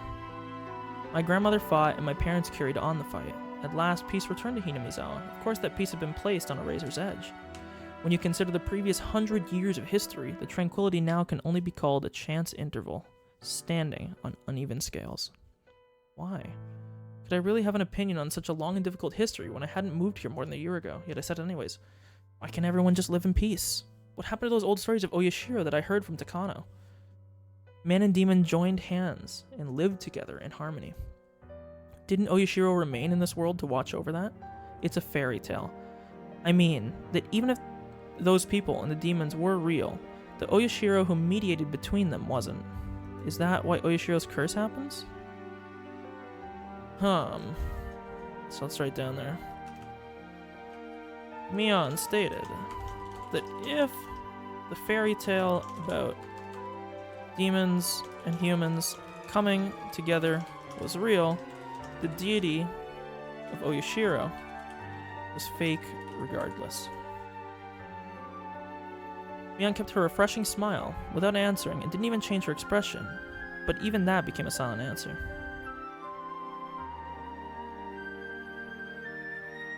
It's a fairy tale. I mean that even if those people and the demons were real, the Oyashiro who mediated between them wasn't. So that Hinamizawa village might once more be like Onigafuchi village, so that we may again be a sacred existence, worthy of worship. That was the earnest wish of our ancestors in Onigafuchi, and the mission of those who inherit the demon in the Sonozaki main family. Those who inherit the demon? For generations, the Sonozaki family has had a custom of including the character for demon in their leaders' names. If you write out my name on your hand, it should appear plain as day. A trace of the words Mion on the palm of my hand. Oh, she's right. The character for demon is in there.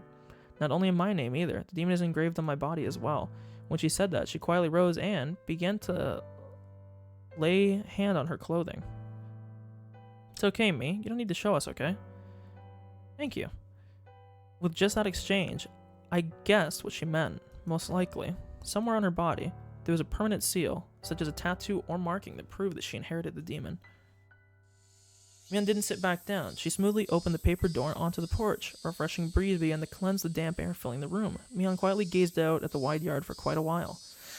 On her shoulders was something I could never imagine the normal Mion carrying. It was the heavy, truly heavy history of Hinamizawa. No, of Onigafuchi weighing down on them. What kind of words could I possibly say to a Mion like that? Rena wasn't saying anything to her either. Only the voices of the cicadas drowned out the silence. At last, after a long period of nothing, Mion murmured, "The serial incidents happening over the past 5 years? I was directly related to some of them, and indirectly to others."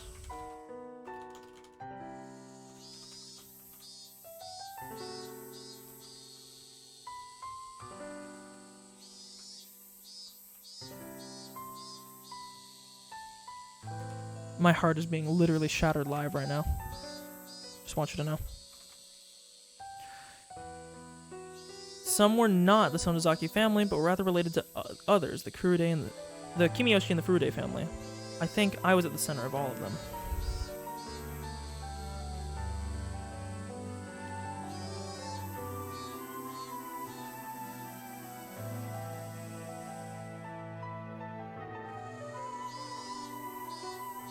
She said it all without turning around, with her back to us. At some point her tone of voice had gone back to being the Mion we knew. I have faith in what I've done, and don't feel any guilt. If I did, perhaps it would be that I will have to leave this stage before the heir is decided.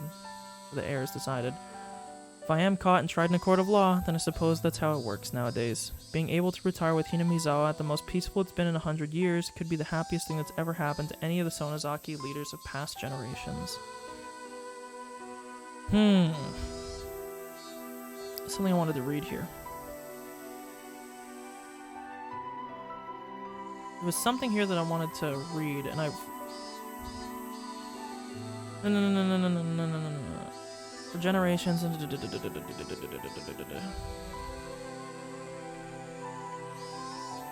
No. Up further. Do.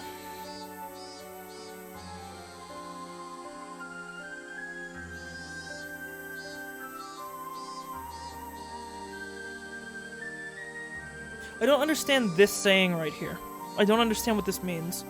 It's a fairy tale, I mean, that even if those people and the demons were real, and the Oyashiro who mediated between them wasn't. I get that. But then Rina's statement, this confuses me. Is that why Oyashiro's curse happens? Like, I don't... Happens for what? To keep peace? Like, I guess that's kind of the implication?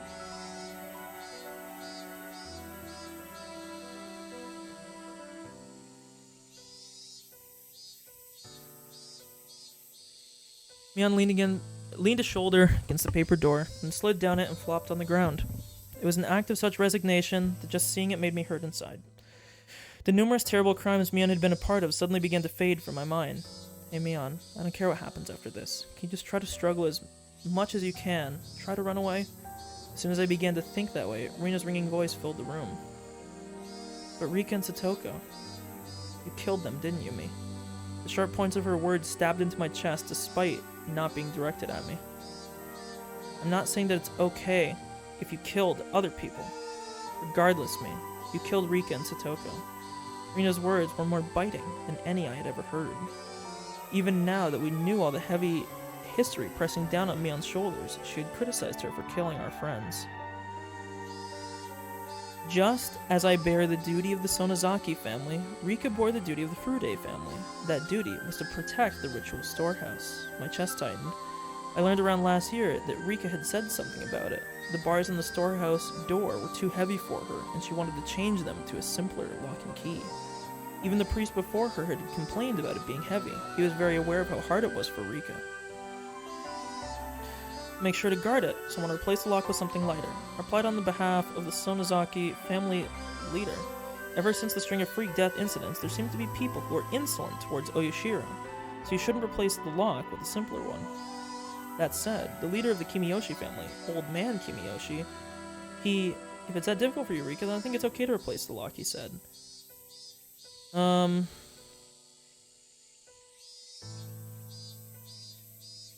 So she spoke out against it, and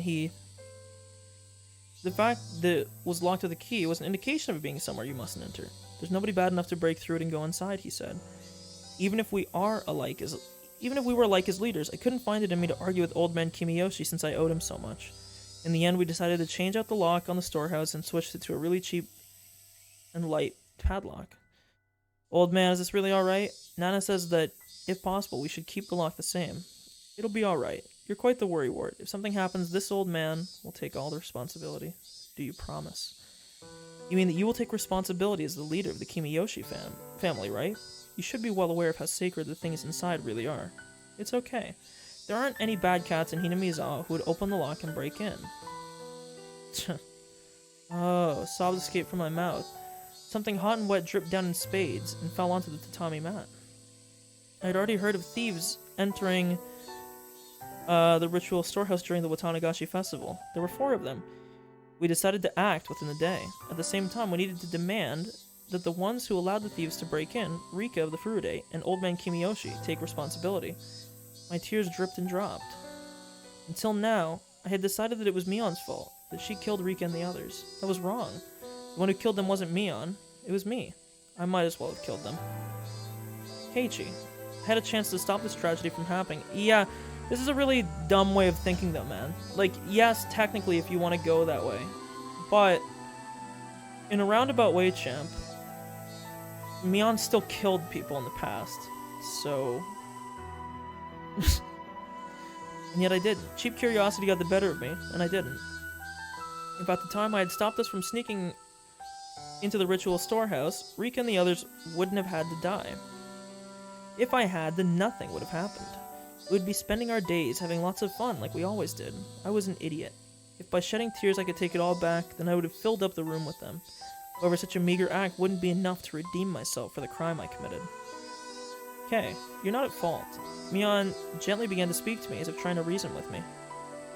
As a leader of the Sonozaki family, I needed to act, but given the history of the Sonozaki family, thinking about it now, it's no big deal. Maybe I should have saved my friends, even if it meant casting all that aside. I yielded to it, and that's why I killed those two. I'm Mion Sonozaki, and nobody else killed them. I had hundreds of chances to stop, but I didn't. I gave in to the easy role that was handed to me, and abandoned all thought of fighting for my friends, so this is my crime. I killed them. With these hands. Killed them. And nothing whatsoever changed. Nothing! Okay.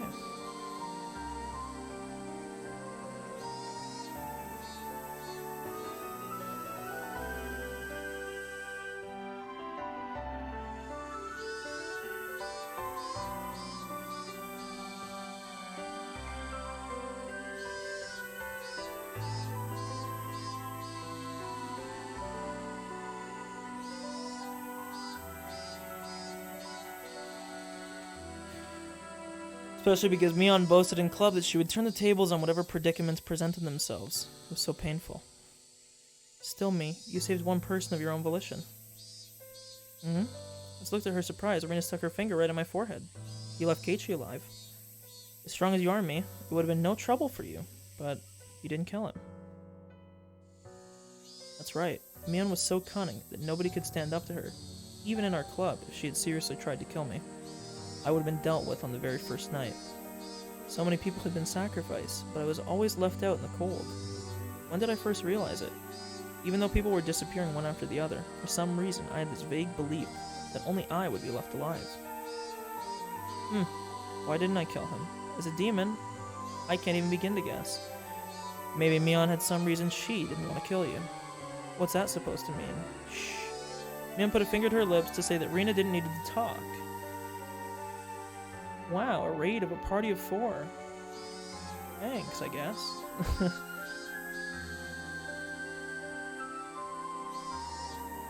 Is Oishi waiting outside? Yes. Any way out?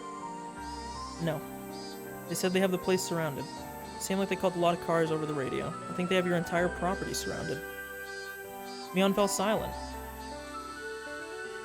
Rina's merciless words felt cruel. Well, thanks. But they weren't meant to be. Maybe they were trying to lessen her good friend's pain. And if only by a little, maybe they were considerate. Like she was trying to help.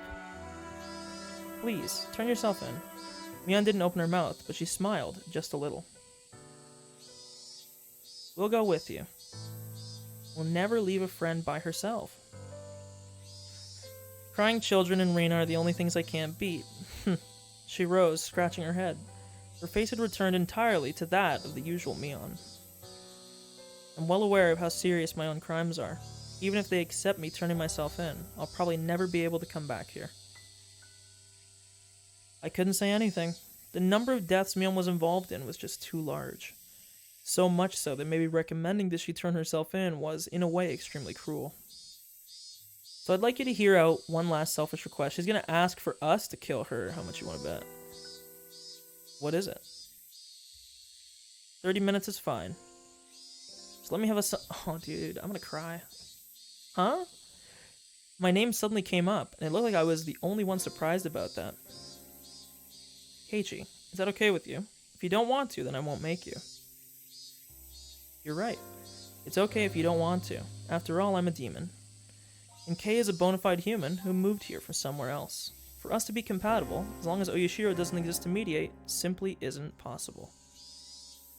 There was no reason for me to hesitate. Mion had been engulfed by heavy, unopposable tradition. The ones who had forced her to kill her friends with their own hands, that was me and me alone. In fact, with me cornered, it would have been okay for her to blame me. However, Mion didn't say one word of blame. Far from it. I was guilty of the same crime, and she let me go.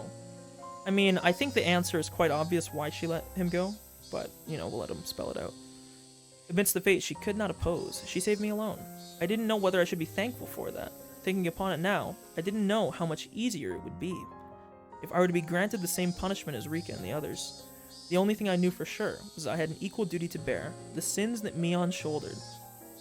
So when it came to Mion's last request, there was no reason for me to hesitate. Sure, it's fine. Thank you. I'd like to thank you too, Keiichi. Rina stood up. It looked like she would keep her promise with Mion and leave. It's fine, Rina. You can wait right here. I just want to go around the yard with Kei. If you're bored, you can go to my room. You can read any manga you like. And if there are any volumes you like, you might as well take them. True.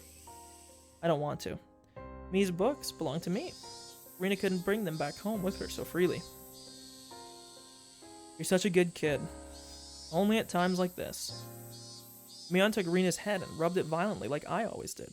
Okay, let's go, Kei. I began to walk after Mion, who headed for the hallway, when Rina silently stopped me. Take care of me. Yeah, Mi really does believe she won't ever be able to come back. I didn't know much about laws, but with as many fuck. With as many deaths as she'd been involved in, the chances of her escaping a heavy punishment seemed non-existent. Watch out that she doesn't do anything rash, okay? Mion might not surrender herself to justice, but instead choose to put an end to things herself. Rina had already thought that far ahead. Right, I won't let that happen. Rina rubbed at her tears, which had fallen without me noticing them. Okay, then go after her. I nodded and followed Mion, who had disappeared out the front door. I could clearly hear Rina sobbing from the other side of the paper door. Why was Mi made a successor to demons? Maybe it just had to happen that way, but it's just so awful. Something hot burned down my cheeks. They were my tears. I fiercely wiped them away. This was the last of my time I could offer to Mion, so I absolutely didn't want to let her see my tears during it. Mion was already waiting outside the front door.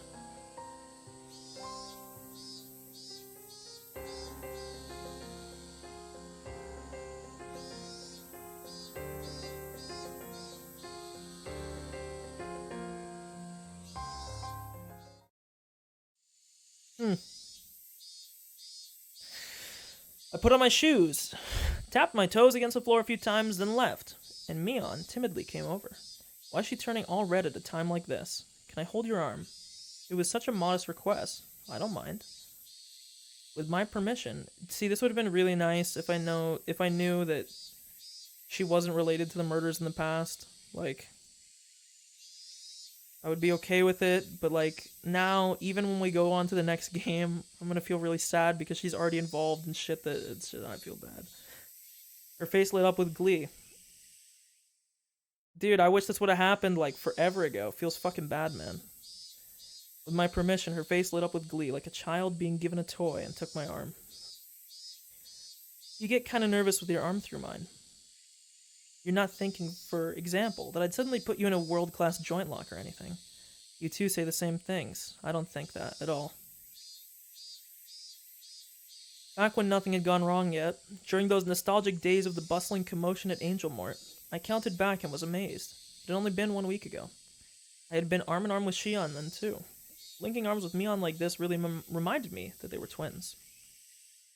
How much strength they put into it, the sensation of their arms, their warmth and the blood flowing. I could feel that their living sensations were all exactly the same. I think Shion liked you, Kei. I see. If this were a regular conversation, I might have jumped back, red in the face. Right now, no matter what I heard, my mind remained at peace. Mion and Shion, you got along well, didn't you? Well, I wonder. Okay. Do you think your right hand and left hand get along? Huh? My right hand and left hand. I don't think you could describe them as getting along or not. Well, that's how our relationship is. You can't measure it by the scale of how well we get along. That didn't sound like it meant they got along really well. That's exactly what I took away from it. So. For example, one of your hands is dominant, so there will always be a better hand. True, right hand gang. If you only had one oven mitt, would you put it on your dominant hand without... You would put it on your dominant hand without thinking, right? I think maybe it was like that for us. That doesn't mean, though, that anyone would be okay with losing their left hand. It's that kind of unexplainable relationship. I think that maybe you live too close together and just stop being able to see it, but I think that means you get along really well. I'm an only child, so the day before the festival, I was really jealous of when you and Shion were messing around with each other. I think you're jealous of something that doesn't exist. Yes, we twins used to have a lot of fun playing tricks on people. But now that we have such distinctly different personalities, it just gets in the way. Were they cursed, or were they self-conscious? Their relationship was hard to understand for an outsider. Maybe that wasn't an issue someone like me should intrude on. Just staying silent and nodding gently was the best way to advance the conversation. Mion passed through the wide yard and invited me into the big, desolate forest we'd seen on the way in. Such a big forest was part of their property, so I couldn't help but feel small. It's huge. You must have had a great time playing in it as a kid, huh? Or as kids, huh? Mion seemed to be silently reminiscing. I couldn't look into her mind, but she was probably thinking back to those fun days when they played as sisters without any antagonism. Every time the wind blew, it caressed the treetops and the leaves, making a swishing, murmuring sound. Mion remained silent for a long time, thinking back on her younger sister, whom she had gotten rid of with her own hands. There was no need for me to get a word in. Just walking like this, arm in arm, was enough. Mion suddenly stopped and turned. Shion is still alive? Really? Mion took a hard look into my eyes, then nodded quietly. Yeah. I've been thinking to give her the most horrible death of all, so I had her locked up. I never did think of a good way to do it, though. Mion sounded as though she hated Shion, but also, deep down, she didn't completely detest her. So I took my other hand and rustled Mion's hair with it. Mion didn't only save me, she saved Shion, too. Mion may have become a demon and led many people to their deaths, but she fought against it and was able to save 2 people. As I petted Mion, she narrowed her eyes in an entranced smile, and untangled her arm from mine. This is a completely new look at the series. I purposely avoided the anime because I was planning on playing the game. Then Mion quietly said, "Come with me. I want you to see all my sins. Although, okay, it might be the worst thing you've ever seen." I could sense it. There I would probably find all the sacrifices up until now. Looking at them would mean accepting Rika and Satoko's deaths, as well as accepting that my best friend had done it. It's already happened and it's in the past. You can choose not to look, Kay. If you don't want to, then wait here. I will personally end everything. I was taken aback by how ominous that sounded. I remember what Rina had told me. Mion might not surrender herself to justice, but choose to put an end to things herself. I couldn't leave her on her own. Oops. Besides, I agreed to her last request, didn't I? Even if it was hard for me to accept it, I'd still do it. Even if I avoided looking. It was something that had already happened. It doesn't matter what I see. Fuck, why'd I keep right-clicking? Yes. Mion Sonozaki is the best friend I could ever have. That won't change. It never will. The treetops softly swayed in the wind. You and Rina both. Why do you only get really cool at times like this? Normally I'd say something rude right back at her, evading the question, but today I didn't. I just answered with a smile. At last Mion started walking, into the thick forest, into the deepest part. After following a thin path that looked like an animal trail for a while, we finally came across a steep incline with a tunnel that reminded me of a coal mine or a bomb shelter. We were surrounded by shallow hills. It had been created in a spot not visible from the outside. There were many silhouettes of crows in the trees here and there. The abnormal odor I'd been smelling for a while was doubtlessly escaping from this place. You want to turn back now? Or if you want to turn back, now's your chance. I don't know what kind of person Mion Sonozaki is to you, but if you go inside, that Mion will probably... She won't change. I'll say it as many times as I need to. Mion Sonozaki is the best friend I could ever have. I clenched my fist. Inside, there was probably a sight beyond anything I could imagine. Yeah, absolutely. Have a good night. Thanks for the host. If I let my guard down, I might end up vomiting. Even so, I'll endure it. I'll overcome this pain and the suffering. It will never change that Mion is my greatest friend. I'm nothing more than a demon, so I don't understand human feelings anymore. I have a feeling, though, that I know why Mion fell in love with you. I'm fucking tilted, man. Oh my god. Don't say that like it's not related to you. You're Mion. You're not a demon. You're a human with human blood and you're my friend. Oh, I'm fucking tilted, man. fucking tilted. No, dude. I called this forever ago too, and it doesn't make it feel any better at all, man. Fuck me.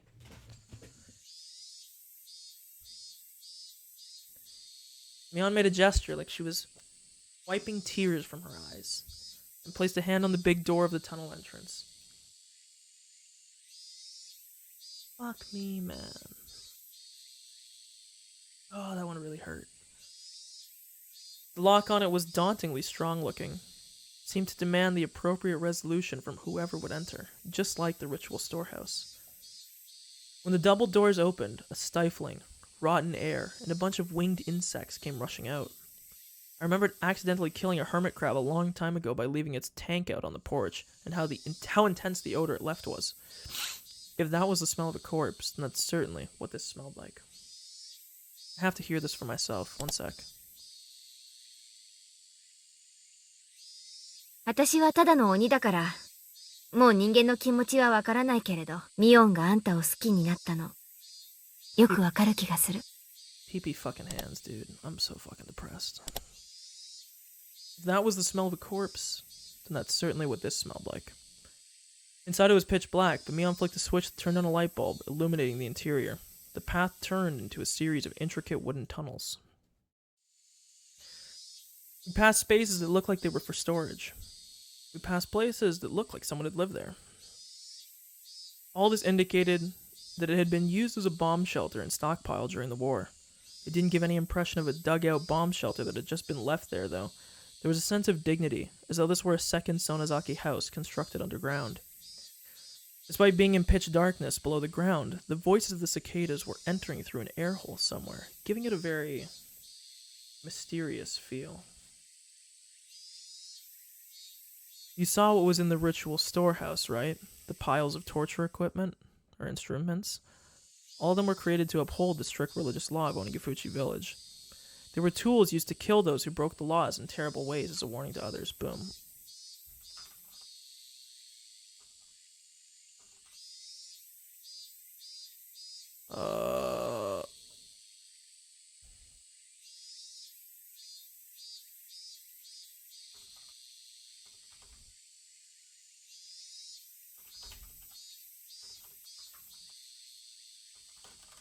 Okay.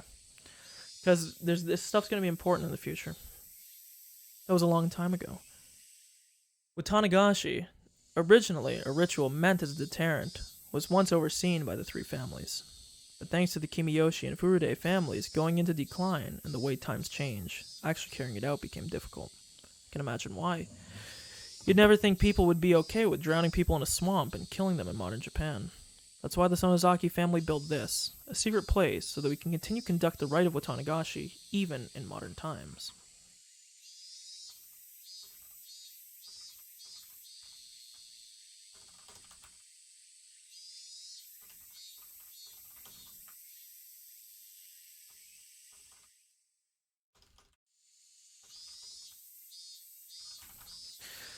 Mion opened a large, strikingly different door, and inside was none other than a modern storehouse for ritual implements. There's quite a few, isn't there?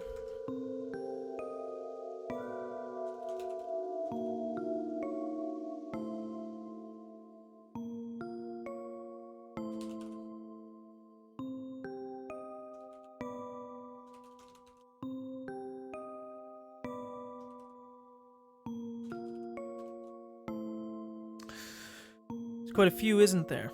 Some of them were actually brought here from the original storehouse. All the things there had been rusty and covered in dust, so they didn't seem that real, but the things in here were different. Every one of them had been well maintained, and kept in a state that they could be used right away. Blades gleamed and spikes were sharpened. Also, perhaps as a precaution for the splatter of blood, the walls and ceiling were covered in the kind of tiling you would see in bathrooms. There was even a drain set amidst a slight slope on the floor. There was also a coiled rubber hose along the wall attached to a faucet, perhaps for cleaning up the splattered blood. According to something a leader from a long time ago wrote, blood splatter has impact despite the fact it doesn't tax the sacrifice.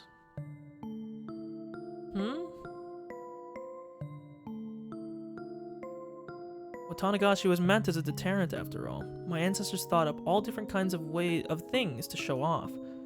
After she said that, Mion pointed deeper into the torture room, to a spot veiled in darkness. There was, surprisingly, a room floored with tatami mats, and in the corner was a pile of cushions. They're seats for the audience. Watangashi was meant as a deterrent after all. It wouldn't make sense if there was no guests. I couldn't speak, and I couldn't think of anything to say anyways. Except that if Mion revealing all this to me made her heart feel any lighter, then I was prepared to listen for as long as I needed to. Right here is where I killed everyone. There were no spectators to watch me, but I did the Watangashi very well. Well, perhaps there was one spectator. Huh? A spectator? Me. I, the demon, was watching the entire time Mion held the Watangashi ceremony. Mion cackled in self-deprecation. It wasn't a nice-sounding laugh. Back there is the prison. Is Shion there? She nodded slightly. Mion's Watangashi has ended today. I need to tell Shion that I was safe without a moment's delay. After all, she was probably trembling in fear this very moment, worrying about when she would be killed. The ostentatious door on the other side opened, revealing what must have been an incredibly expansive space, based on the echo it made. Mion groped around in the darkness, and a handful of naked light bulbs came on here and there. As my eyes adjusted, more and more of the great cave showed itself in the faint light. The walls were bare rock surface, and it felt so savage that bomb shelter was the most apt term for it. There were small barred rooms built here and there, like holes made by insects, fighting their way through a giant piece of fruit. It was immediately clear each one of them was a prison.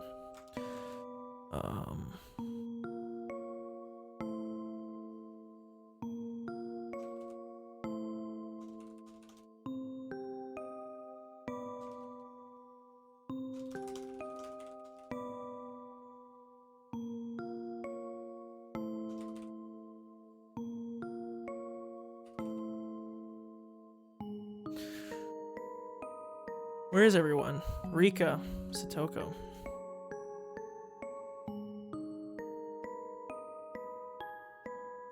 Their corpses?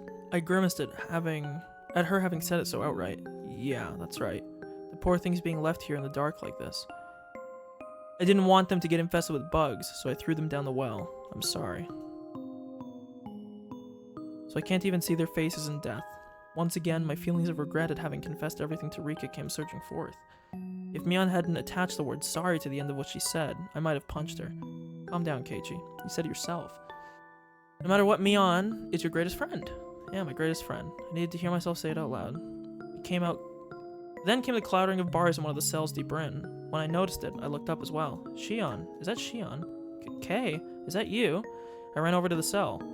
White hands were peeking out through the gaps in the bars. It really was her. Are you alright? Are you hurt? No. Shion's face twisted out of shape as she screamed. It was because Mion had appeared right behind me, of course.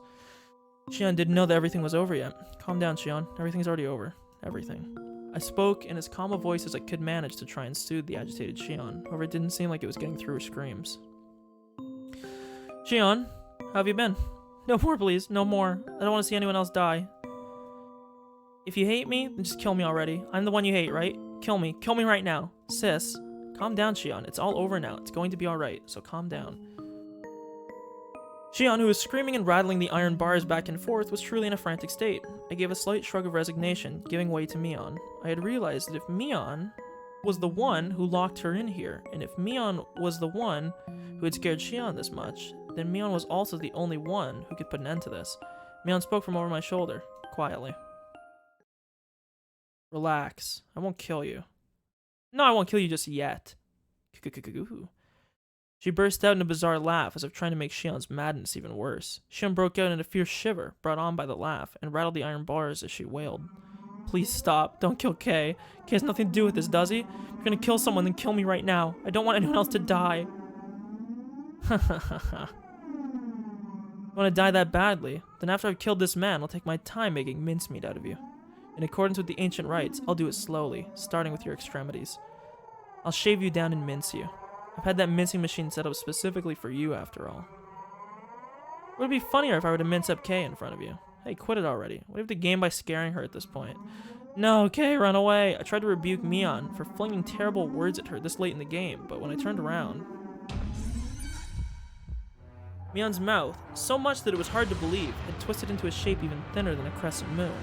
It was a smile. I could sense it like a jolt of electricity. The person here wasn't my best friend Mion. It wasn't Mion Sonozaki, who had been tossed about by her heavy duty of succeeding the Sonozaki family either. Then, who was she?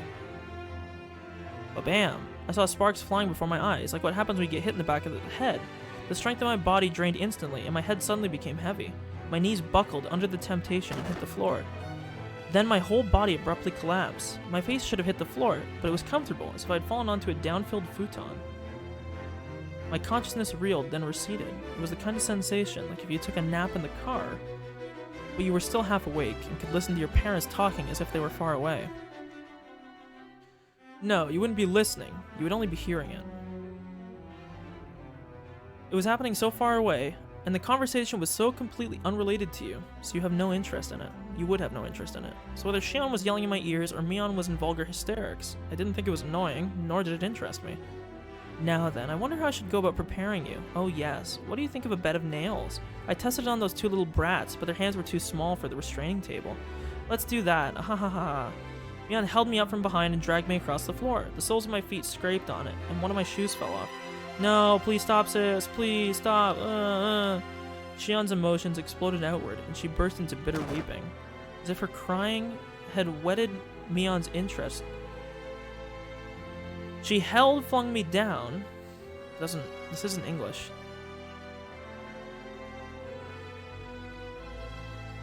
As if her crying had whetted Mion's interest, fine. She flung me down.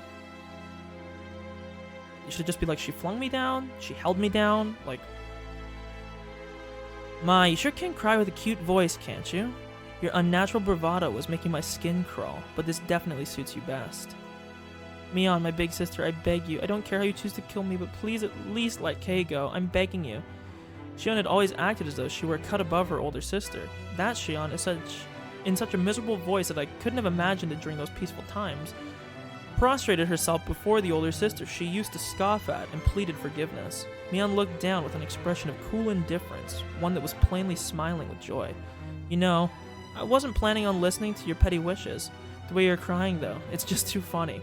I think maybe I'll change my mind and listen to you. Since, come to think of it, I never did anything big sister-like for you. Yes, thank you so much. Alright then, let's hear you apologize for everything. Then maybe I'll let it all be water under the bridge. And maybe, just maybe, I'll let Kay go. Mion said she might let me go, but she never said anything about letting Shion go. Before long, Shion got on her hands and knees behind the bars and began to speak weak words of apology. They were too faint for me to hear, but their intention got across. Despite having watched her with a magnificently jubilant expression, Mion kicked the bars and declared she was unsatisfied. You think you can make up for years of grudges and hard feelings like that? That just will not do. I guess I'll make mincemeat out of you both. No, wait sis, one more chance, just one more chance. Mion stopped and waved her hand again in resignation, not because she had grown impatient, but only because she was taking delight in abusing Shion. You can apologize to my satisfaction. You can't apologize to my satisfaction anyway. I'll teach you how to make an apology that will get through to your older sister. I'm only going to tell you once, and if you even get a letter wrong, you're out. Got it? Yes. Thank you, sis. Oh. Shion's miserable voice cried out, having become utterly hoarse. The sensation tearing through my chest returned a little at a time. I realized it was the feelings of anger bubbling up. I was slowly regaining control of my body. However, I was only able to feel my skin and my blood flowing at the moment. I still couldn't voluntarily move my fingers. Did you memorize it? Then let's hear you say it, sincerely and faithfully, from beginning to end, with all your heart. If you can do it properly, then I'll only kill you. Yes, thank you so much. Something was strange. Something became strange at some point, until just a few moments ago. I was sure this had been Mion, but at some point she had become someone else. The Mion I knew well would never do something so nasty, like enjoy trampling all over someone else's dignity like this. Now, let's hear it. Your big sister is listening closely. Shion Sonozaki is, when I ran over to Shion Sonozaki's cell earlier, had the real thing been swapped out with a fake right behind me. Anyway, this couldn't possibly be Mion.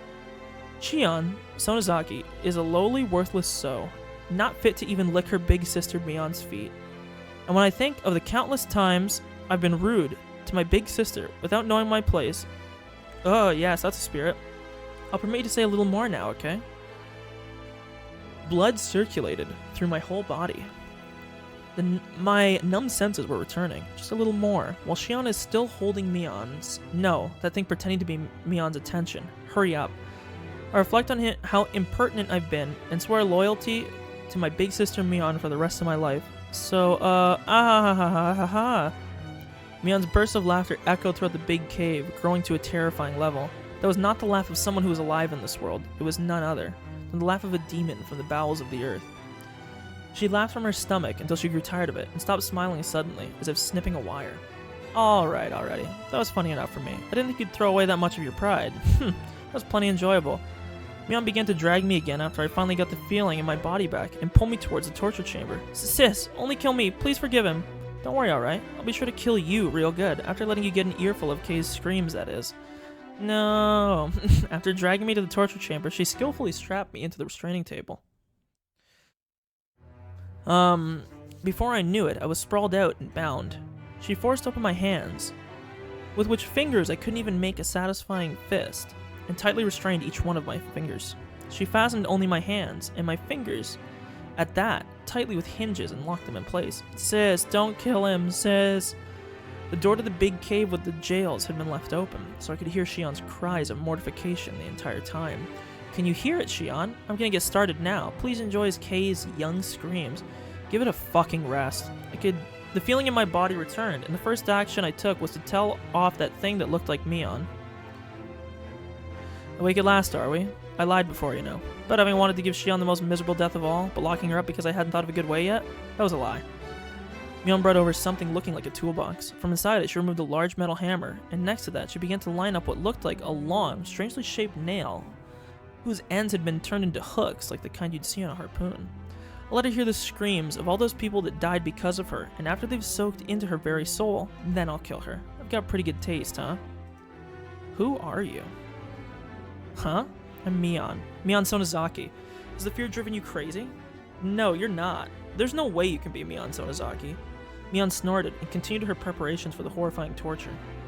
I see. And if I'm not Mion, who am I? A demon. Huh? You're not Mion. Mion was just here. Give her back. Okay, is your brain really doing okay? You're not going crazy with fear? Don't touch me, you damn demon. Give her back. Give Mion back. My best friend. Give Mion back. Mion stood there for a few moments with her jaw hanging open, not having expected me to say that. I myself knew that I was about to go insane. I knew it was nonsense to demand Mion's return when she was right in front of me. But this person in front of me couldn't possibly have been her. There's no way I could not accept that. So this is what I thought. Mion really had been possessed by a demon and was controlling Mion as it were a separate personality. I said that earlier in my first chapter thing. Mion was just a victim, being manipulated by it. The evil one was really this thing. I didn't mean to skip that. It all had to be the doing of this demon possessing her. When Mion heard that, she started to guffaw, laughing so hysterically that she started to cough and almost choked. You really are a piece of work, you know that? In this very moment, Mion Sonozaki is trying to kill you, and you're trying to reject me. You know what? There is one thing that I will say, and this is just me being a shrimp brain to try and somehow believe that this isn't Mion or this isn't truly her. And the thing that I say is that Mion almost never referred to herself as Mion Sonozaki. She almost always said this old man. Okay? I know my girl. She wouldn't talk like this. She would always say, you know, blah blah blah blah, this old man. No, this old man. Da-da-da-da, this old man. Feel me?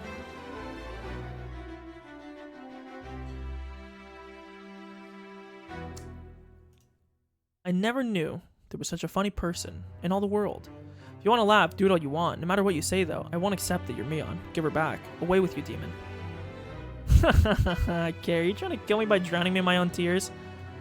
No matter what, I wouldn't lose to that laughter of hers. I shouted loudly. I shouted from the bottom of my heart, so that the real Mion trapped inside the Mion I saw in front of me would be able to hear.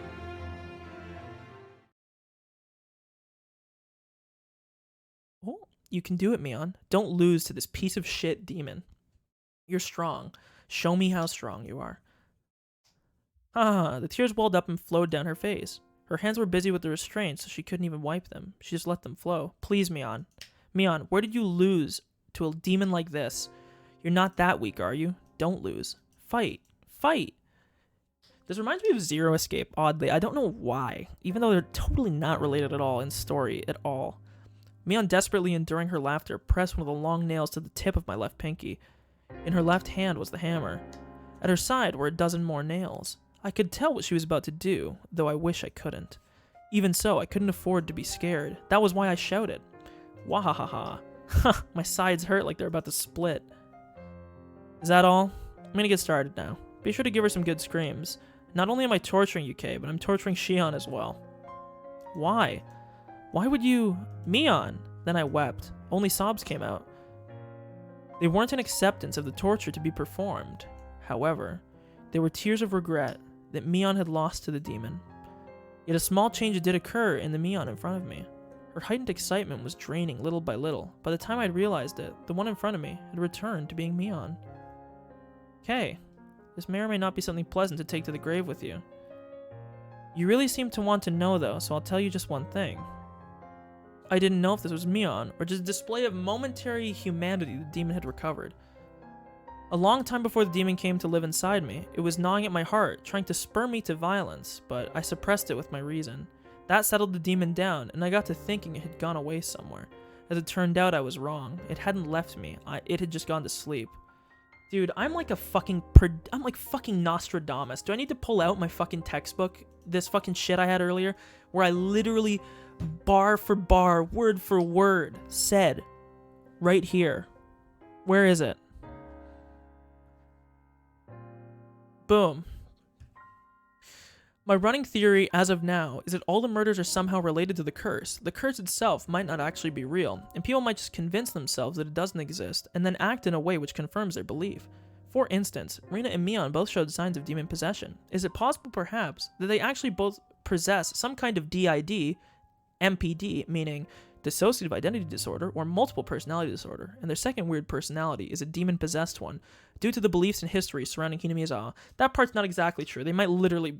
Now, I don't know. They might literally be demon-infested. That part might not... That tiny section might not totally be true. But, continuing, leading to it expressing it as such. It is also possible, however, they are just possessed in those weird states. It seems more so that the demon, if it is one, manifests itself as a kind of split personality, or hides within the person it inflicts, only coming out at irregular times. I will literally flash this on screen right now. Where is it? Boom. You can see. Right here. Okay? It is right here.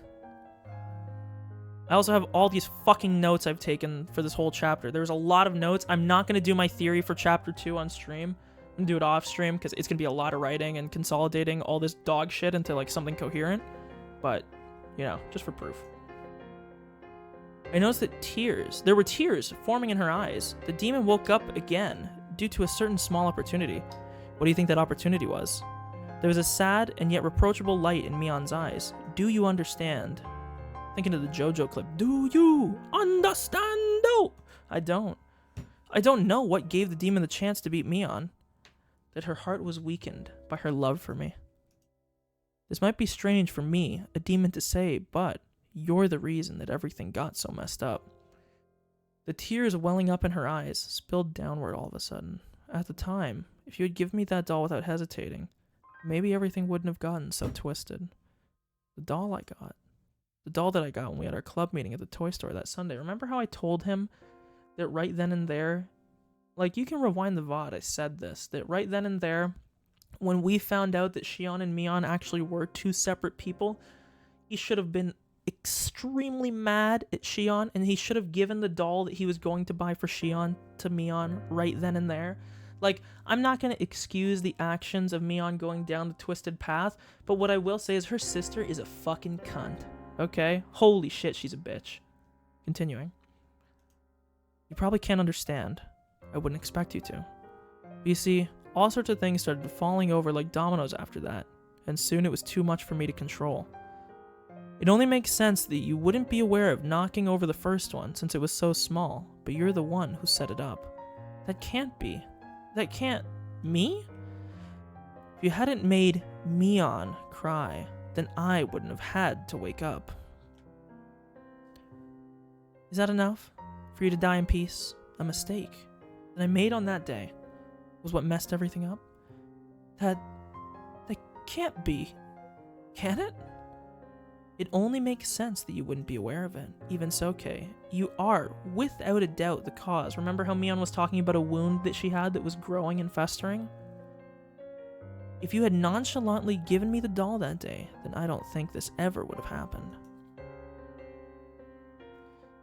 I wanted to say, like I just remembered something as I recalled that day. Marina had told me about that, and I thought I had apologized.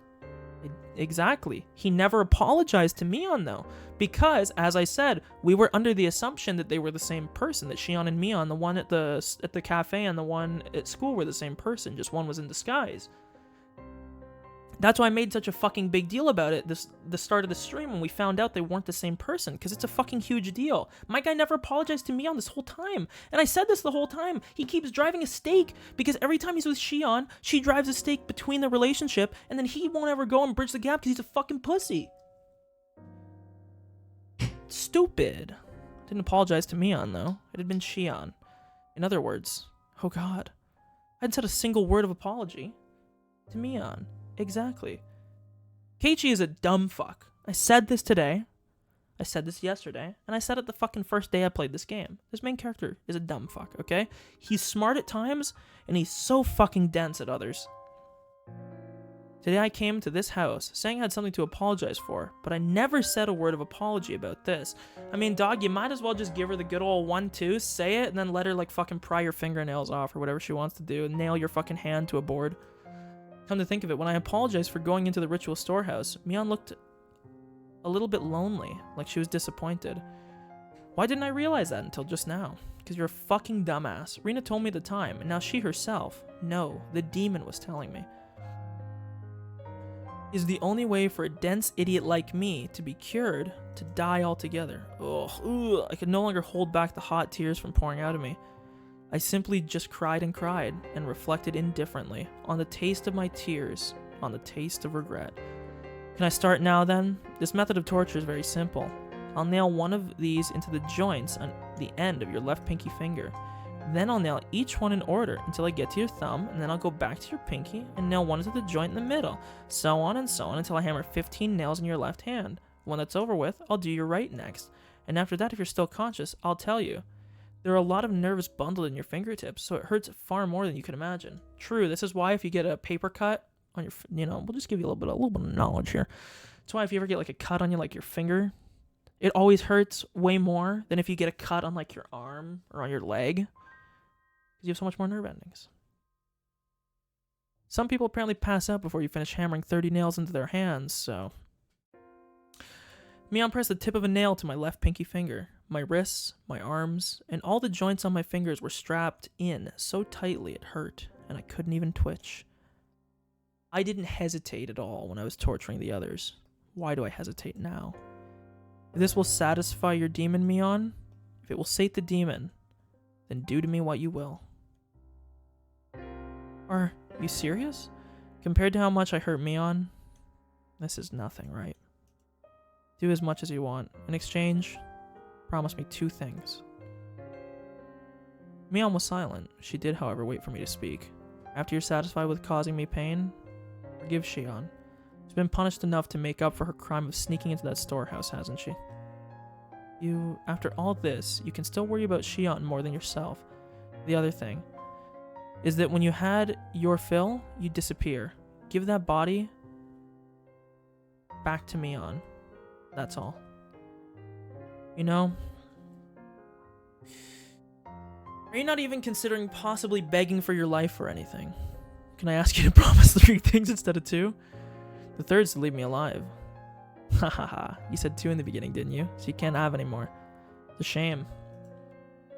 In such an abnormal situation, Mion and I laughed quietly together, as if sharing in a stupid joke. I probably won't keep these promises, understand? I'm a demon after all. I guess there's nothing I can do then. I recall tightening my hands into fists when enduring the pain at the dentist's office. I actually cross my fingers. I interlock my hands when I'm at the dentist, or sometimes I grab the armrest, just... Right now then, though, they were all They were opened all the way to my fingertips, so I couldn't even grip them. So instead I tightened my toes. You know what would be the real silver bullet here is he was like, Mion, I always loved you. And then he's like, ugh, and he dies. But then he wouldn't actually die because she's, you know. Okay, do it. I prepared myself already, so do it. You're waiting like this to hammer the nails. What you should do, you should hammer his fucking dong. That'll teach him. It's gonna diminish my readiness, after all. I'm gonna put down the hammer and gently stroke my cheek. Okay. I'll agree to just the third thing, okay? Huh? My third wish, to save me. She'll agree to it? Your first wish, to save Shion? That's long done for. The demon will kill her. It's already been decided, so I can't stop it. This actually is Mion here talking, I think. Her delicate fingers slid from my cheek to my chin. As for your second wish, to give this body back to Mion, that won't happen either. After today, Mion will never come back. From today on, even if my body is here, it will be just a body.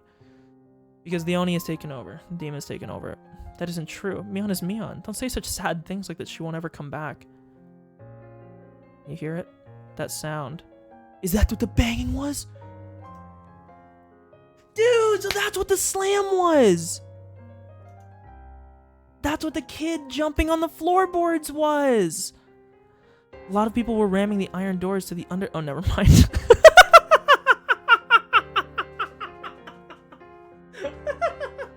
I'm like, yo, that's what that jumping noise was in the storehouse. It was the sound of the demon coming unleashed. And then it's like, oh no, they're actually just like breaking in. You're so late, Rina probably called Oishi. That spaced out girl being so quick thinking was one thing I didn't anticipate. I'll agree with you there. Mion grinned like she'd been outwitted and took something that looked like an electric razor out of her pocket. When she pressed the switch, pale blue sparks flew out with a snapping noise. You've probably never seen one before, right? It's a real stun gun.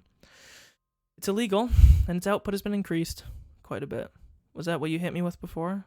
It's not a toy children should be playing with, you know. You're right.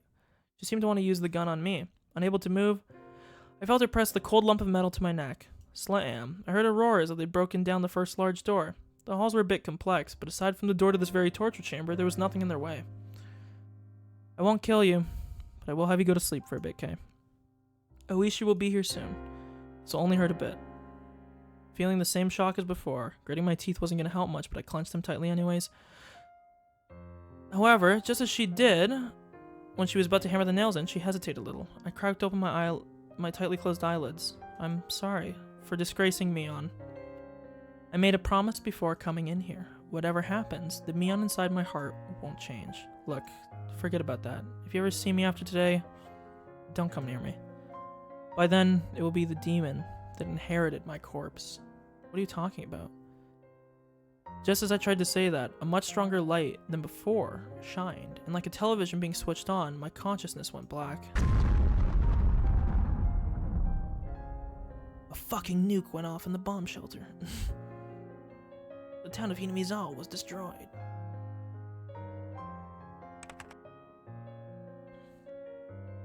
June 1983.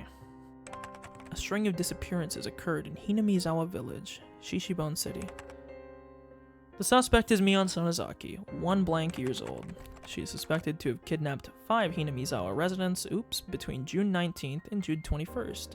Oryo Sonozaki, Shion Sonozaki, Kichiro Kimiyoshi, Rika Furude, and Totoko Hojo, imprisoned them and killed them. So she did kill Shion, and she killed her grandma. I know Oishi was joking about that, so she did kill her grandma.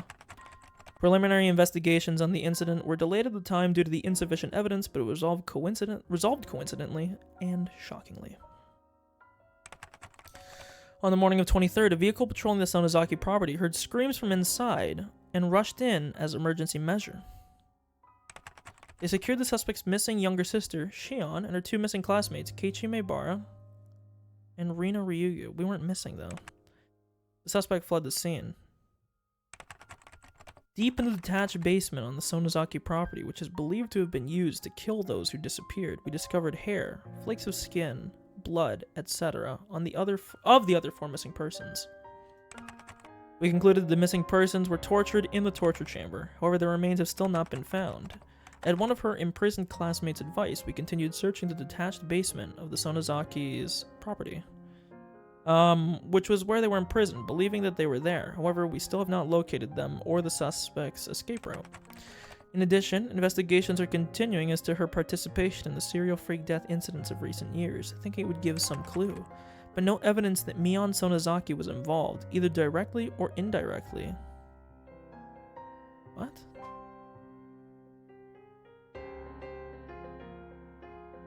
What do you mean? How did you not catch her? There's still many unclear points as to the motive behind the incident, and as those of the Sonozaki family and the residents of Hinamizawa have been extremely uncooperative in assisting us, we expect to require a long time to clarify them. The opinion of a local officer knowledgeable about the region is that this may have been a lynching, an internal form of punishing sacrilegious acts carried out against the beliefs of Hinamizawa village. So we know that this is not actually the full truth of the matter. We know this now from having listened to the demon's reasoning. It is clear that these incidents are particularly rooted in this region, and the prefectural police department has ordered a cautious investigation. We anticipated gaining valuable clues from the missing person believed to have been in prison for the longest time, Shion Sonozaki, the suspect's younger sister, but her mind was stricken by the grave after effects of the incident, and she has not been in a state of mind to properly answer any questions about what she knows. The psychiatrist concluded that she is in a temporary state of shock, but it doesn't seem hopeful that she will recover today either. Well, duh. Only a few days passed since that time. After that, I was rescued by Oishi and his subordinates, whom Rina had called in. Aside from my entirely blank state of mind, I had no external injuries. The most I had was the small burn mark from where the stun gun hit me. As I was having a checkup in the hospital, Oishi asked me all sorts of things, but I don't really remember what he asked, or how I answered him. From what I heard, surprisingly, Mion still hadn't been captured. There were apparently a great many hallways and smaller rooms extending out from the depths of the prison. It wouldn't be strange if she fled to one of those and hidden herself. The one fortunate aspect amidst all the misfortune was that Shion had been safely secured by the police. When I last saw Mion, she seemed like she was going to take me with her and then kill me. She probably didn't have enough time to, though, since Oishi came running in faster than she predicted. That was the only really fortunate thing to have happened. Of course, the rescued Shion, despite having no external wounds, now has a big deep wound in her heart. She was in a severe state of confusion when they rescued her, and apparently she bit the police officers trying to resist. From what he heard, she was seeing Mion in everyone she saw. Hated not only the hospital, but even her own home, and had shut herself up somewhere in Shishibone, hiding her location. Additionally, in fear that Mion would come for her, she was moving from place to place every day, and even her parents weren't sure where she actually was. Wherever she was living, even now, Shion was spending her days in fear of Mion's shadow. The police were investigating the Sonozaki underground storehouse at this moment. Does they say are? No, they say were. Since they couldn't find the remains of the other sacrifices, hadn't Mion thrown the corpses into a well? I had a feeling I'd said that to him. That meant a hidden tunnel, vertical like a well, was somewhere in those underground passages. The secret underground without any maps or architectural drawings, which swallowed up the remains of Rika Satoko and everyone else, and still unwilling to speak the truth. I was brought back to the basement again too, for an on-the-site inspection or something, but I didn't remember being of any help. I never wanted to go back there again. For days afterwards, the Sonozakis living in Okinomiya, in other words, Mion and Shion's parents, the big-name Yakuza, would come to our house to apologize, bringing many of their followers with them. However much my parents refused it, they piled up many 100,000 yen bills, calling it consolation money every day.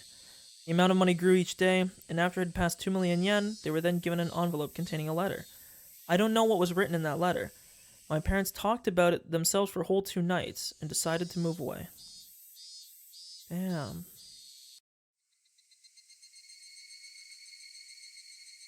I see. You're moving, huh? When? At the end of next month. I won't even have been in Hinamizawa for half a year. I'll be lonely. I'm the only one left. Reina smiled sadly. I just said, yeah, I thought it would make her even more lonely, so I changed the subject. Here's something to think about. That's how I broached it.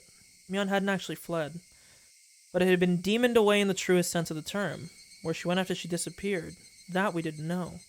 What was there? Where she had disappeared to? I hoped it was a hobby shop dealing in imports, the kind Mion liked. In that place, she would definitely be free from the burdensome fetters of her family, and live not as Mion Sonozaki, but just as Mion and enjoy herself. Maybe she's already met up with Satoko and Rika. They must also have been waiting for the day Rina and I would join them, spending all their time doing club activities as lively as they always were. When I told Rina that, she smiled and nodded to me.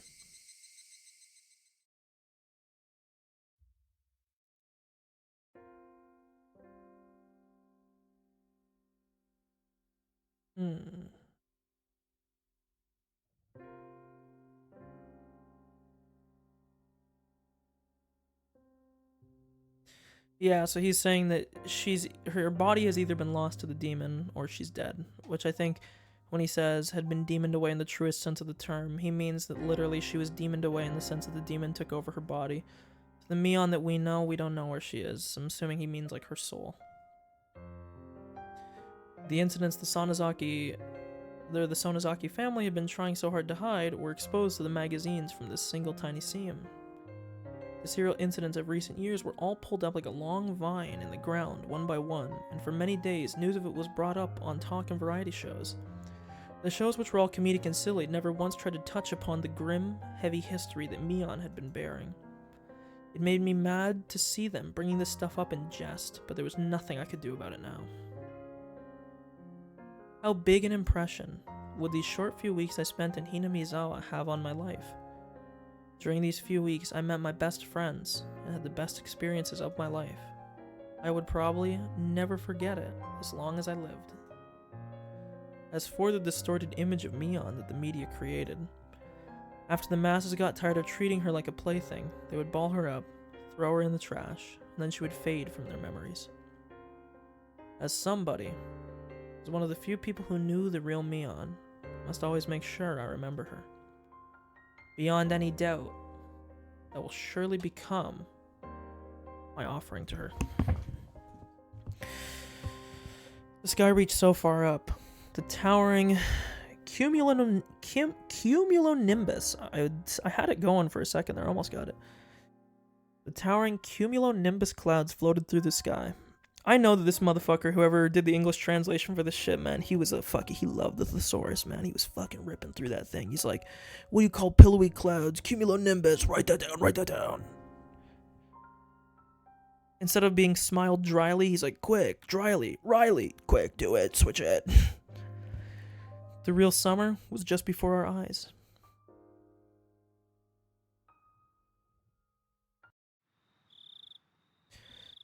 Even now, whenever 10 p.m. came around, I would expect a phone call from Shion or Mion, rather. Now that everything was over, of course, she would never call me. But it was precisely because she wouldn't call me that I was scared of who would call me this time. Plus, Mion still hadn't been caught. I couldn't say for sure that everything was completely over. On the other side of that fear, though, were my prayers that Mion was safe. When I thought like that, I was able to sleep, even with such terrifying thoughts. The lights were off. Before her attacking, when the lights were off, was something that scared me. What? Before, her attacking when the lights were off was something that scared me, so she's about to attack me. Or that feeling changed to regret within 2 days. The moonlight filtered through the gap in the curtains. The moonlight filtered through the gap in the curtains, shone onto the desk, and illuminated a doll. That's right, a doll. That I should have given to me on that day. You never ended up giving it to Rina either? I thought he gave it to Rina.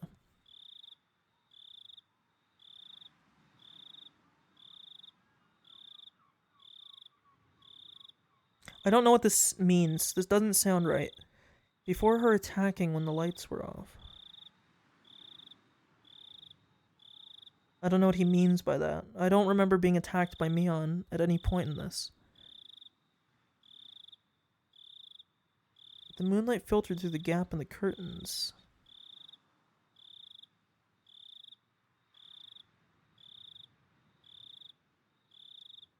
Filtering, not filtered. I was about to say, this doesn't make any sense if it's filtered. Sorry.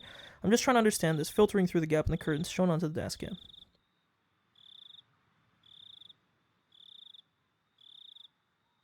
Oh, he's saying... Sorry, I get this now. The lights were off. Before, her attacking when the lights were off was something that scared me, but it changed to regret within 2 days. So he's saying... Okay, sorry. Just being a little bit of a fucking silly brain. The doll that I should have given Mion that day. She said it was an import from England or something, that it was all the rage, didn't she? From what Shion said, the most popular among them were the ones wearing the fluffy dress. After being released from the incident, the first place I went was that toy store. Everything was apparently sold out besides the things on the storefront displays. I was refused when they said they wouldn't sell display products, but when they realized I was Survivor A from that incident, they immediately consented. Of course, even if I bought it, I might never have the chance to give it to her again, even knowing that I waited for the opportunity to give it to her. I waited like this, for the opportunity, with it on the desk so I could give it to her at any time.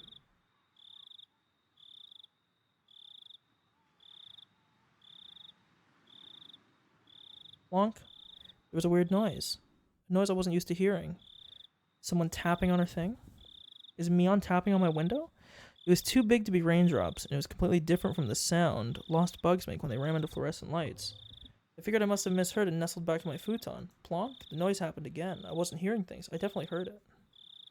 Where was it coming from? I got up and turned on the light. There was a second. There would be a third. From where, though? I listened carefully. Plonk. The window. Some sort of pebbles? I'm about to fucking shit my pants. When I realized they weren't being blown there by the wind, but rather thrown by a person, I gave a start. Looked at the clock. It was 2 a.m. Who would be at a time like this? I quietly peeked out front through the gap in the curtains. In the light at the gate, despite it being so late, I saw someone. They picked up a piece of gravel and threw it at this window. It hit the window, making a plonking noise. Who was it? Ah! I caught my breath in surprise. My eyes weren't deceiving me. That person was Mion. I threw open the window and looked at the figure again. My eyes certainly weren't deceiving me. It was Mion. It was Mion. She was alive.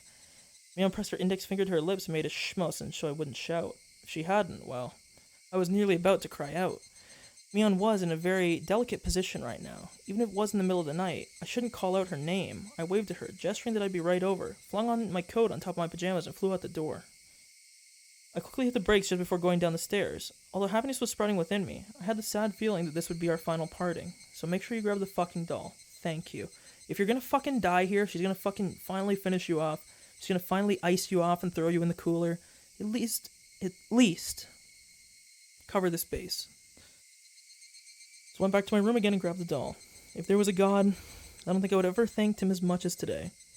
Even if it would be the last time we ever saw each other, I was so grateful for this one chance to give it to her. You do remember, though, that Mion did tell you to not go talk to her again if you saw her, because the demon would have taken over.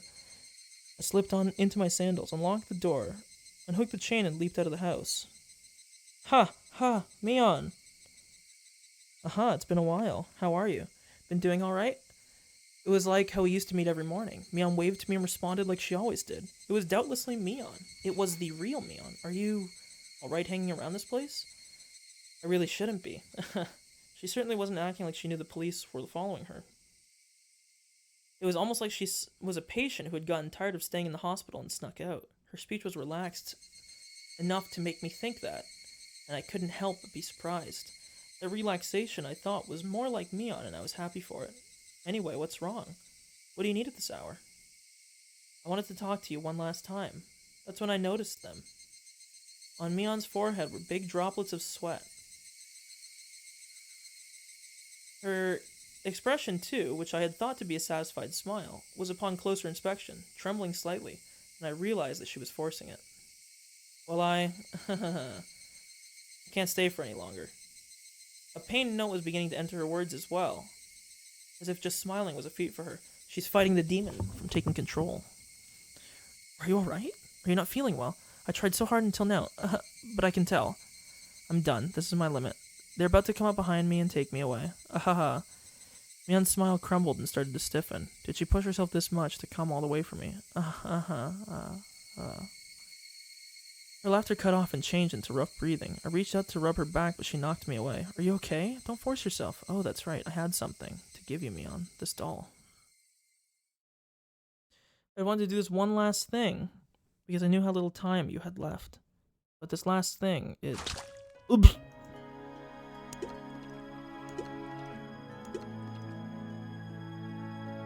Good. Oh! My stomach is burning. Mion took a meat cleaver-like knife and stabbed me. Pushed it in tight, took it and twisted it. Me on? Hey, what? It hurts. He. I made it. I made it. I cowered on the ground. My stomach was so hot it was almost spewing fire. Mion watched it and took a few steps back and cackled. I've done it. I've done it all. That's everyone I wanted to kill.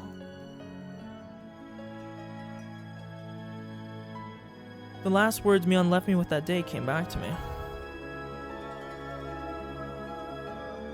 From today on, even my body is here. So the body is all it will be. By then, the demon will have taken it over. The demon. The demon. The demon. Yup. Me. On. This can't. I thought we had finally been able to meet. This can't. Mion. In a pool of blood of my own design is a doll I bought from Mion, dyed in red. So red. Mion. The good fortune of having been allowed to meet Mion once more, and the misfortune of that meeting being torn apart before my eyes. Should I be grateful or curse it? My emotions were neither of those, as my consciousness sunk deep into a black swamp. The doll I bought from Mion, the blood had ruined it. No matter how I scrubbed and scrubbed, it had needlessly been ruined. Ruined. The sad moon was so white, it looked frozen.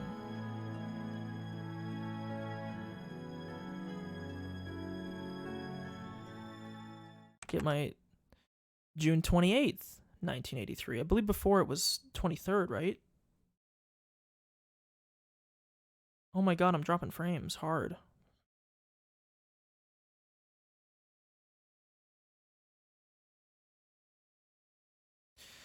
I'll pause here for a second while my frames settle.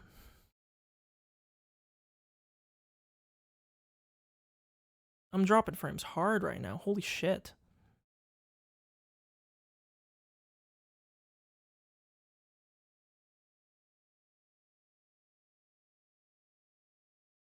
I gotta switch to a different server for next stream, because whatever this server is, it's been doing this at the same time every night where it's like eating shit.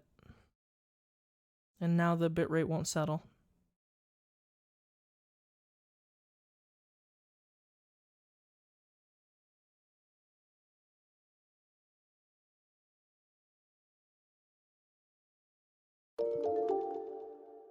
Thank you for the follow. Dreadlot 24839. Yes, it is. Sorry, I'm having bandwidth problems right now. My dropping a disgusting amount of frames.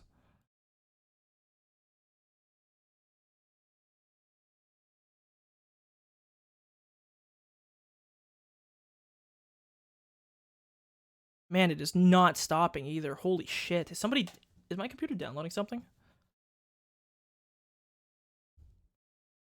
Like, am I downloading something? Is this why my internet is, like, actually fucking dying right now? It literally is just, it's not stopping. It's just keeps dropping frames. It's dropped, like, 2,000 frames in the last, like, little bit.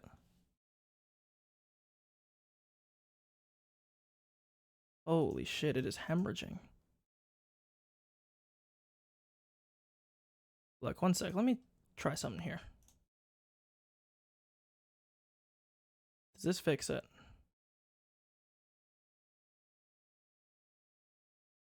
It's not even getting better.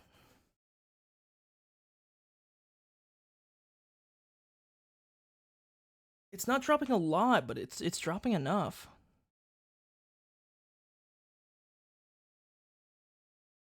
Man, it is just, it will not settle. My bitrate is so unstable.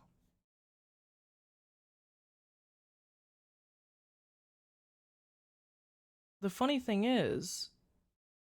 Oh, why is this happening? Okay, it looks like it's finally settled. At least enough to continue. It's finally going green again. Okay, we're going to try and make this quick because I know we're close to the end, so... June 28th, 1983. A violent incident occurred in Hinamizawa Village, Shishibon City, blank prefecture. The victim was Keiichi Maebara, also a victim of the previous string of disappearances. At around 2 a.m., he was stabbed in the stomach with a bladed object by the suspect of the last case, Mion Sonozaki, and was gravely wounded. He was discovered when his parents woke up and was then transported to the clinic. He escaped death. Whoa, the criminal fled the scene.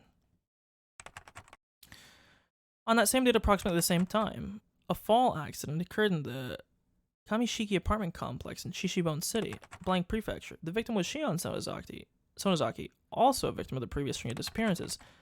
Late on the same night, neighbors overheard her having a big fight with someone and informed the manager. The manager used a master key to enter her room and discovered that the victim had fallen to her from her 8th floor balcony to her death. The room had been torn apart and appeared to show traces of a fight. One neighbor had frequently visited the Sonozaki house for a long time and testified that he heard what sounded just like two sisters having a fight, trading insults back and forth. We believe this was related to the injury case that occurred the same day in Hinamizawa Village, perpetrated by the said incident suspect. And did a thorough search of the room, but we could not find any traces that would imply that anyone but the victim was present. The victim fell straight down into the foliage of a parking strip. Her neck broke and she died immediately. Nice. Her clothing was disheveled and had markings that would imply a scuffle. We also believe, however, that it could have been an insanity-induced suicide attempt based on the particular mental state of the victim after the incident. We're conducting a thorough examination on both fronts, suicide and homicide. Okay.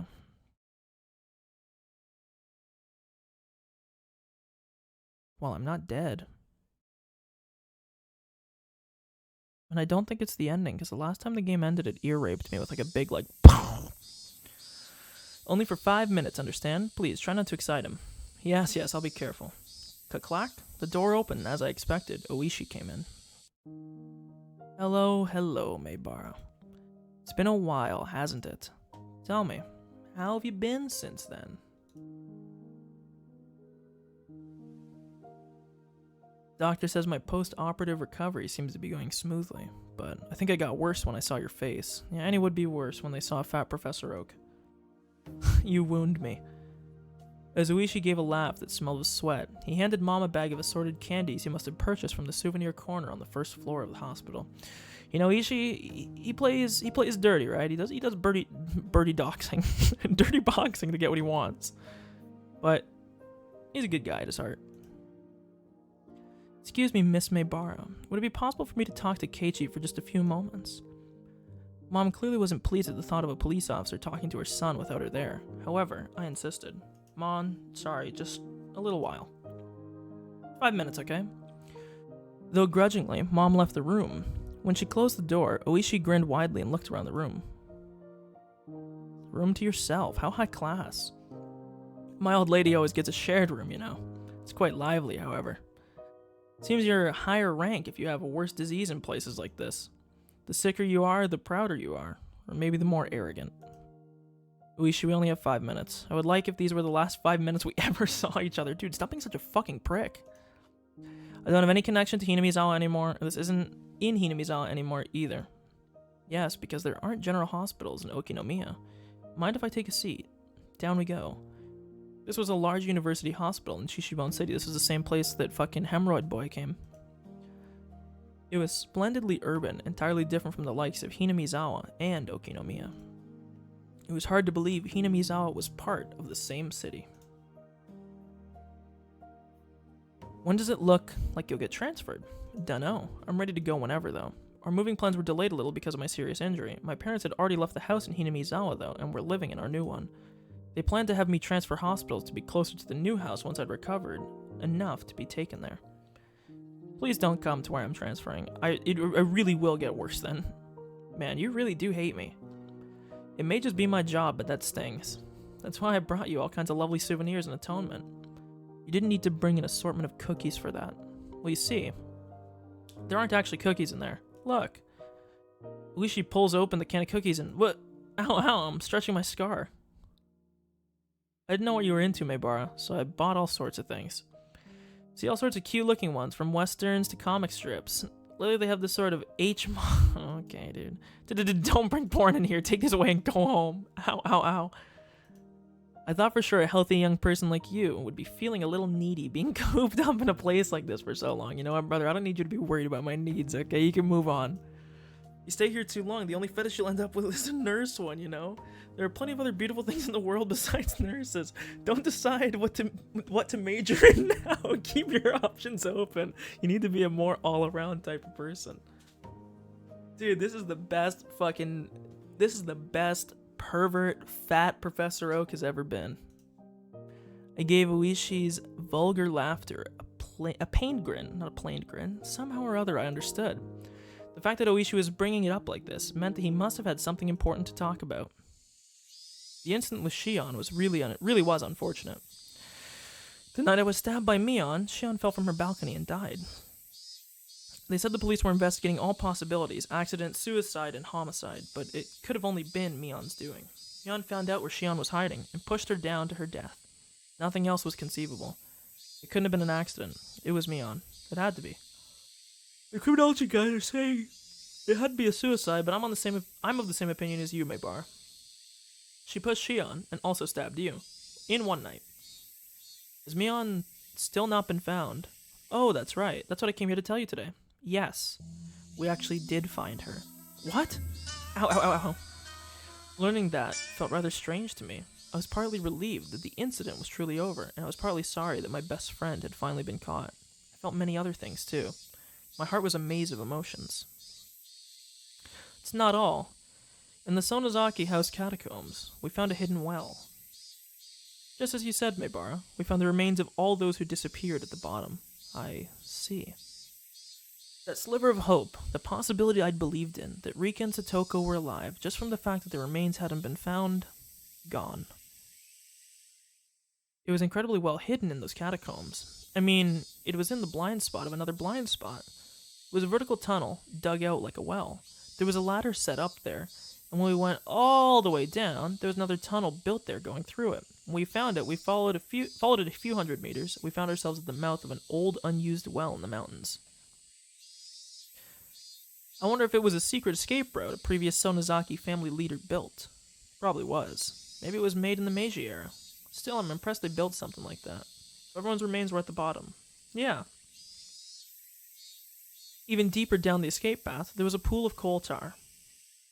They'd been casually thrown into there. They had fallen from a fairly high spot, so the remains were totally buried in it. It took a lot of time and effort to pull their bodies up. You find them all? I hoped they at least wouldn't find Rika or Satoko. That's what I wished for when I asked, but my shallow hope was crushed in the blink of an eye. Yes, all of them. In fact, we also found human bones we think are over a decade old. We think there are at least 3 people. I suppose it's the dark side of Hinamizawa's history. I wonder how many people's bones we'll find when we've sucked out all the mud. It's a scary thought. That weight had been pushing down on Mion's shoulders the whole time. Mion... We've currently identified people who disappeared from Shishibone City decades ago. People are talking about how this opportunity might let us resolve the disappearing persons cases that have been abandoned. After a deep silence, he breathed a heavy sigh.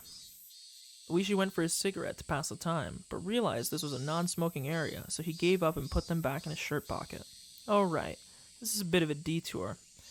You know Rika Furude, right? Of course, she's my friend. Did she ever tell you anything along the lines of her regularly taking insulin injections for diabetes?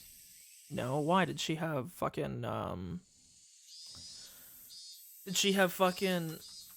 what do you call them?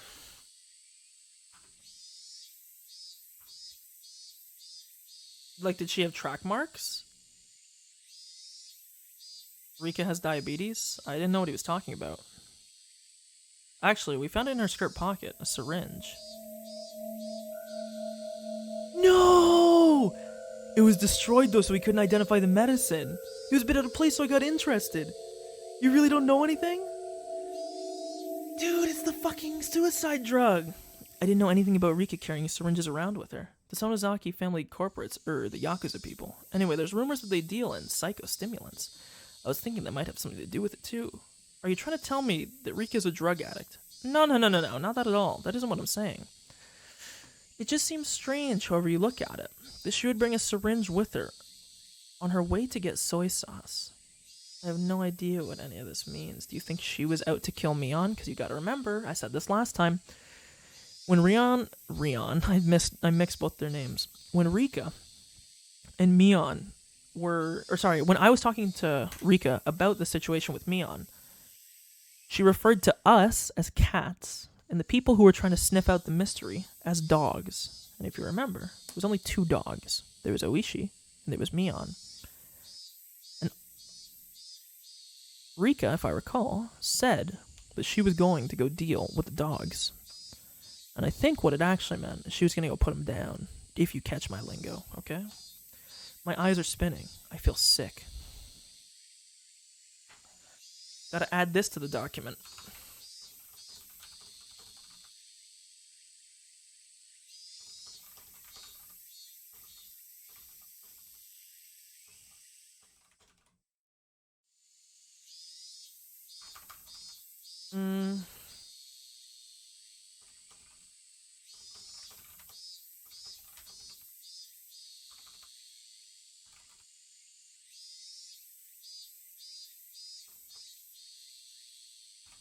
Okay, sorry, I just had to write that down.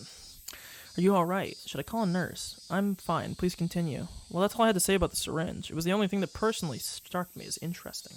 Rika. Rika was sort of like the village mascot, after all. It looks like the village is in an uproar right now. Between the older blind believers and the Sonozaki family who killed her, the 3 families' effective control over the village is basically in shambles. If someone came up to them with talk of the dam again, with this sort of timing, the entire village would be abandoned for sure. I'm not related to Hinamizawa anymore.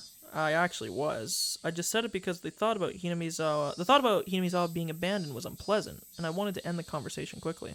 There was a knock at the door. It opened slightly, and my mom asked if we were still talking. Whoops. We went off topic, didn't we? What a pickle. I looked at the clock. 5 minutes were long past. He told my mother there was something he really wanted to ask, and if she could wait a bit longer. Is that so? Keep it short, okay? There wasn't any getting around the fact that she was thinking about what a police officer could be talking to her son about. Maybe we should choose another day for this. Oishi, Mion, how is she right now? I wanted to just hear the answer, and then get rid of him. Before I tell you that, I need one thing from you. I just need you to answer something in all honesty. What is it? I want you to take your answer seriously, got it? If you say something indiscreet, it could be viewed as an obstruction of the investigation, and you could be prosecuted. Oishi kept threatening me until the end. What the hell did he want? Maebara, who do you think the criminal was who pushed Shion from the balcony? Now, before I click, let me think here. Because, I mean, if he thinks it has to be Mion, I would say that it's the demon inside her, not literally Mion. There's no way it could be anyone but Mion, is there? Then who was the one who stabbed you? Please don't make me say it again. It was Mion. Mion Sonozaki. Oishi smiled bitterly, then dabbed at his forehead with a handkerchief to wipe his sweat. He should have expected that answer, and yet it looked as though he wasn't satisfied with it. She pushed Shion and stabbed me. Didn't you just admit yourself that Mion was the criminal? The evidence we have that Mion killed Shion is based on testimony from the man living next door. The neighbor is actually a member of an organized crime group. In other words, he was Shion's bodyguard. Seems he's a veteran leader in that vein. He was like a parent to the Sonozaki sisters growing up. Wait. That man said this. The noise he heard from next door was just like the sound of a fight between the sisters that he was used to hearing when they still lived together. And no, there was no doubt about it. He said he heard Mion and Shion insulting each other and heard them struggling. At first, he thought it was a hallucination. It was a hallucination she was having, brought on by her dementia. You see, he thought that because that sort of ruckus had been occurring every night. However, that night had been longer than the rest, and he claimed that he went to her room to give her a sedative. The noise died down when he got the manager to give him the key. He'd already decided he'd at least check up on her, and after she wasn't answering his calls, they took the plunge and unlocked the door. And they saw that the room was a mess. Since Shion had been pushed over the balcony, they decided it had to have been Mion, and that's how it happened. In other words, he only heard from the other side of the wall.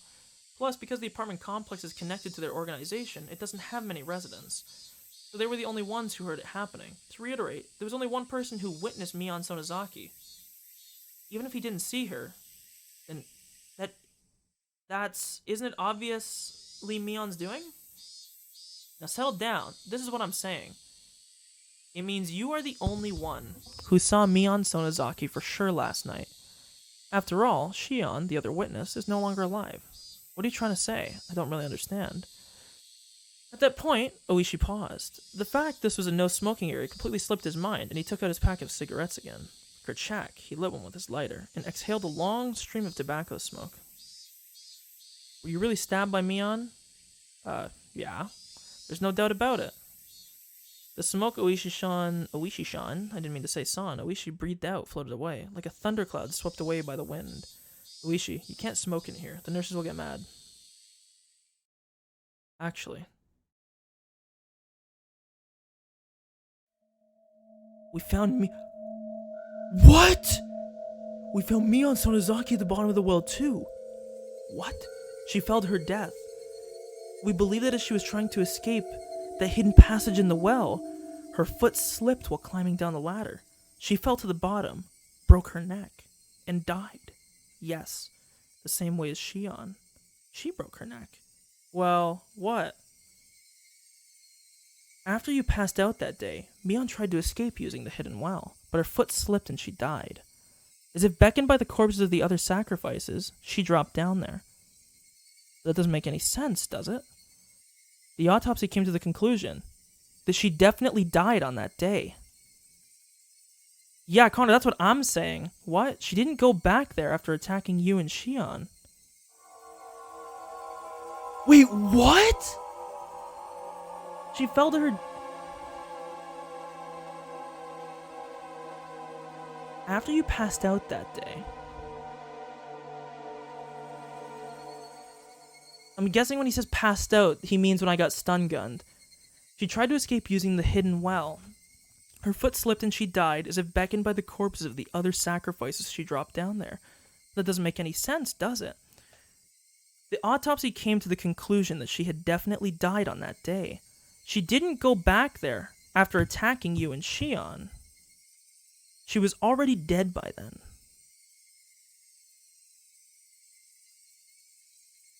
My jaw was on the floor. There was absolutely no way that could be. Mion was the one that stabbed me. It had to have been her. There wouldn't have been anyone else to do it. Then, who attacked Shion and me? Who was it?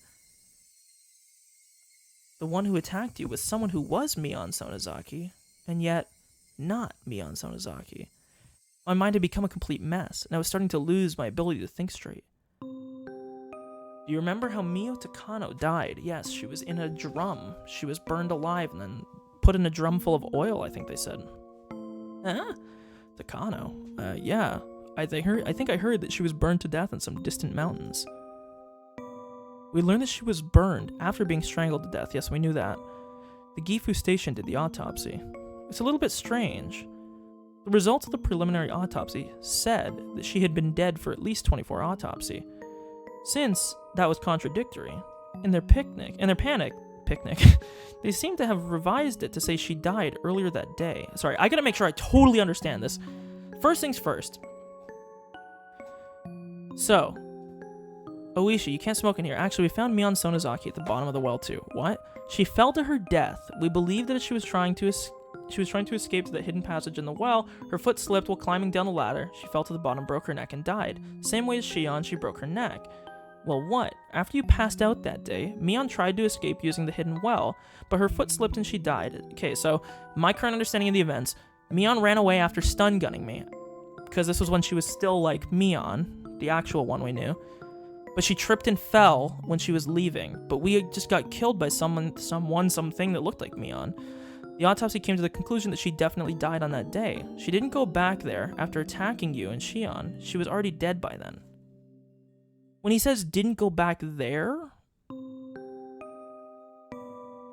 don't know what he means didn't go back there after attacking you and Shion. I don't know what he means by, like, because that's not how the timeline of events happened. Like, of course she didn't. She didn't go back there after attacking you and Shion. She only went there once. I don't...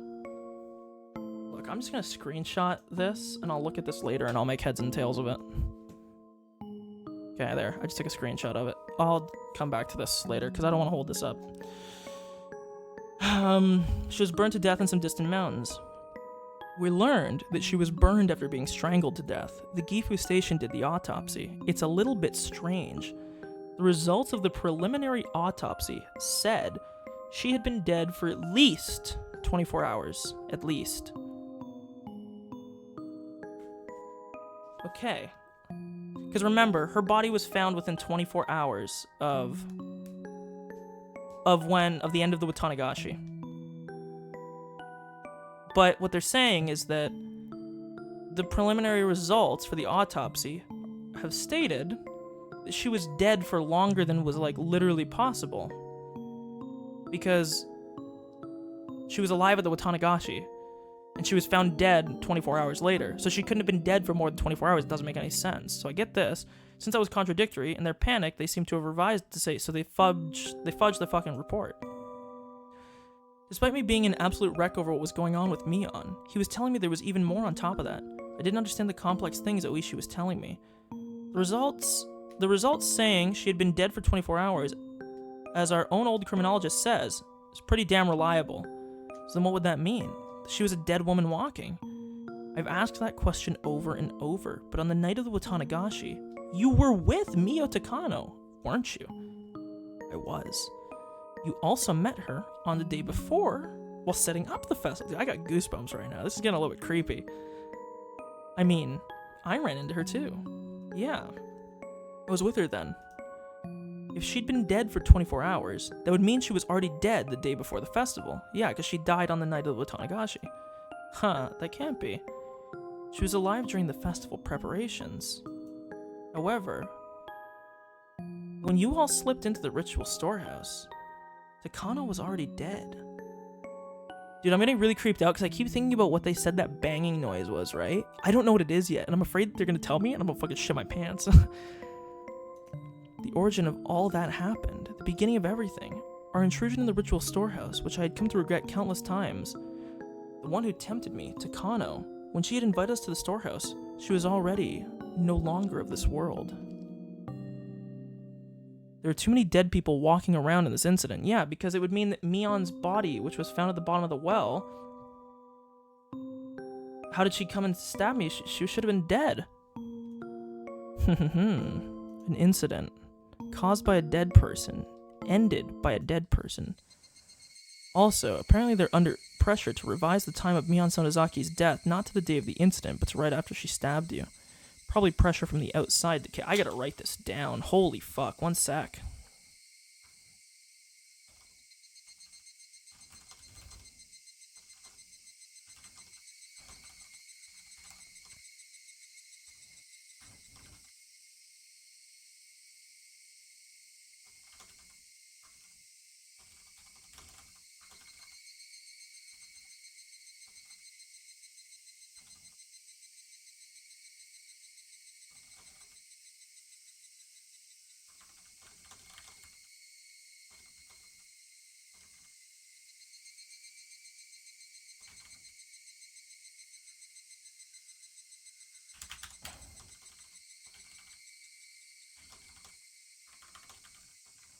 Sorry, I gotta make this very thorough so that I remember this.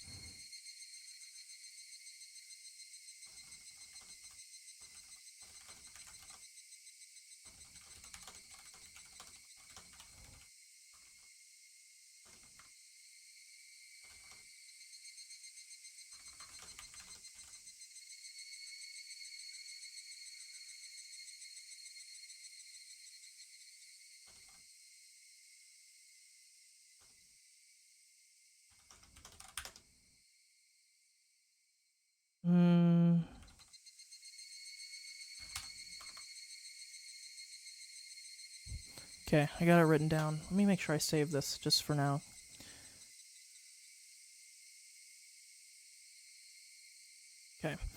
Probably pressure from the outside to get this incident wrapped up already. So I'd appreciate it if you didn't say a word about this to anyone. Uishi grabbed his jacket that was hanging on the chair, put out his cigarette with the bottom of his foot, and started pretending to wave away the smoke floating around.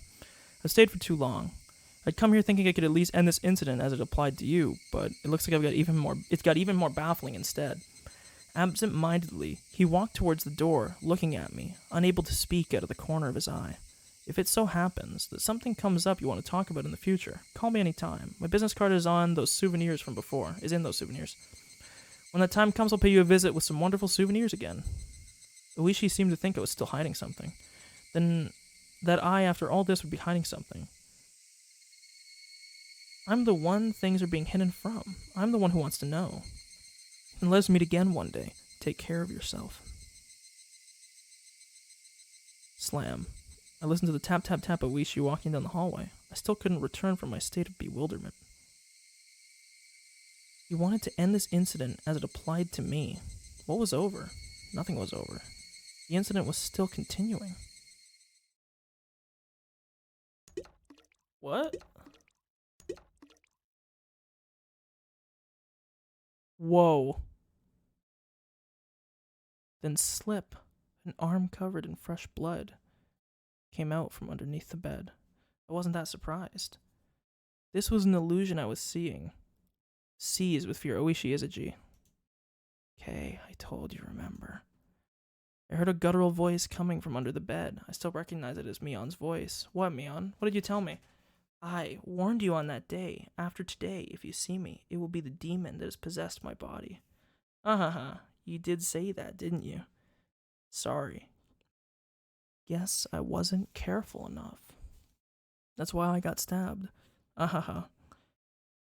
Possibly wounds sustained when she fell from the ladder. Many of her fingernails were broken and torn.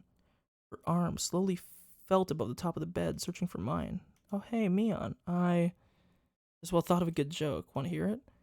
The Mion under the bed didn't answer. Let's say that I died here today, but tomorrow I'd still be here living a normal life. So when Oishi learned about it afterwards, the time of death wouldn't make sense once again. He'd make a huge deal about how someone who should have died was alive, and he'd totally lose his head. We need to slow down here, dude. I was watching his face in the mirror to make sure nothing crazy was going on. Takano, then Mion, and then me third. So, funny, right? Makes you laugh, doesn't it? Ha ha ha. Okay. Laugh. Or was it not that funny? Mion's bloodstained hand groped around and found my wrist. Though her fingernails were torn, she gripped it hard, as if scratching me. Ow, ow, ow, go easy. Ow, it hurts. Okay, I've come for you. I tried to shake my wrist loose, but the strength she held it with was unbelievable, and I couldn't. She's only gripping one wrist, and yet my whole body wouldn't move. I couldn't even twitch. My fingers were spread apart, and I couldn't make a fist either. And the fact that I couldn't make a fist reminded me of the restraining table. I felt a crooked nail press against my left pinky fingertip. Mion's forehead was split open, and with a face covered in blood, she smiled and got up right behind me. Nothing was over. Nothing was over. The incident was far from being over. It was still going on. It was still happening. Someone please end it. This cruel, tragic, unfortunate, sad incident, please end it. That is my only wish. I granted you one before, remember? You don't get any more. Mion firmly held the nail down onto my fingertip, and with her other hand, she slowly swung a mallet up into the air and...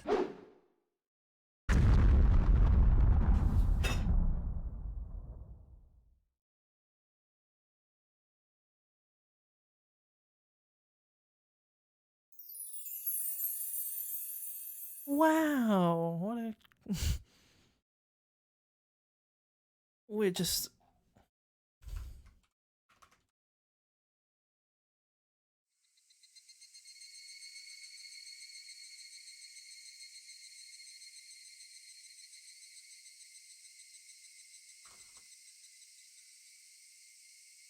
Okay, look. I'm gonna very quickly fast forward through the extra content here. I don't want to read it because I find it to be quite spoilery. And I just want the Steam achievement, okay? So, you know, we can just see everybody again. Like, woohoo, look at all the characters that are totally alive. So let's think, in the end of this, Oishi's got the flawless record, man. He hasn't died yet in any of the timelines. That Professor Oak, man, he's pretty solid.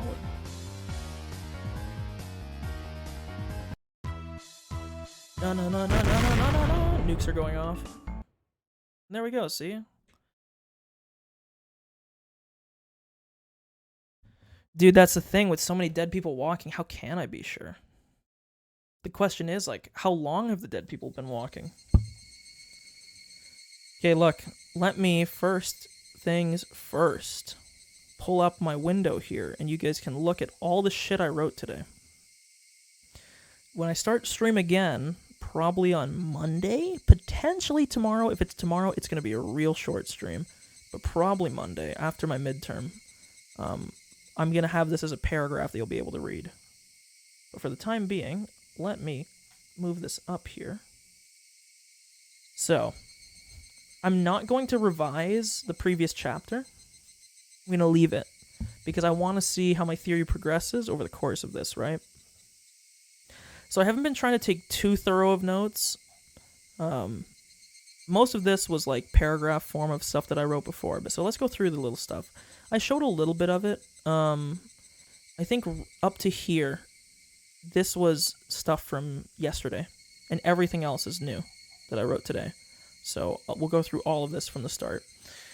So, of course, there's going to be contradictions in here as a forewarning, because I was writing down things as I go, and I wasn't revising contradictions. So, for instance, I know the first paragraph here is me talking about how Mion and Shion are the same person. They're obviously not. But, of course, at the time, it's quite clear, so. We've been introduced to a new, not really, character named Shion. Seems to literally just be a more intimate side of Mion, who passed this off as a second personality entirely, as she doesn't want to be associated with this more feminine side of herself, compared to her regular tomboyish behavior at school.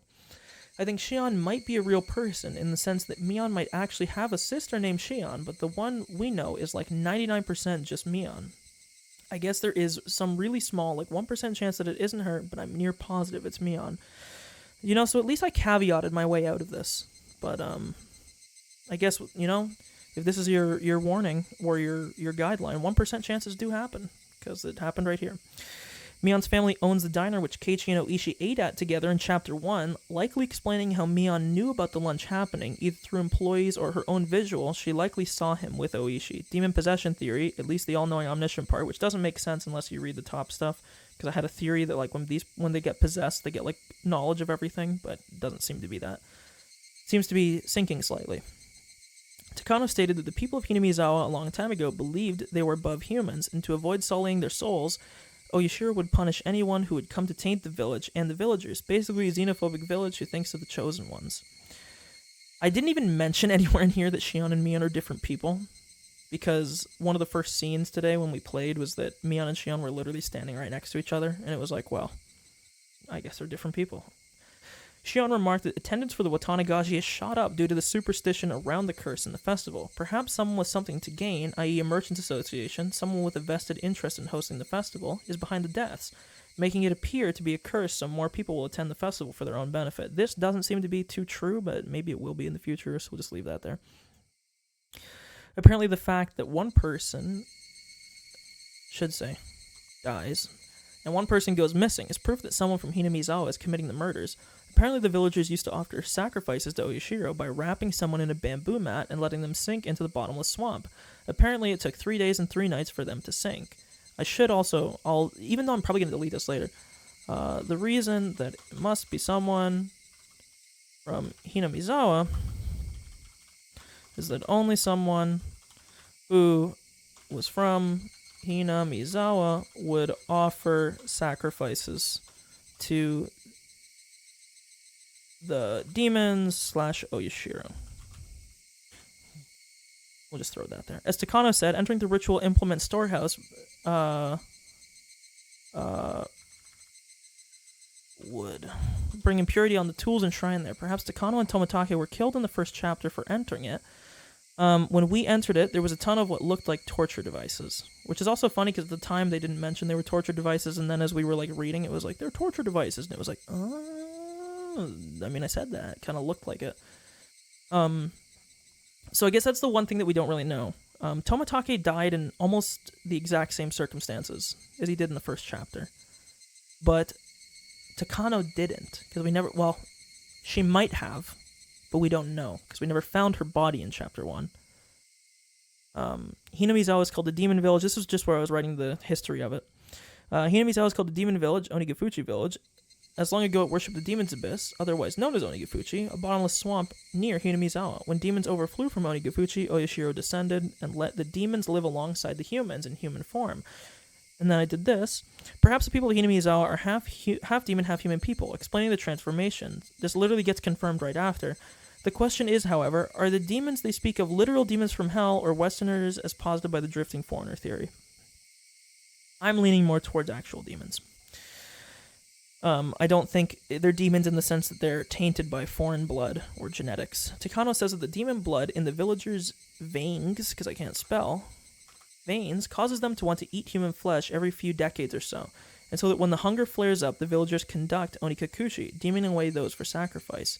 The sacrifices are decided by Oyashiro, and it's usually only one or two people. Watangashi is another name for gut spilling. An old Meiji-era newspaper clipping which covered a suspicious death indicated that the rituals had been continuing into the present day, which was confirmed. At this point, I only had this written down because Takano mentioned this and then never elaborated, so this is actually from later on, but I just put it here. Later info happened in 1955. Someone claiming to be Sohei Sonozaki, Mion's grandpa's superior from back in his working days, said that the canned goods he was selling contained canned human flesh, revitalizing the stigma they had almost banished. I should say from Hinamizawa. Man, if I was a professor, I'd be docking marks for unclear sentences. Sohei wasn't actually a food warehouse manager, but a pestilence and disease control head, eliminating plagued mice and rats while dealing with the corpses of those who died from disease. Mion's grandpa was in an army division after getting promoted that dealt in torturing humans for bacteriological purposes. It's hard to know whether or not this canned food was actually human flesh. Sohei denied it, but others regarded it as true. Two people, Shion and Tomatake, heard a sound. This is my biggest star on the whole chapter right now.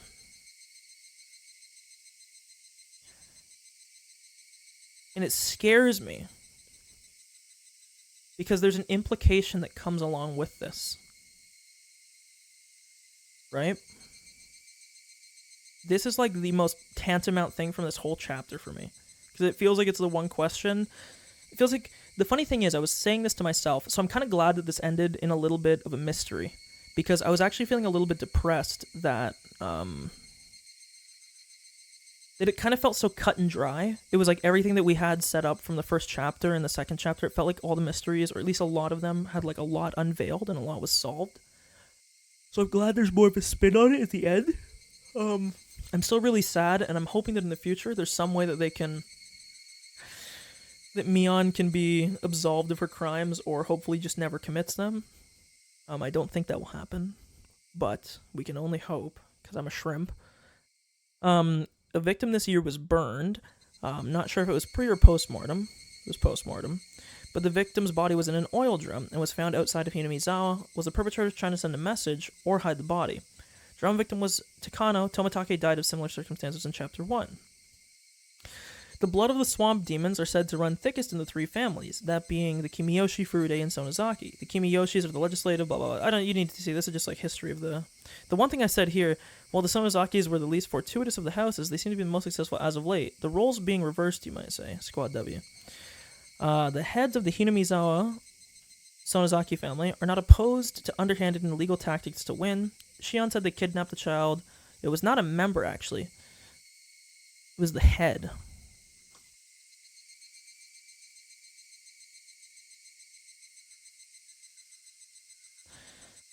Mion and Shion's father's a big Yakuza guy. Blah, blah, blah, blah. Mion, as she was younger, used her age to her advantage to commit petty and sometimes more serious crimes, and would then be absolved due to her age. This is where many of her misdemeanors and arrests came from, I should say, that were mentioned by Oishi in Chapter 1. Mion still showed her demon form in this episode. She also said that Satoko is the one cursed by Oyashiro, and that all the victims since the second case have been in some way related to her, maybe as a way to punish her. This is another very big piece of info that we'll have to look back into.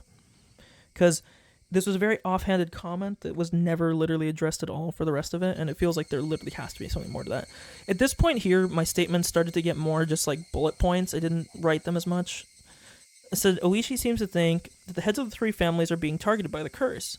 Takano says that Sonozaki can be read as ones who slice open the gut in Japanese. Sonozaki, I think it was Mion's dad, rolled up on the police officers and got pissed. The Shion that has been calling us is either a fake, more likely, or Shion has been the culprit this whole time. This was me and my shrimp brain hoping to find some explanation that Mion wasn't evil, so it feels fucking bad, man, that wasn't true. Apparently the three families detested having twins, odd that both Mion and Shion were both allowed to live. Mion apparently got special treatment, and those that inherit the crown of the Sonozaki family get a large demon tattoo on their back. Mion should have one if this is true. Later confirmed. She never really showed it to us. We can assume it's real, though. Hinamizawa was given its name at the start of the Meiji period to wipe away the cultural history of Onigafuchi village that came before. Onigafuchi became a disgraced village of apparently disease-ridden people who were looked down upon by other Japanese people. They were treated as second-class citizens. Now, of note, because this isn't necessarily clear here, I know that this was superstition and not real.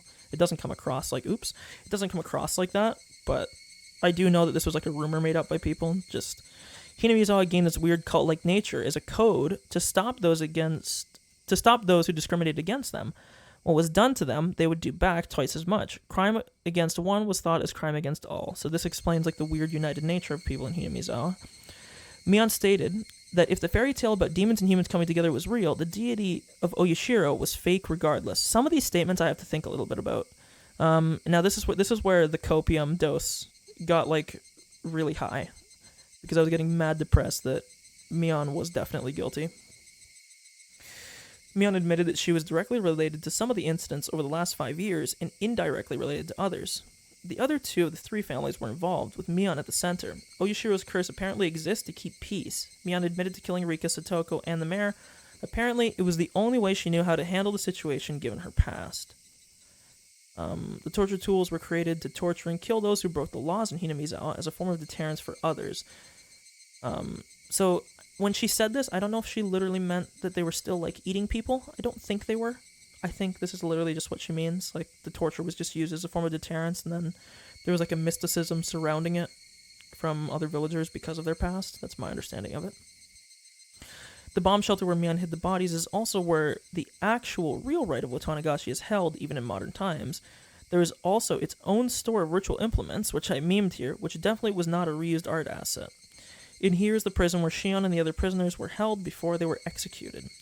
And now this was the stuff more towards the end here.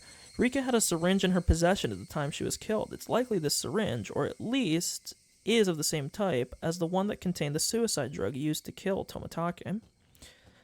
Mion had apparently died in her escape after... Now, this is the only part that I'm not sure if I have it down correctly, because I feel like I was misunderstanding what it was writing, because I feel like I wasn't grasping it. Because I don't know if it's like a lost in translation thing. The game seems to be totally fine translated for like 99% of it. There are weird parts where it feels like maybe they use wrong verbiage or something, and it's like, huh? So I don't know if it was just like a weird like verbiage thing, but my understanding is that they're saying, like Takano, that when Mion stabbed me, she should have been dead at that time. She had already fallen and died. That she didn't come back after, because I think what they were saying is that she didn't come back after attacking me and Shion, in the sense meaning that she didn't come back to the village, as in how it seemed, more so that like she was actually just dead. There was no coming back that could be possibly done because she was dead. I think that was what they were trying to get at, but it was worded quite oddly. But regardless, Mion had apparently died in her escape after stun-gunning Keiichi. She slipped while descending the ladder down to the secret passage where the well was and ended up joining the corpses. Yet, she then later ended up attacking Keiichi, ? Takano as well. was apparently dead for at least 24 hours when they found her body, dating her death to sometime on the day of the festival setup, meaning she would have been dead at the time she opened up the ritual storehouse. What the fuck? Mion's like desiccated corpse just popped up from under the bed in the hotel room. No, it's not a hotel. I don't know why I put hotel. Hospital room. And killed me or some shit. And I think that is my total description for now. When I start streaming on Monday again, I will consolidate all of this garbage from fucking here to here into a paragraph that makes sense.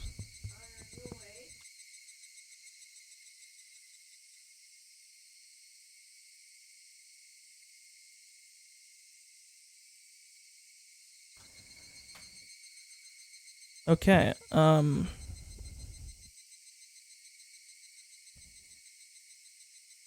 okay, but I think that's all we're gonna do for now. There's not really much to do. I don't wanna... Normally I would like... For chapter 1 when I finished it, I wrote the theory, but it's just... Ugh, too much. Too much to cover right now. I'll do it in my off time after I write my midterm, or between... Or maybe tomorrow sometime. Who cares? Or I guess technically tomorrow is today, but... And thank you for the kind words. I'm trying not to be depressed. I'm a heartbroken Mion simp, okay? So it's, this chapter was pretty rough for me through and through. Literally from, like, the first hour of this chapter, my heart was aching. So, we're in pain here. Okay, I gotta let my dog out, actually, even though it's super late. But that's gonna be where we end for today. So I will be back on Monday. Probably...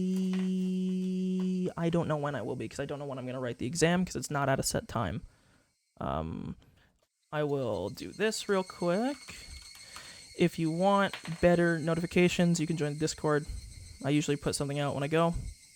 So I'll post an update sometime this weekend over the next day or so, and it'll be more accurate to when I'm actually doing something.